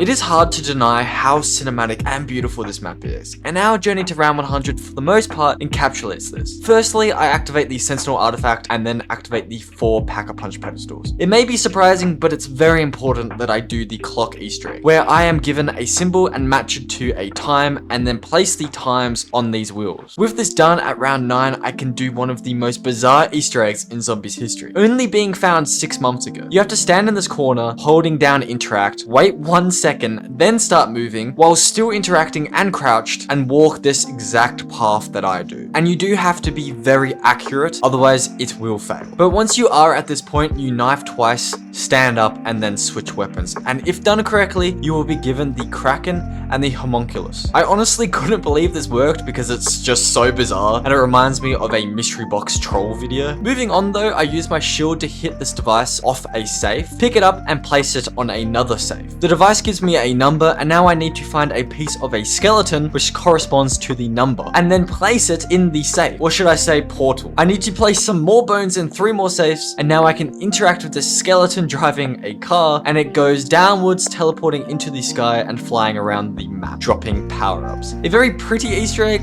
but there's even more. Now you can actually get into the car if you do the Kraken Easter egg again. And boom, we're riding shotgun. This Easter egg's so cool that it doesn't even help the high rounds. I literally just did it for the sake of how cool it is. Now you may be wondering how I have the elemental Kraken in my hands. Well, earlier I took out a lightning catalyst, specifically with the Kraken giving me concentrated radiance. And now after building this device, I can upgrade my Kraken with the lightning variant, the best of the 4. At round 23, I got a sniper out of the mystery box, allowing me to shoot fish around the map and then collect these fish. With a total of 6 fish collected, I can then place them on this wood, and a tentacle will give me a free perk. I got quick revive, which increases healing time, so a pretty handy perk. I then got the Hellion, Pack-a-Punched it, and now I'm all set to go. It's probably important to note I am using PhD to prevent splash damage, Dying Wish as it gives you a lot more chances, Stronghold for the extra health when camping, and Bandolier Bandit in my modifier so I don't have to reload as often and I have more ammo. The high rounds are, however, relatively simple. You camp at the bottom of the grand staircase in this corner here and simply use your specialist when available, and the rest of the time use the Hellion and the Kraken. The biggest issue on this map, however, is ammo, and I nearly failed because of this, but mainly because I'm a bit of a noob when it comes to Black Ops 4. I accidentally put on the Poison Catalyst upgrade on my Kraken at round 91, and as you can see, it just isn't as good. Luckily, I was able to escape and eventually take out a Lightning Catalyst, picked up its concentrated radiance and replaced the poison, also giving me back full ammo. I would begin to run out of ammo a lot in the 90s, especially because there's no dog rounds, but the portals on the map work perfectly for this strategy. I simply use this portal, get more ammo, run back down under, and then use this portal, and boom, I'm back to the camping site. And so just like that, I got round 100 on Voyage of Despair. I did try and jump off the boat, and I'm disappointed it didn't allow me, so instead I called Mr. Skeleton back on the map and then tried to hop back in the car, but unfortunately I was taken out. It took me 5.5 hours to get to round 100, and I took down 32,000 zombies. 9. Another map I can't help but admire from a visual and theme standpoint. However, our journey to round 100 is actually quite a difficult one, making this gladiator arena and temple the perfect setting. I do want to quickly mention, because I haven't already, I am only using classic gobblegums in this video. So firstly, I cut this rope revealing my challenge banner, and it's very important that I do make my way through these challenges. My first reward is a heart, which grants me an extra life, which comes in massively later on. I'm using the Chakrams of Vengeance, one of the more visually pleasing specialists, and using it, I get my third reward, which is the Pack-a-Punch Strife. I can now easily take out every champion, collect their heads, and create the Pack-a-Punch portal. I collect a mug, a sword, and a helmet, and place them on this corpse, throw a Wraith Grenade from the Zeus area into the Odin,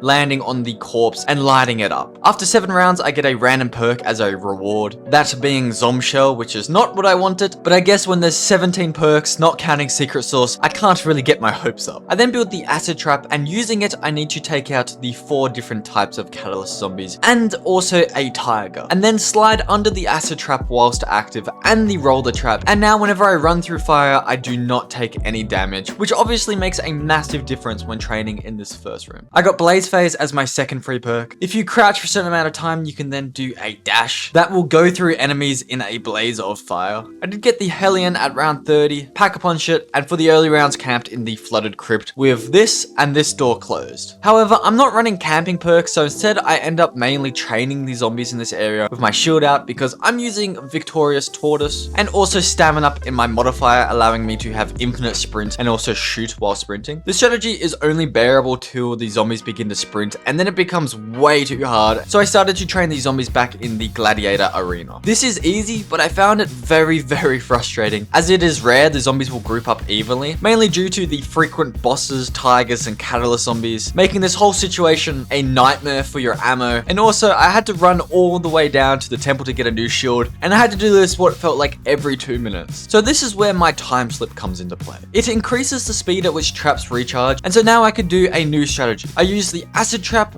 run into the Ra area, use the Roller Trap, which is a very bad trap by the way, as the bosses switch it off when they run through it, resulting in it rarely ever getting any kills. And then to end, I use a Wraith Grenade, and usually at this point I need to buy a new shield already. This strategy frustrated me so much I decided to go back down to the flooded crypt, which was a lot more fun, especially due to stamina, but the spawns are so fast down here that even the track rooms couldn't deal with the zombies. Out of every Black Ops 4 map, I failed this the most, and I was trying a bunch of different perk strategies, but in the end I went with the old reliable camping perks, Dying Wish, Bandolier, PhD, and Stronghold in my modifier, so I replenished armor and did more damage when camping. I also got Blood Wolf Bite, which spawns a friendly direwolf named Luna, making a huge difference when it comes to getting round 100. And Luna will come in later on other maps, but in my modifier position. It's a pretty cool perk. I got the Hellion, of course, camped in the crypts, this time with the Viper and Dragon, and again, my main issue was ammo, especially in the 90s. The way I did combat this was to leave the max ammo reward until I needed it, and then continue doing challenges afterwards until I got the second max ammo reward. In doing so, I did drop my pistols for the Scorpion to do a challenge, and when I got an insta-kill, I tried to use the charge shot to save ammo, and it went horribly wrong, and I went down. Fortunately, the 2 perks I was left with after going down was PhD and Stronghold, allowing me to survive and get my specialist back to leave and set myself back up. At round 99, I did run out of ammo again and collected the max ammo reward, so at this point, I was very confident I had this difficult map completed, but I was wrong. Going down on round 99 happens way too often in this video, as you will see later on. However, I did manage to escape only to go down again. The zombies on this game are cracked out of their minds, and this would have been game over if it wasn't for the heart we collected at the start of the map. Still surviving, I trained these zombies up and got very lucky to get all my perks back. But even then, I got very close to failing again, being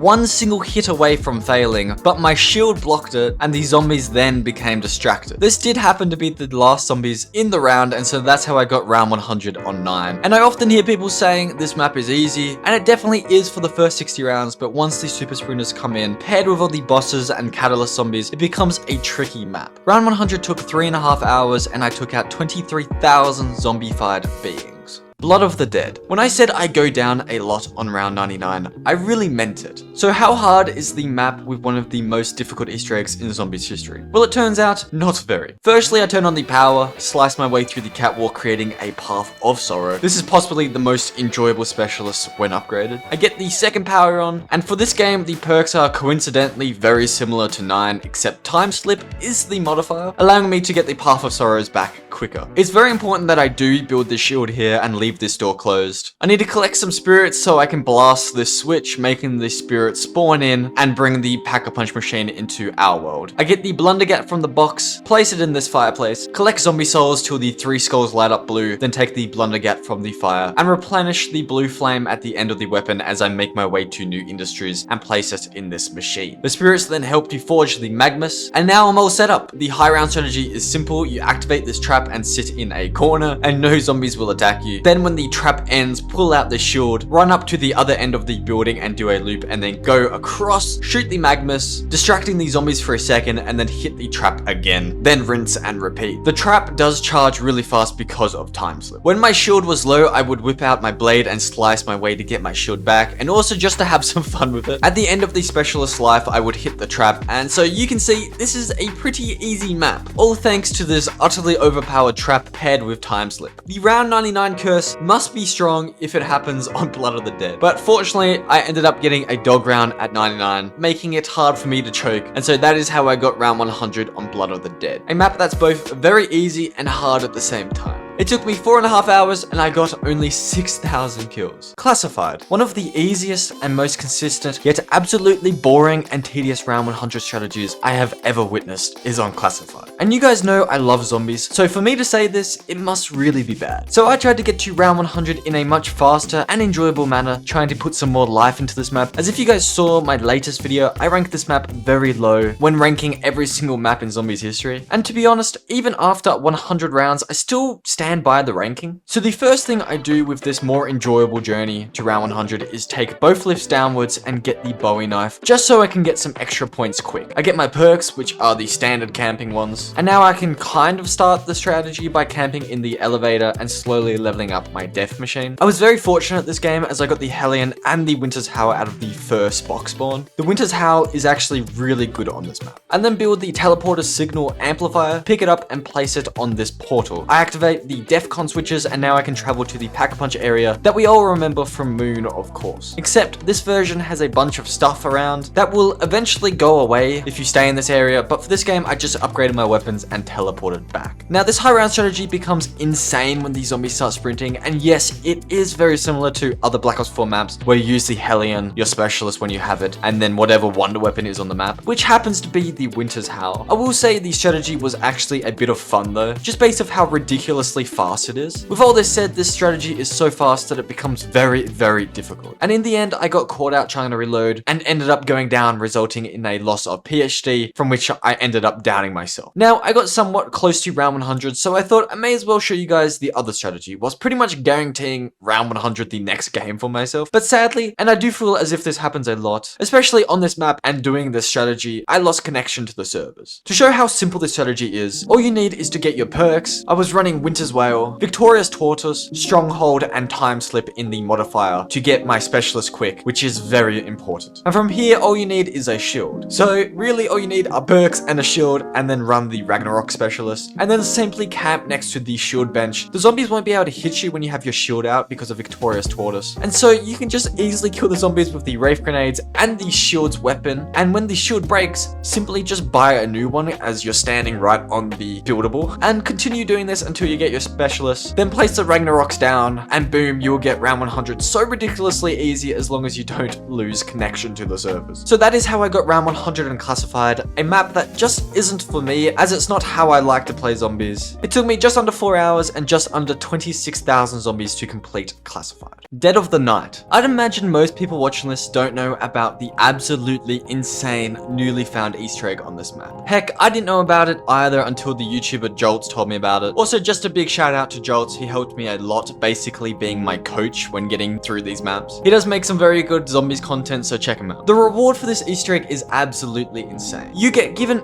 infinite ammo with whatever gun you're holding at the time, and also homunculus and 2 free perks. I can't think of a single reward in zombies as insane as when you complete this, but it comes at a price. It is a very weird and confusing Easter egg to complete, and so I'm going to try my best to cover my new favorite Easter egg in the entirety of zombies. So firstly, I activate the Sentinel artifact, and now we are already starting the first step, which is a weird one. You need to note down the order at which you open these 6 doors. They are the main 6 doors in the mansion. Once completed, I can then look at 6 different gramophones around the map. If you look at it for a second, the game just registers this and remembers it, and so I need to make sure I note down the order at which I looked at them. Now, it's very important that when I finish this Easter egg, I'm holding the Alistair's Annihilator, so I have infinite ammo with the double upgraded wonder weapon. So firstly, I need to actually get some steps done. For example, this clock step, where I have to stand in the middle of a circle until the time hits 12, and then I get given a tuning fork. I need 3 of these, and so my second one comes when I interact with this painting, follow this visible ghost until it breaks open my second fork. At this stage, I build the Alistair's Folly, build these silver bullets, hit this bookshelf with my shield revealing a secret door and part. It's very crucial I also buy the M1897 and put silver bullets in it. And now I can go to the Odin statue, and as soon as I get here, a lockdown begins where vampires come and attack. This is why I got the Alistair's Folly, because these vampires can be quite difficult. Once completed, I get my third and final tuning fork, and now I can remove the Prima Materia and open the gate from which a werewolf comes to attack. I have to make sure I take him out with the silver bullets on my shotgun, as this will make him drop some chaos material. This paired with the secret part we got before upgrades the Alistair's Folly to the Chaos Theory, allowing us to shoot charged shots, but having only 2 different variations, the whirlwind and the acid shot that confuses the zombies. To upgrade the wonder weapon further, I direct impact a zombie with the acid shot as it stands over a dig site from which he digs up a part for us. I will quickly mention that I put Winter's Wail in my modifier so I can do this, basically just giving myself some space and time to do some of these difficult Easter egg steps, from which you'll see soon. The next step I do need to do is shoot a lantern that is glowing a different color to the rest of the lanterns, and then continue doing so as more lanterns light up with this effect. Once I shoot all 4, a bat will spawn, and I quickly pre-fire it so it won't escape with the next part that I need. Now I just need to kill a few vampires, pick up their bile, and summon the red, more powerful vampire. He is easily taken out by the whirlwind, and so I can pick up the last part to build Alistair's Annihilator. This is where things become weird, as now I am back to doing the newly solved Easter egg. You need to pack the M1897 and break 6 different vases by shooting precisely into the vase with the projectile that it shoots out, as now the weapon becomes an explosive. And you have to do this in the order at which you open the main doors at the start, as each vase corresponds to one of those doors. I found this step weirdly enjoyable and satisfying, as sometimes the projectiles rebound into the vase. To know if I have completed the step correctly, I check this candle, and as it is currently unlit, I know I have done it successfully. And now I need to light these candles back up with the Wraith Fires, and again it has to be done in a certain order, this time in the reverse order from which I open the doors. So yes, each candle represents a door, and I need to light them in the reverse order that I open the doors. The candles remained lit after I had done so I knew I did it correctly. Now I can move on and pick up this vinyl record and put it into the 6 gramophones that I looked at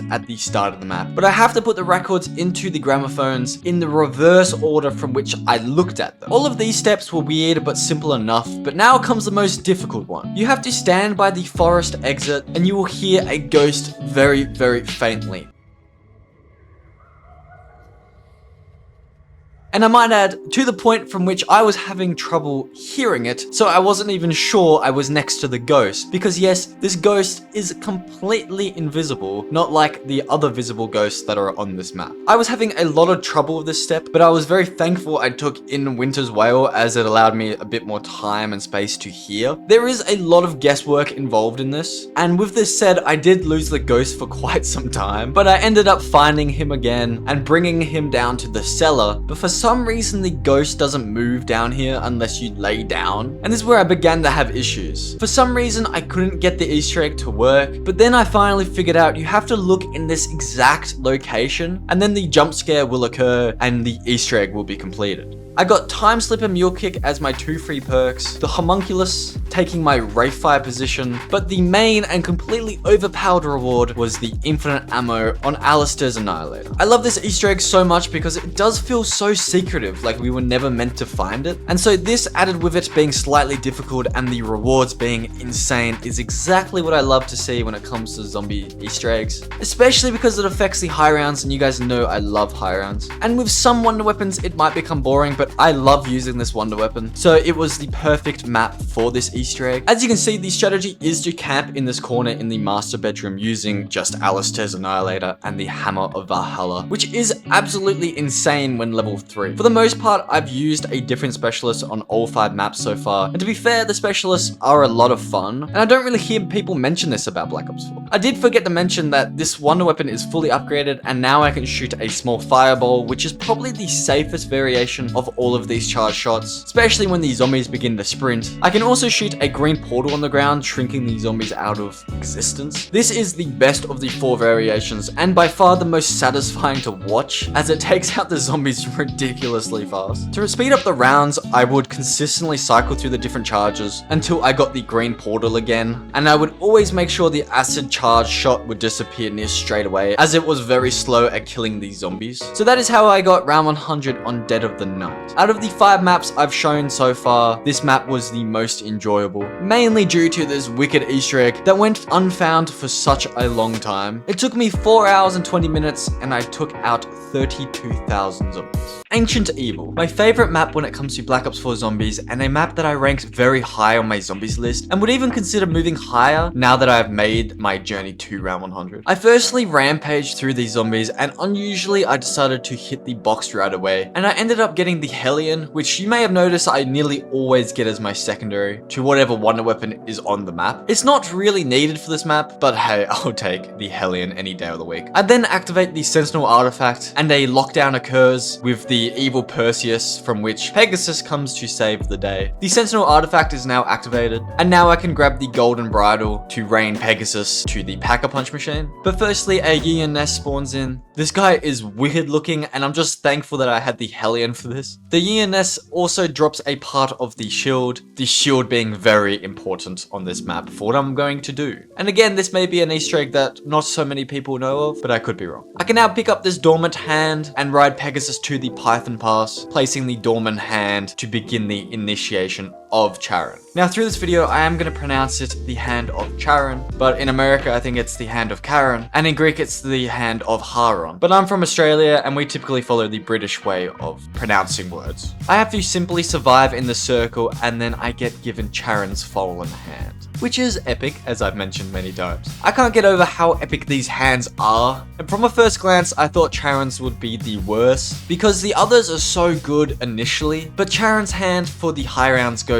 a very long way. I then free 2 of the Zeus birds, who begin to break down these big crystals with lightning, revealing Pack-a-Punch. Considering how easy it is to build, the Pegasus Strike is an incredibly overpowered buildable. It will take my Rayfire position, but it's well worth it, and honestly really cool, which will spawn Pegasus above me, and I might add for a very long time, and he will just wipe out these zombies with ease. Completely overpowered for a simple buildable. With the Fallen Hand of Charon, I then force zombies down into the River of Sorrow, and after the river has taken its wants, it glows red, and I can drink from it, which stops me from being able to heal, so I do have to be very careful, but it also grants me the power to see opals around the map, which are ancient Greek coins. I need 3 real obols, and now I can give them to the altar, which then spawns a portal, proving myself to Charon by surviving hordes of zombies on Shadow's Bank. This is of course very easy because now I have the redeemed hand of Charon, which can do charge shots, releasing a blood magic, distracting and taking all the zombies that even come close to it down to the underworld. Now that I have proved myself to Charon, I keep the redeemed hand. I might add it looks bloody cool, but I'm not done upgrading Charon's hand yet. There's a way to make his hand even stronger. Firstly, I needed to do some challenges from the Oracle, as when I'm rewarded for doing these challenges, a fire gets bigger and bigger until I can shove my spear in there and it will catch a light. Then throw the spear over this bowl, and if done correctly, it will also catch a light. Now I need to take out the lightning catalyst in the circle at Hemera, a poison at Charon, a fire at Gaia, and water at Uranus. I do make sure my Hellion is upgraded and take out 10 or so more zombies as a sacrifice to each altar. Once all of this is completed, I can go to the Pack-a-Punch machine, and you will notice the gods have challenged me. The first goddess being Gaia. For this challenge, I put the Pegasus Strike down as I need to conserve ammo, as these catalyst zombies are both strong and numerous. It does take a little while, but once completed, I can accept Uranus's challenge, where a bunch of skeleton zombies spawn. These guys are really strong, so I just used my hand and stood within the blood magic that I did spray on the ground. 3 bosses spawned in for the Hirama challenge. It was relatively simple for me with the Hellion, and then Charon's challenge spawns in 3 Blightfathers, which I absolutely smash with the Viper and Dragon, probably the strongest specialist in the whole of Black Ops 4, with the Path of Sorrows being the most enjoyable to use. After beating the Gods and Goddesses challenges, I can now Pack-a-Punch Charon's hand to get the Exalted Hand of Charon, which gives 10 extra bits of blood magic and boosts the charge shot from lasting 23 whole seconds compared to only 15 seconds on the redeemed Hand of Charon. So a charge shot lasts 8 seconds longer, which when added up makes a massive deal. I am all set up now, but it is very important to mention I am using Bloodwolf Bite in the modifier as Luna drops little power-ups, and this goes a long way for ammo as Charon's hand does not drop power-ups, and one of Luna's little max ammos fills Charon's hand back to 50 every single time. I did decide to use the Hellion in the early rounds as it is faster, but past round 50 it becomes near impossible to use the Hellion in this position without going down, as the spawns are just ridiculously fast here, as you've heard a few times now on Black Ops 4. It's even risky to use the Viper and Dragon on this map, and the only real way to use it is by shooting in this direction, which will kill the zombies from your side also. But the most important detail is to use the level 3 upgrade, the Viper Bite, which creates a small whirlwind dealing damage, but most importantly distracting these zombies for a second, allowing you to charge your Exalted Hand. If you don't unleash the Viper's Bite, it is inevitable you will go down, as I did a few times before learning the strategy. Another thing to note is the Pegasus Strike does take a while to place down, and so I would usually use it at the start of a round or when Charon's blood magic is on the ground, but you do have a chance of the game crashing when using Pegasus, as happened to my game, which honestly makes sense considering how much stuff is happening on this map at once. Sometimes it can be slightly difficult to notice when the blood magic stops being potent, and as a result I got bodied by the zombies. Fortunately on this game the zombies stand back from your body when you go down, so I had a moment to quickly call in Pegasus, and to be honest this strategy is very safe even without any perks because of the Exalted Hand, as long as you're not stingy with your ammo, and that's the whole reason why I went down. I know it may seem like a brain dead strategy because the Hand of Charon is just so strong, but for me it works really well as I found it satisfying due to the animation of the zombies going to the underworld, and also just the sheer speed and intensity of the zombies on Black Ops 4 tend to make the most boring strategies somewhat fun, except of course on Classified, because using a shield with a little pistol to get to round 100 I find very lame. But it wouldn't be a journey to round 100 without a fail on 99.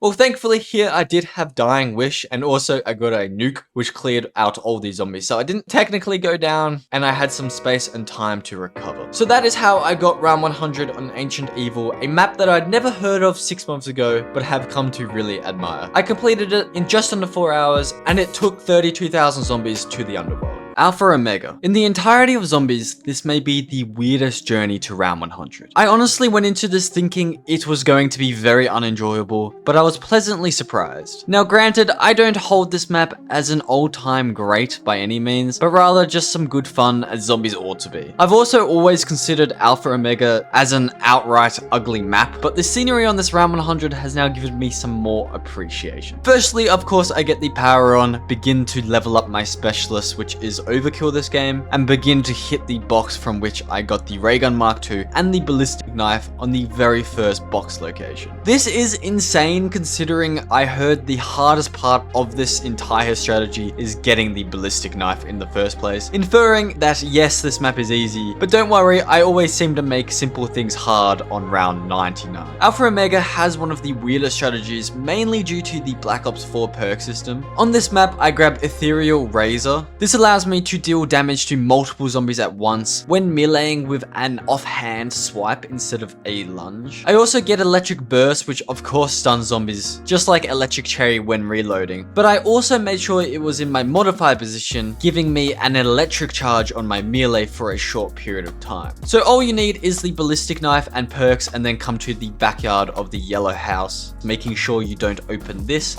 and this door, and all these zombies will spawn over in this location, from which you can just absolutely destroy them with the overkill. But the main and quite clever part of the strategy is to make sure you are in this corner, so these zombies have to jump up, giving you time to knife them. I did make sure that whenever the charge on my electric burst disappeared, I would shoot the ballistic knife on the wood under me. This would do two things. Firstly, by reloading, it resets the charge on my knife, and secondly, it grants myself infinite infinite ammo as I collect the knife on the wood. Thus, these perks make the ballistic knife essentially a wonder weapon, and I guess it's just lucky there's a spot on this map, such as in this backyard, where the zombies have to jump up, creating the perfect storm for this newly formed wonder weapon. But it wouldn't be another segment on this video without a fail at 99. And I promise I was not purposely going down on 99. There is no way I would submit myself to self-torture. I just genuinely am a choke artist when it comes to, well, life in general. The main reason behind this fail was I activated Arsenal Accelerator to try and speed up the round. And I guess I panicked because I didn't realize it was going to take so long to drink. I was too lazy to build the shield earlier, and as a result, this happened.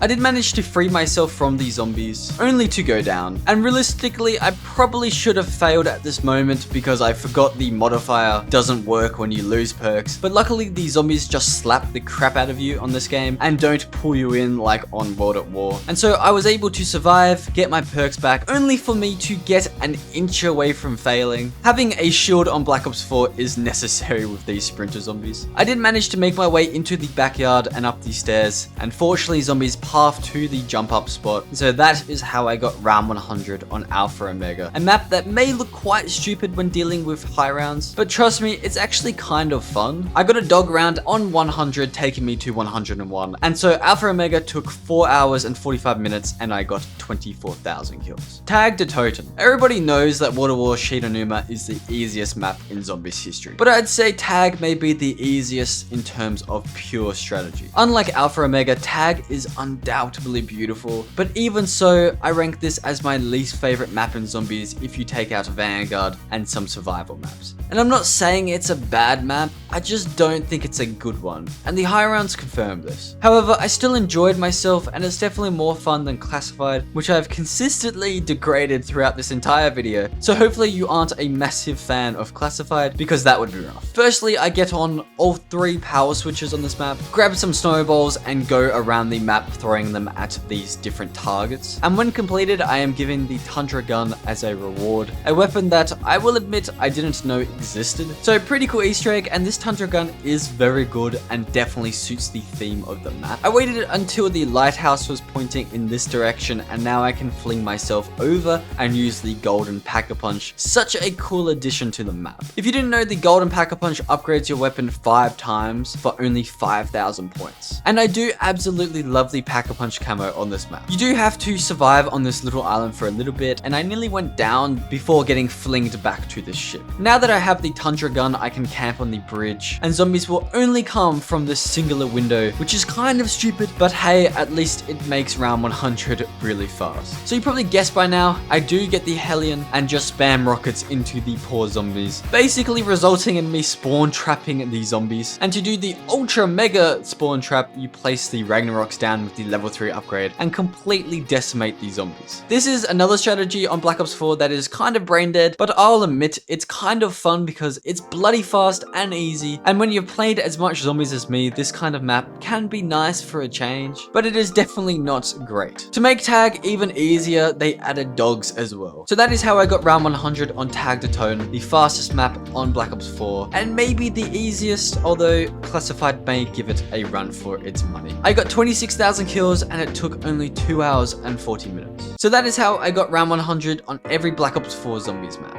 It only took me 10 days to complete. When comparing this to Black Ops 1 and Black Ops 2, which took me a month each, you can really see the difference in difficulty. Also, World at War Zombies took me about 3 months. So yeah, Black Ops 4 is very easy, but all in all, I had a lot of fun making this video, and so hopefully you guys did enjoy. So I haven't been home for about 2 weeks, and then I played the Modern Warfare 2 beta, which at first I didn't like, and now I actually kind of liked it in the end. And so I know a lot of you guys are expecting me to get round 100 on every Black Ops 1 map and Black Ops 4 map, but today, because I was away for 2 weeks, I had to settle for Cold War because I could just do it in a single day. And because it does have somewhat a special place in my heart, as cringe as that sounds, because it's what started this channel, and I actually really did enjoy it. They've also added a lot of blueprints and weapons into Cold War since I last played it, and we're going to be starting with Nacht Der Toten because I've gotten to round 100 on D Maschine like 50 times on this channel. If you haven't seen my old videos, that's not an exaggeration, that's actually true. For this video, I brought a few bundles, and the first one was this zombie Samantha Maxis with the Krieg 6 styled as a unicorn. Pretty wild stuff out of Call of Duty. And so, of course, the first thing I did when hopping into Maldertone was to check the inspection. And man, the inspection's super wild on this weapon. It seems like they put more effort into their bundles than their actual game at this state. But I have a feeling with Modern Warfare 2, it's going to change because it's going to last 2 years, that game, and they need that to actually be good, I think. Now, one of the coolest things I added was the Rampage Inducer, and it lasts around 55 now. It's not controversial to say that Cold War is the easiest zombies game, unless I'm dumb and I can't think of another game that's easier. And so this Rampage Inducer basically just picks up with speed because Cold War is all about just having fun. It's not the most thought-provoking video game, specifically the zombies I'm talking about, but in saying that, there is a lot of cool stuff you can do. And if you do want to be clever, you can, because there's so much variation in the gameplay, which kind of contradicts my point that it's not thought-provoking. But if you played Cold War, I think you know what I mean. The gameplay itself is very chaotic and instinctual, but there's more variation in weapons, equipment, and field upgrades. And on every map, the setups are pretty chill. You make your way down into the power room here on Maldertone, flip the switch, and then you have to kill 2 Tempests, you get 2 parts, and then you can turn on the power. The lights will then turn on, and in this situation here, I have to kill a Panzer, which are pretty strong on this game, particularly in the low rounds when you don't have anything good. So I take him down here and then use my Ring of Fire on him. This map is super chaotic because there's Panzers, Disciples, the Tormentors. There's a lot of stuff going on this map. At round 13 here, I go to the Wonder Fizz and you can just get all of your perks from there. I grab a lot of them, but I run out of points because they do get gradually more expensive. I then make my way over to this little ritual circle where I can activate the Pack-a-Punch machine. I pull out my Death Machine so I can kill this Disciple in like 1 second. I think this is meant to act like somewhat of a boss fight before you actually can use the Pack-a-Punch, but it really doesn't feel like that. It's just kind of like 3 points. So I do Pack-a-Punch my Unicorn. I then activate the Trial Machine because in my opinion, this is the best way to get the Wonder Weapon, and I get it first time. Pretty much for all of the maps except for Demon Machine, I just use the Trial Machine because it's so fast. If you have really bad luck, it will take you about 3 trials to get it, but usually I get it in 1 or 2. And this Wonder Weapon is awesome. I did use a lot of the different variations of it as well. So the first variation I got was this horizontal 4 burst variation. It's not that great. Also, these variations are based off ammo. So once you use all of the ammo, you will then go back to the normal base. I then use the rocket version, which is pretty cool as well. And lastly, the laser beam version, which I really like personally. But when you really look at it,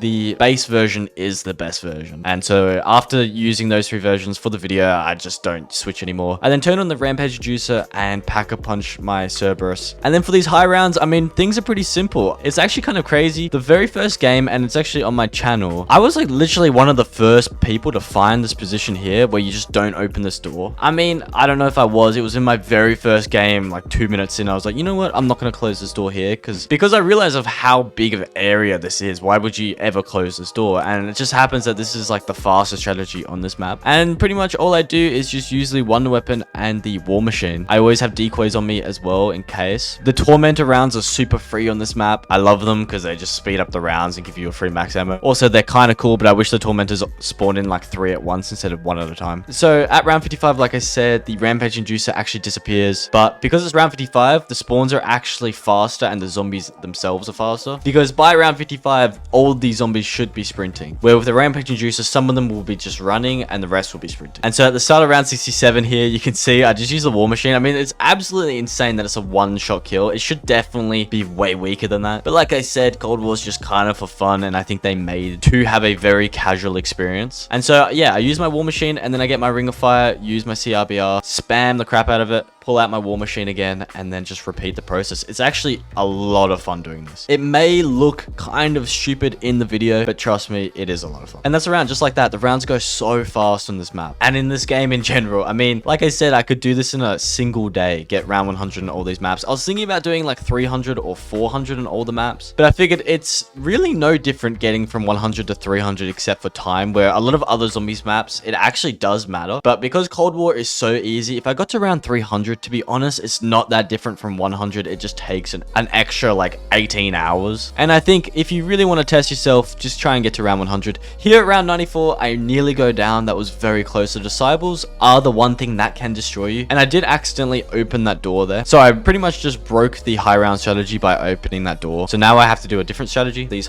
next 6 rounds because I need to get to 101 so I can exfil to the next map. Here on round 99, I'm just going to show, I just run up here and use my War Machine. I do the exact same strategy strategy, but I just run up here and then I camp in a different spot. But fun fact, again, it's on my channel. I got the world record for a time. Someone's beat it now. But for the flawless run on this map, I actually held it for a little while, but I think I got to like 330 and I ended up getting to like round 480 or something, and then my game crashed. So here at round 101, all I have to do is the exfil, and the way this is kind of going to work is we're just going to be like, imagine I'm just exfilling from one chopper or helicopter to the next area, to the next zombies map, I should say, because that's kind of how it felt. I really do like the exfil system. It makes it so you literally beat the game in a way. I wish the exfil was only kind of out of 101, but I guess for casuals that would be really stupid. But for someone who likes high rounds, it makes it more rewarding so that you can't just exfil in round 16. It doesn't really feel like you beat the game if you exfil in round 16. But boom, we get into the chopper and we're off. And we got 12,000 kills, usually get around 12,000 to 13,000 kills, and we had 0 downs. Nacht Der Untoten, great map. I actually really like it. So for my next game on Forsaken, I brought this park skin with this weapon bundle. It's on the Tech 9, which is one of my favorite SMGs that they added into the game. I know they added a lot of weapons in the Cold War, and the inspection is pretty weird and pretty cool. If I didn't make this video though, I would never buy these bundles ever. But seeing I was making the video, I thought it would just add some cooler gameplay. At round 4 in the first room, I do grab Depth Perception, and on this map, if you guys do remember, in the first room, you only have to kill a few zombies to pass every round. Of course, that's only in the earlier rounds. What I mean is you just need fewer kills to pass each round. And so I just try and get through these rounds as fast as I possibly can. I have gotten to round 100 only in this first room, and I still don't really know how the first room actually works in this map. It's almost like it's timer based, but it's not. A lot of the time I just think it's just you need fewer kills. But if you guys know in the comment section, let me know what they actually did to the first room to make the rounds pass so fast. At round 16 though, I do finally leave the first room and get Juggernog straight away. Abomination did spawn in the first room, which is the main reason why I left. And so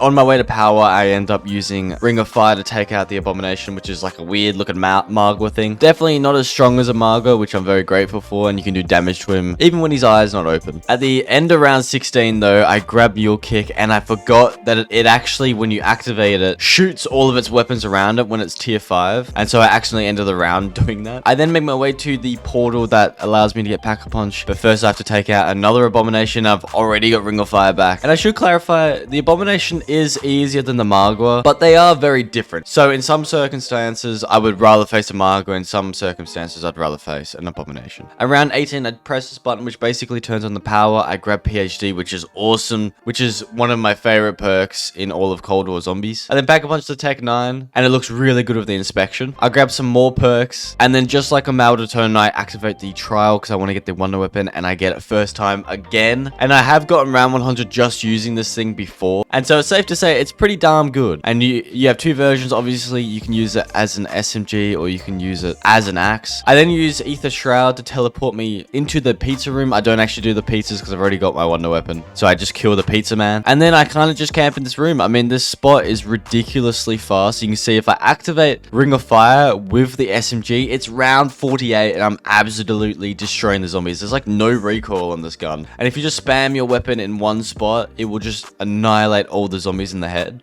But sadly, at round 61, I do go down through just being kind of dumb. And I was like, you know what? I'd rather not end this game with a bunch of downs. So I restarted, and I restarted with the M79. And so pretty much I got to the exact same spot. I mean, the reason I started with the M79 is because of this, really. I mean, the strategy is you use the Death Machine, and then you pull out your M79 when you get your Ring of Fire. And with the last game, I was trying to get the M79 out of the mystery box, and I just couldn't for the life of me. So I just rather restart anyway. And you can see M79 PhD with insta-kill is the most OP thing ever. And especially when you add to the strategy that you can use a Death Machine that you can buy from a workbench just outside of this room, this strategy becomes very crazy, very fast. And so I'm skipping through this map really fast because this map is genuinely very, very fast as well. But it's kind of hard in some ways. Really, it's only the Abomination that gets kind of difficult. If you run out of ammo with your Death Machine, things can get pretty tricky because the M79 is just not made for killing the Abomination. And so as you can see, I get very lucky here and my M79 goes like ultra speed fire mode. I don't know what happened. It's kind of like a glitch, but very lucky. Otherwise I would have 100% gone down then. And I do actually go down a few times in this game, but I'm not going to show them all because I actually personally hate watching when you go down on this game. I don't know. For me, it really annoys me. I mean, I get one here at round 99, which kind of pisses me off. Forsaken's I think the only map where I never reached round 200 on, it was the last map to obviously release on Cold War. It was a lot of fun, but I never went for high rounds of Forsaken. I don't know. I got to round 100 quite a few times, and I do love this map. It's a great map, of course. And when I do go and get my perks back, I get taken down by a Tempest at the end of round 99, which really sucks as well. But at the end of the day, it doesn't matter how many downs you get, as long as you hit round 100, which we did, and then we hit 101 and go for the exfil. And it seems to me that the exfils kind of get progressively easier. I still feel like Die Maschine is the hardest exfil in the game. Firebase Z is very, very easy though. And Nacht Der Untoten and Forsaken are just easy. I feel like they should have really just made the exfils way harder, especially the higher the round you get. So when I'm on round 101, I feel like there should be like triple the zombies and like triple the bosses. It would make it so much more fun and so much cooler to actually finish the exfil. I feel like there was definitely a missed opportunity there. But I jump on the helicopter and I exfil out, and now we're moving on to Firebase Z. And I do get a few downs on Forsaken, but I really do love the map. With the way Cold War was made, it's kind of hard to go wrong, but also sadly, it's never gonna be another Origins. That's why I do like Cold War. It's its own thing. It's very unique in my opinion. So moving on to Firebase Z, this is already our 3rd out of 4 maps in this video. That's the one thing about Cold War which really sucks, the limited amount of maps they made. I remember when the game was going on, having to wait like 5 months for the next map to actually release. It went from Firebase Z to Nacht Der Untoten, and we got Outbreak in between, which I actually do really like Outbreak, but I would have much preferred a round-based map. I mean, we can kind of thank Outbreak for Vanguard and how bad it is, but Cold War Outbreak is actually pretty damn good. I actually really liked it, but I'm not going to be getting round 100 on Outbreak in this video. I've done that plenty of times though if you want to watch some old Outbreak videos. But on this Firebase Z map, I do use the UGR, the newest SMG. I didn't level it up or anything, I just kind of wanted to use it, and it is a lot of fun to use. It does feel a little bit different. I mean, they added so many weapons into this game that it's kind of hard to have 2 guns that aren't similar, but pretty much I just go through all the power like you just saw, and then I activate the trial and then get the Ray K from the trial machine. Again, I get it like first time. It's actually ridiculous how easy it is to get the one weapons from the trials. I then pack a punch the Ray K and then get my perks, and I turn on the Rampage Inducer. Now, in my opinion, Firebase Z is probably my least favorite map on Cold War, but at the same time, I actually really like it, and I hold probably more nostalgic for Firebase Z than any other map, because I guess I kind of played Firebase Z and then moved on pretty fast. I did get round 200 plus on it, and I remember my game crashing. I then do pack a punch my Ray K fully, and then I camp in the armory room. I think that's what it's called. And then I just start going through the rounds. I mean, I've got Rampage Inducer on, so the rounds will go super fast. Man, I just love this game. I mean, generally, this game's just fun. I know some people don't like Cold War, but it's also kind of weirds me out how many people love Cold War. I go on Twitter very rarely, but I remember seeing a tweet saying, what's your favorite Call of Duty Zombies game? And a lot of people were saying Cold War, which honestly, I was very confused about. I love Cold War, but it's not my favorite Zombies game. But like I said before on Forsaken, it is a very unique experience for Call of Duty, and I think you could easily take Cold War Zombies for granted. I beat the order here at round 88, which is awesome, and then I beat the order at round 99 as well. So the order was a great thing to add onto Firebase Z. I remember at the very start of the game, when Firebase Z first came out, you could use 1 cruise missile to get rid of him. Now it is like really hard to get rid of the order. He's actually really strong, and I feel like they could have made him look a bit cooler, but I mean, it's the order, eh? The order's cool enough. So here at round 100, I'm doing the high round strategy again. So it just uses, so pretty much you just use the Ring of Fire whenever you get it, and you just camp by the window and spam that version of the Ray K. And whenever you don't have the Ring of Fire, you use the Bomb Absorption version of the Ray K. I do get an insta-kill here at round 100 as well, so I can use the UGR as a good test. I mean, it's an insta-kill, but it is round 100, and there are mimics and things that spawn in. And yeah, I think the UGR is pretty good. I mean, I didn't have any attachments on it, and it was a lot of fun to use. It's a cool looking SMG. I've never used it in multiplayer. I'd imagine it would be pretty good. And now I do my exfil on round 101. We're moving on. We're going from Nacht Der Untoten in the chopper, then to Forsaken, and then we failed. Then we kept on the move, and now we're at Firebase Z, and this is by far the easiest exfil. They should have I just wish they made the exfils harder. I don't see the point of making them easy. I can understand that the scaling would be an issue. For round 16, the exfil might actually be hard. I don't know. I don't think I've ever exfilled in round 16. But if you're exfilling at round 100, I feel like it should be damn hard. But yeah, we're escaping again, and we're on the move now to Die Maschine. I played Die Maschine so many times, and I love the map. I really do.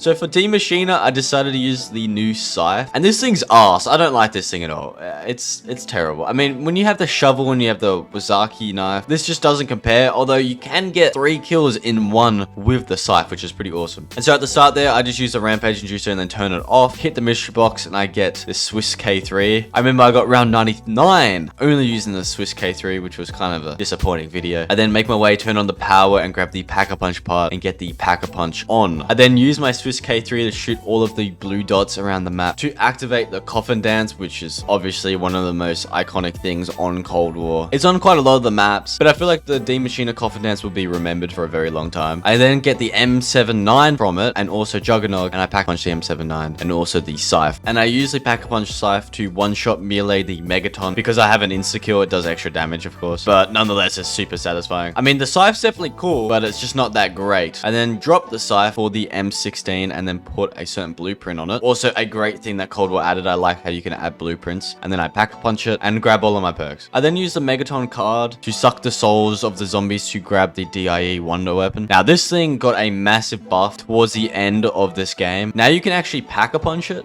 which is kind of crazy, and you Pack-a-Punch it 3 times, of course. So it's now the best weapon, and the ray gun isn't nowhere near as good as it used to be. I mean, like I said, Cold War just changed a lot from when it first came out. I mean, it was obviously a lot harder back in the day because you didn't have tier 5 skills, it only went up to 3, and also it just took a long time to actually get your skills to tier 3. And then once everyone got their skills to tier 5, they changed a lot of things in zombies to make it a lot harder, and you can see that you can go through these rounds ridiculously fast using this DIE Wonder Weapon. I mean, it's a blast to play. I actually really do like Cold War, as I've said 100 times, but it is bloody easy. And so here at round 99, I'm just going to show you guys, this is one single round at round 99, and if I wanted to get to round 300, it really wouldn't have taken me that long. But like I said, round 100 and round 300 just aren't that different. If you're playing on a different zombies game, getting to round 100 is easy. Getting to round 200 is bloody hard. That's how it works on Black Ops 2 and Black Ops 3. It's a completely different ball game. But on Cold War, it's not really. The rounds are just a little bit longer. And yeah, round 99 took that long, ridiculously fast. And then we have to do the exfil at round 101, which I would say is by far the hardest exfil, like I said. Still feel like 5 Megatons should spawn in instead of just 1 on round 100. I hope in the future, because I'm not going to count Vanguard, this is the last installment of zombies. So I hope the next zombies game has exfils the same as on Cold War, but just way harder. And that's going to be like in 2 years, man.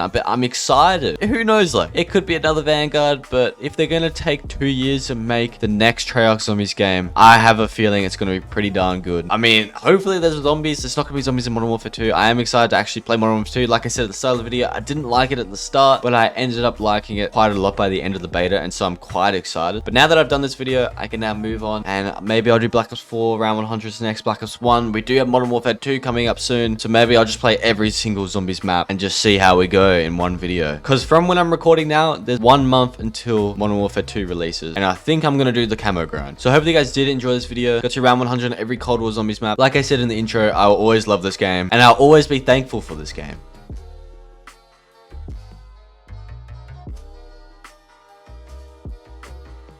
So, apart from an incredibly poor and rushed video, I haven't really spoken or made any content on Black Ops 6 Zombies. Despite its overall grand acclaim, I think this game's okay, I'm joking. I actually have so much fun when I hop on the Zombies, although I haven't played as much as most people. Originally, the Zombies content creator propaganda against Liberty Bowls made me incredibly skeptical of the map, but once I actually started playing it, I found it was really enjoyable, and Terminus is by far the more hardcore map, but equally as fun. In terms of comparing it to every other Treyarch Zombies game, it's very unique and fast-paced, which I think is perfect. It's also way different to Cold War than I thought it was going to be, which I really like.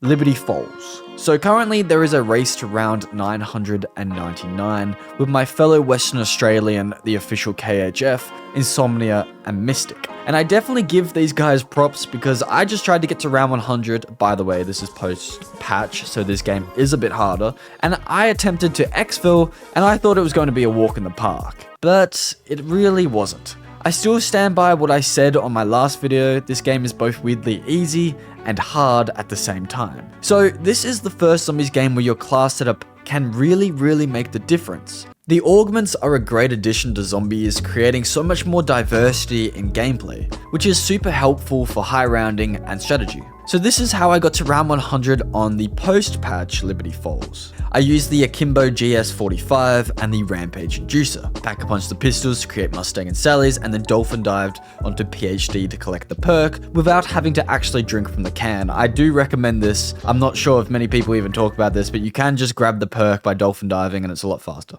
I then grabbed the water valve, jug, and speed collar, fixed the water pressure, and collected the part. By the way, the small little Easter eggs in this game were done so well. They're simple, creative, and fun. Of course, during this, I continually upgraded my pistols and grabbed a Mangler cannon to bust this gate open to collect my second part. I then found the groundskeeper and killed his zombified being for the third and final part of the jet gun. I do like it when they reuse classic wonder weapons, as long as they make them better, which they definitely did with the jet gun, so very cool to see. I would love to see a baby gun on this game in the future, that would be awesome. I then grabbed all the rest of my perks from the fizz, and now keeping this door closed, I can just spam my pistol in the corner here. An important part of this strategy, and something completely unique to this game, is to upgrade the knife that comes as your third weapon permanently, and I'll explain why later. I then fully pack-punched the jet gun and camped by this workbench whenever there was a bug round to speed them up substantially. By the way, I got this strategy from watching Sulky's video. He does high round guides and stuff. He's a really good content creator who I often watch, so if you like my content, you'll definitely like his, so check him out. Now, there is a multiple of strategies to use with the jet gun, such as sitting under this zip line, just tapping the weapon, or holding it when you have excess ammo like I did here. This is incredibly fast and pretty safe, but it does get annoying when you're constantly getting knocked down to the bottom here. The chopper gunner is also overpowered as hell in this position, but I preferred camping by this rail and hole with the jet gun, of course with the door behind me closed. Then I'd use Ether Shroud whenever weak, and this is where the knife and certain augments come into play. With the minor augment on the melee perk Hidden Impact, every knife kill will refill the jet gun ammo. Also, by running the major augment Void Sheath, you instantly swap to a Dark Ether Energy Knife, where every kill allows you to stay longer in Ether Shroud. Also, the extra charge and supercharged augments really help this strategy, as you get Ether Shroud faster and have more charges of it. By doing this strategy, you'll build up a lot of salvage, allowing you to buy mutant injections, and practically your way to 100 after that. It's especially a joy to massacre the ridiculous amounts of manglers. I also tried to exfil on 101 and accidentally slid off the roof and messed up pretty big, resulting in an exfil failure where the mangler jumped onto the helicopter. Terminus. I think it's really cool whenever Treyarch releases 2 maps at launch, especially when both are actually really good. Now, I'm yet to beat the Easter egg on either of these maps, but hey, maybe if this video does well, I'll release beating every single Treyarch Zombies map with these Black Ops 6 maps included too. So this is how I got to round 100 on Terminus. I ran practically the same augments, except with Ether Shroud, I didn't run Void Sheath, so I could have my pistols out in Ether Shroud. I turned on the 3 power generators, put deadwire on my pistol, and began to shoot the electric boxes around the map, and also turn on the 3 computers opening this door here. Now, I did try and get the free wonder weapon, but on the weird portal step, I think it glitched out or something, because I spent rounds trying to get the electric ball to spawn, but just couldn't manage it. In the end, the wonder weapon isn't that necessary or even that good for that matter.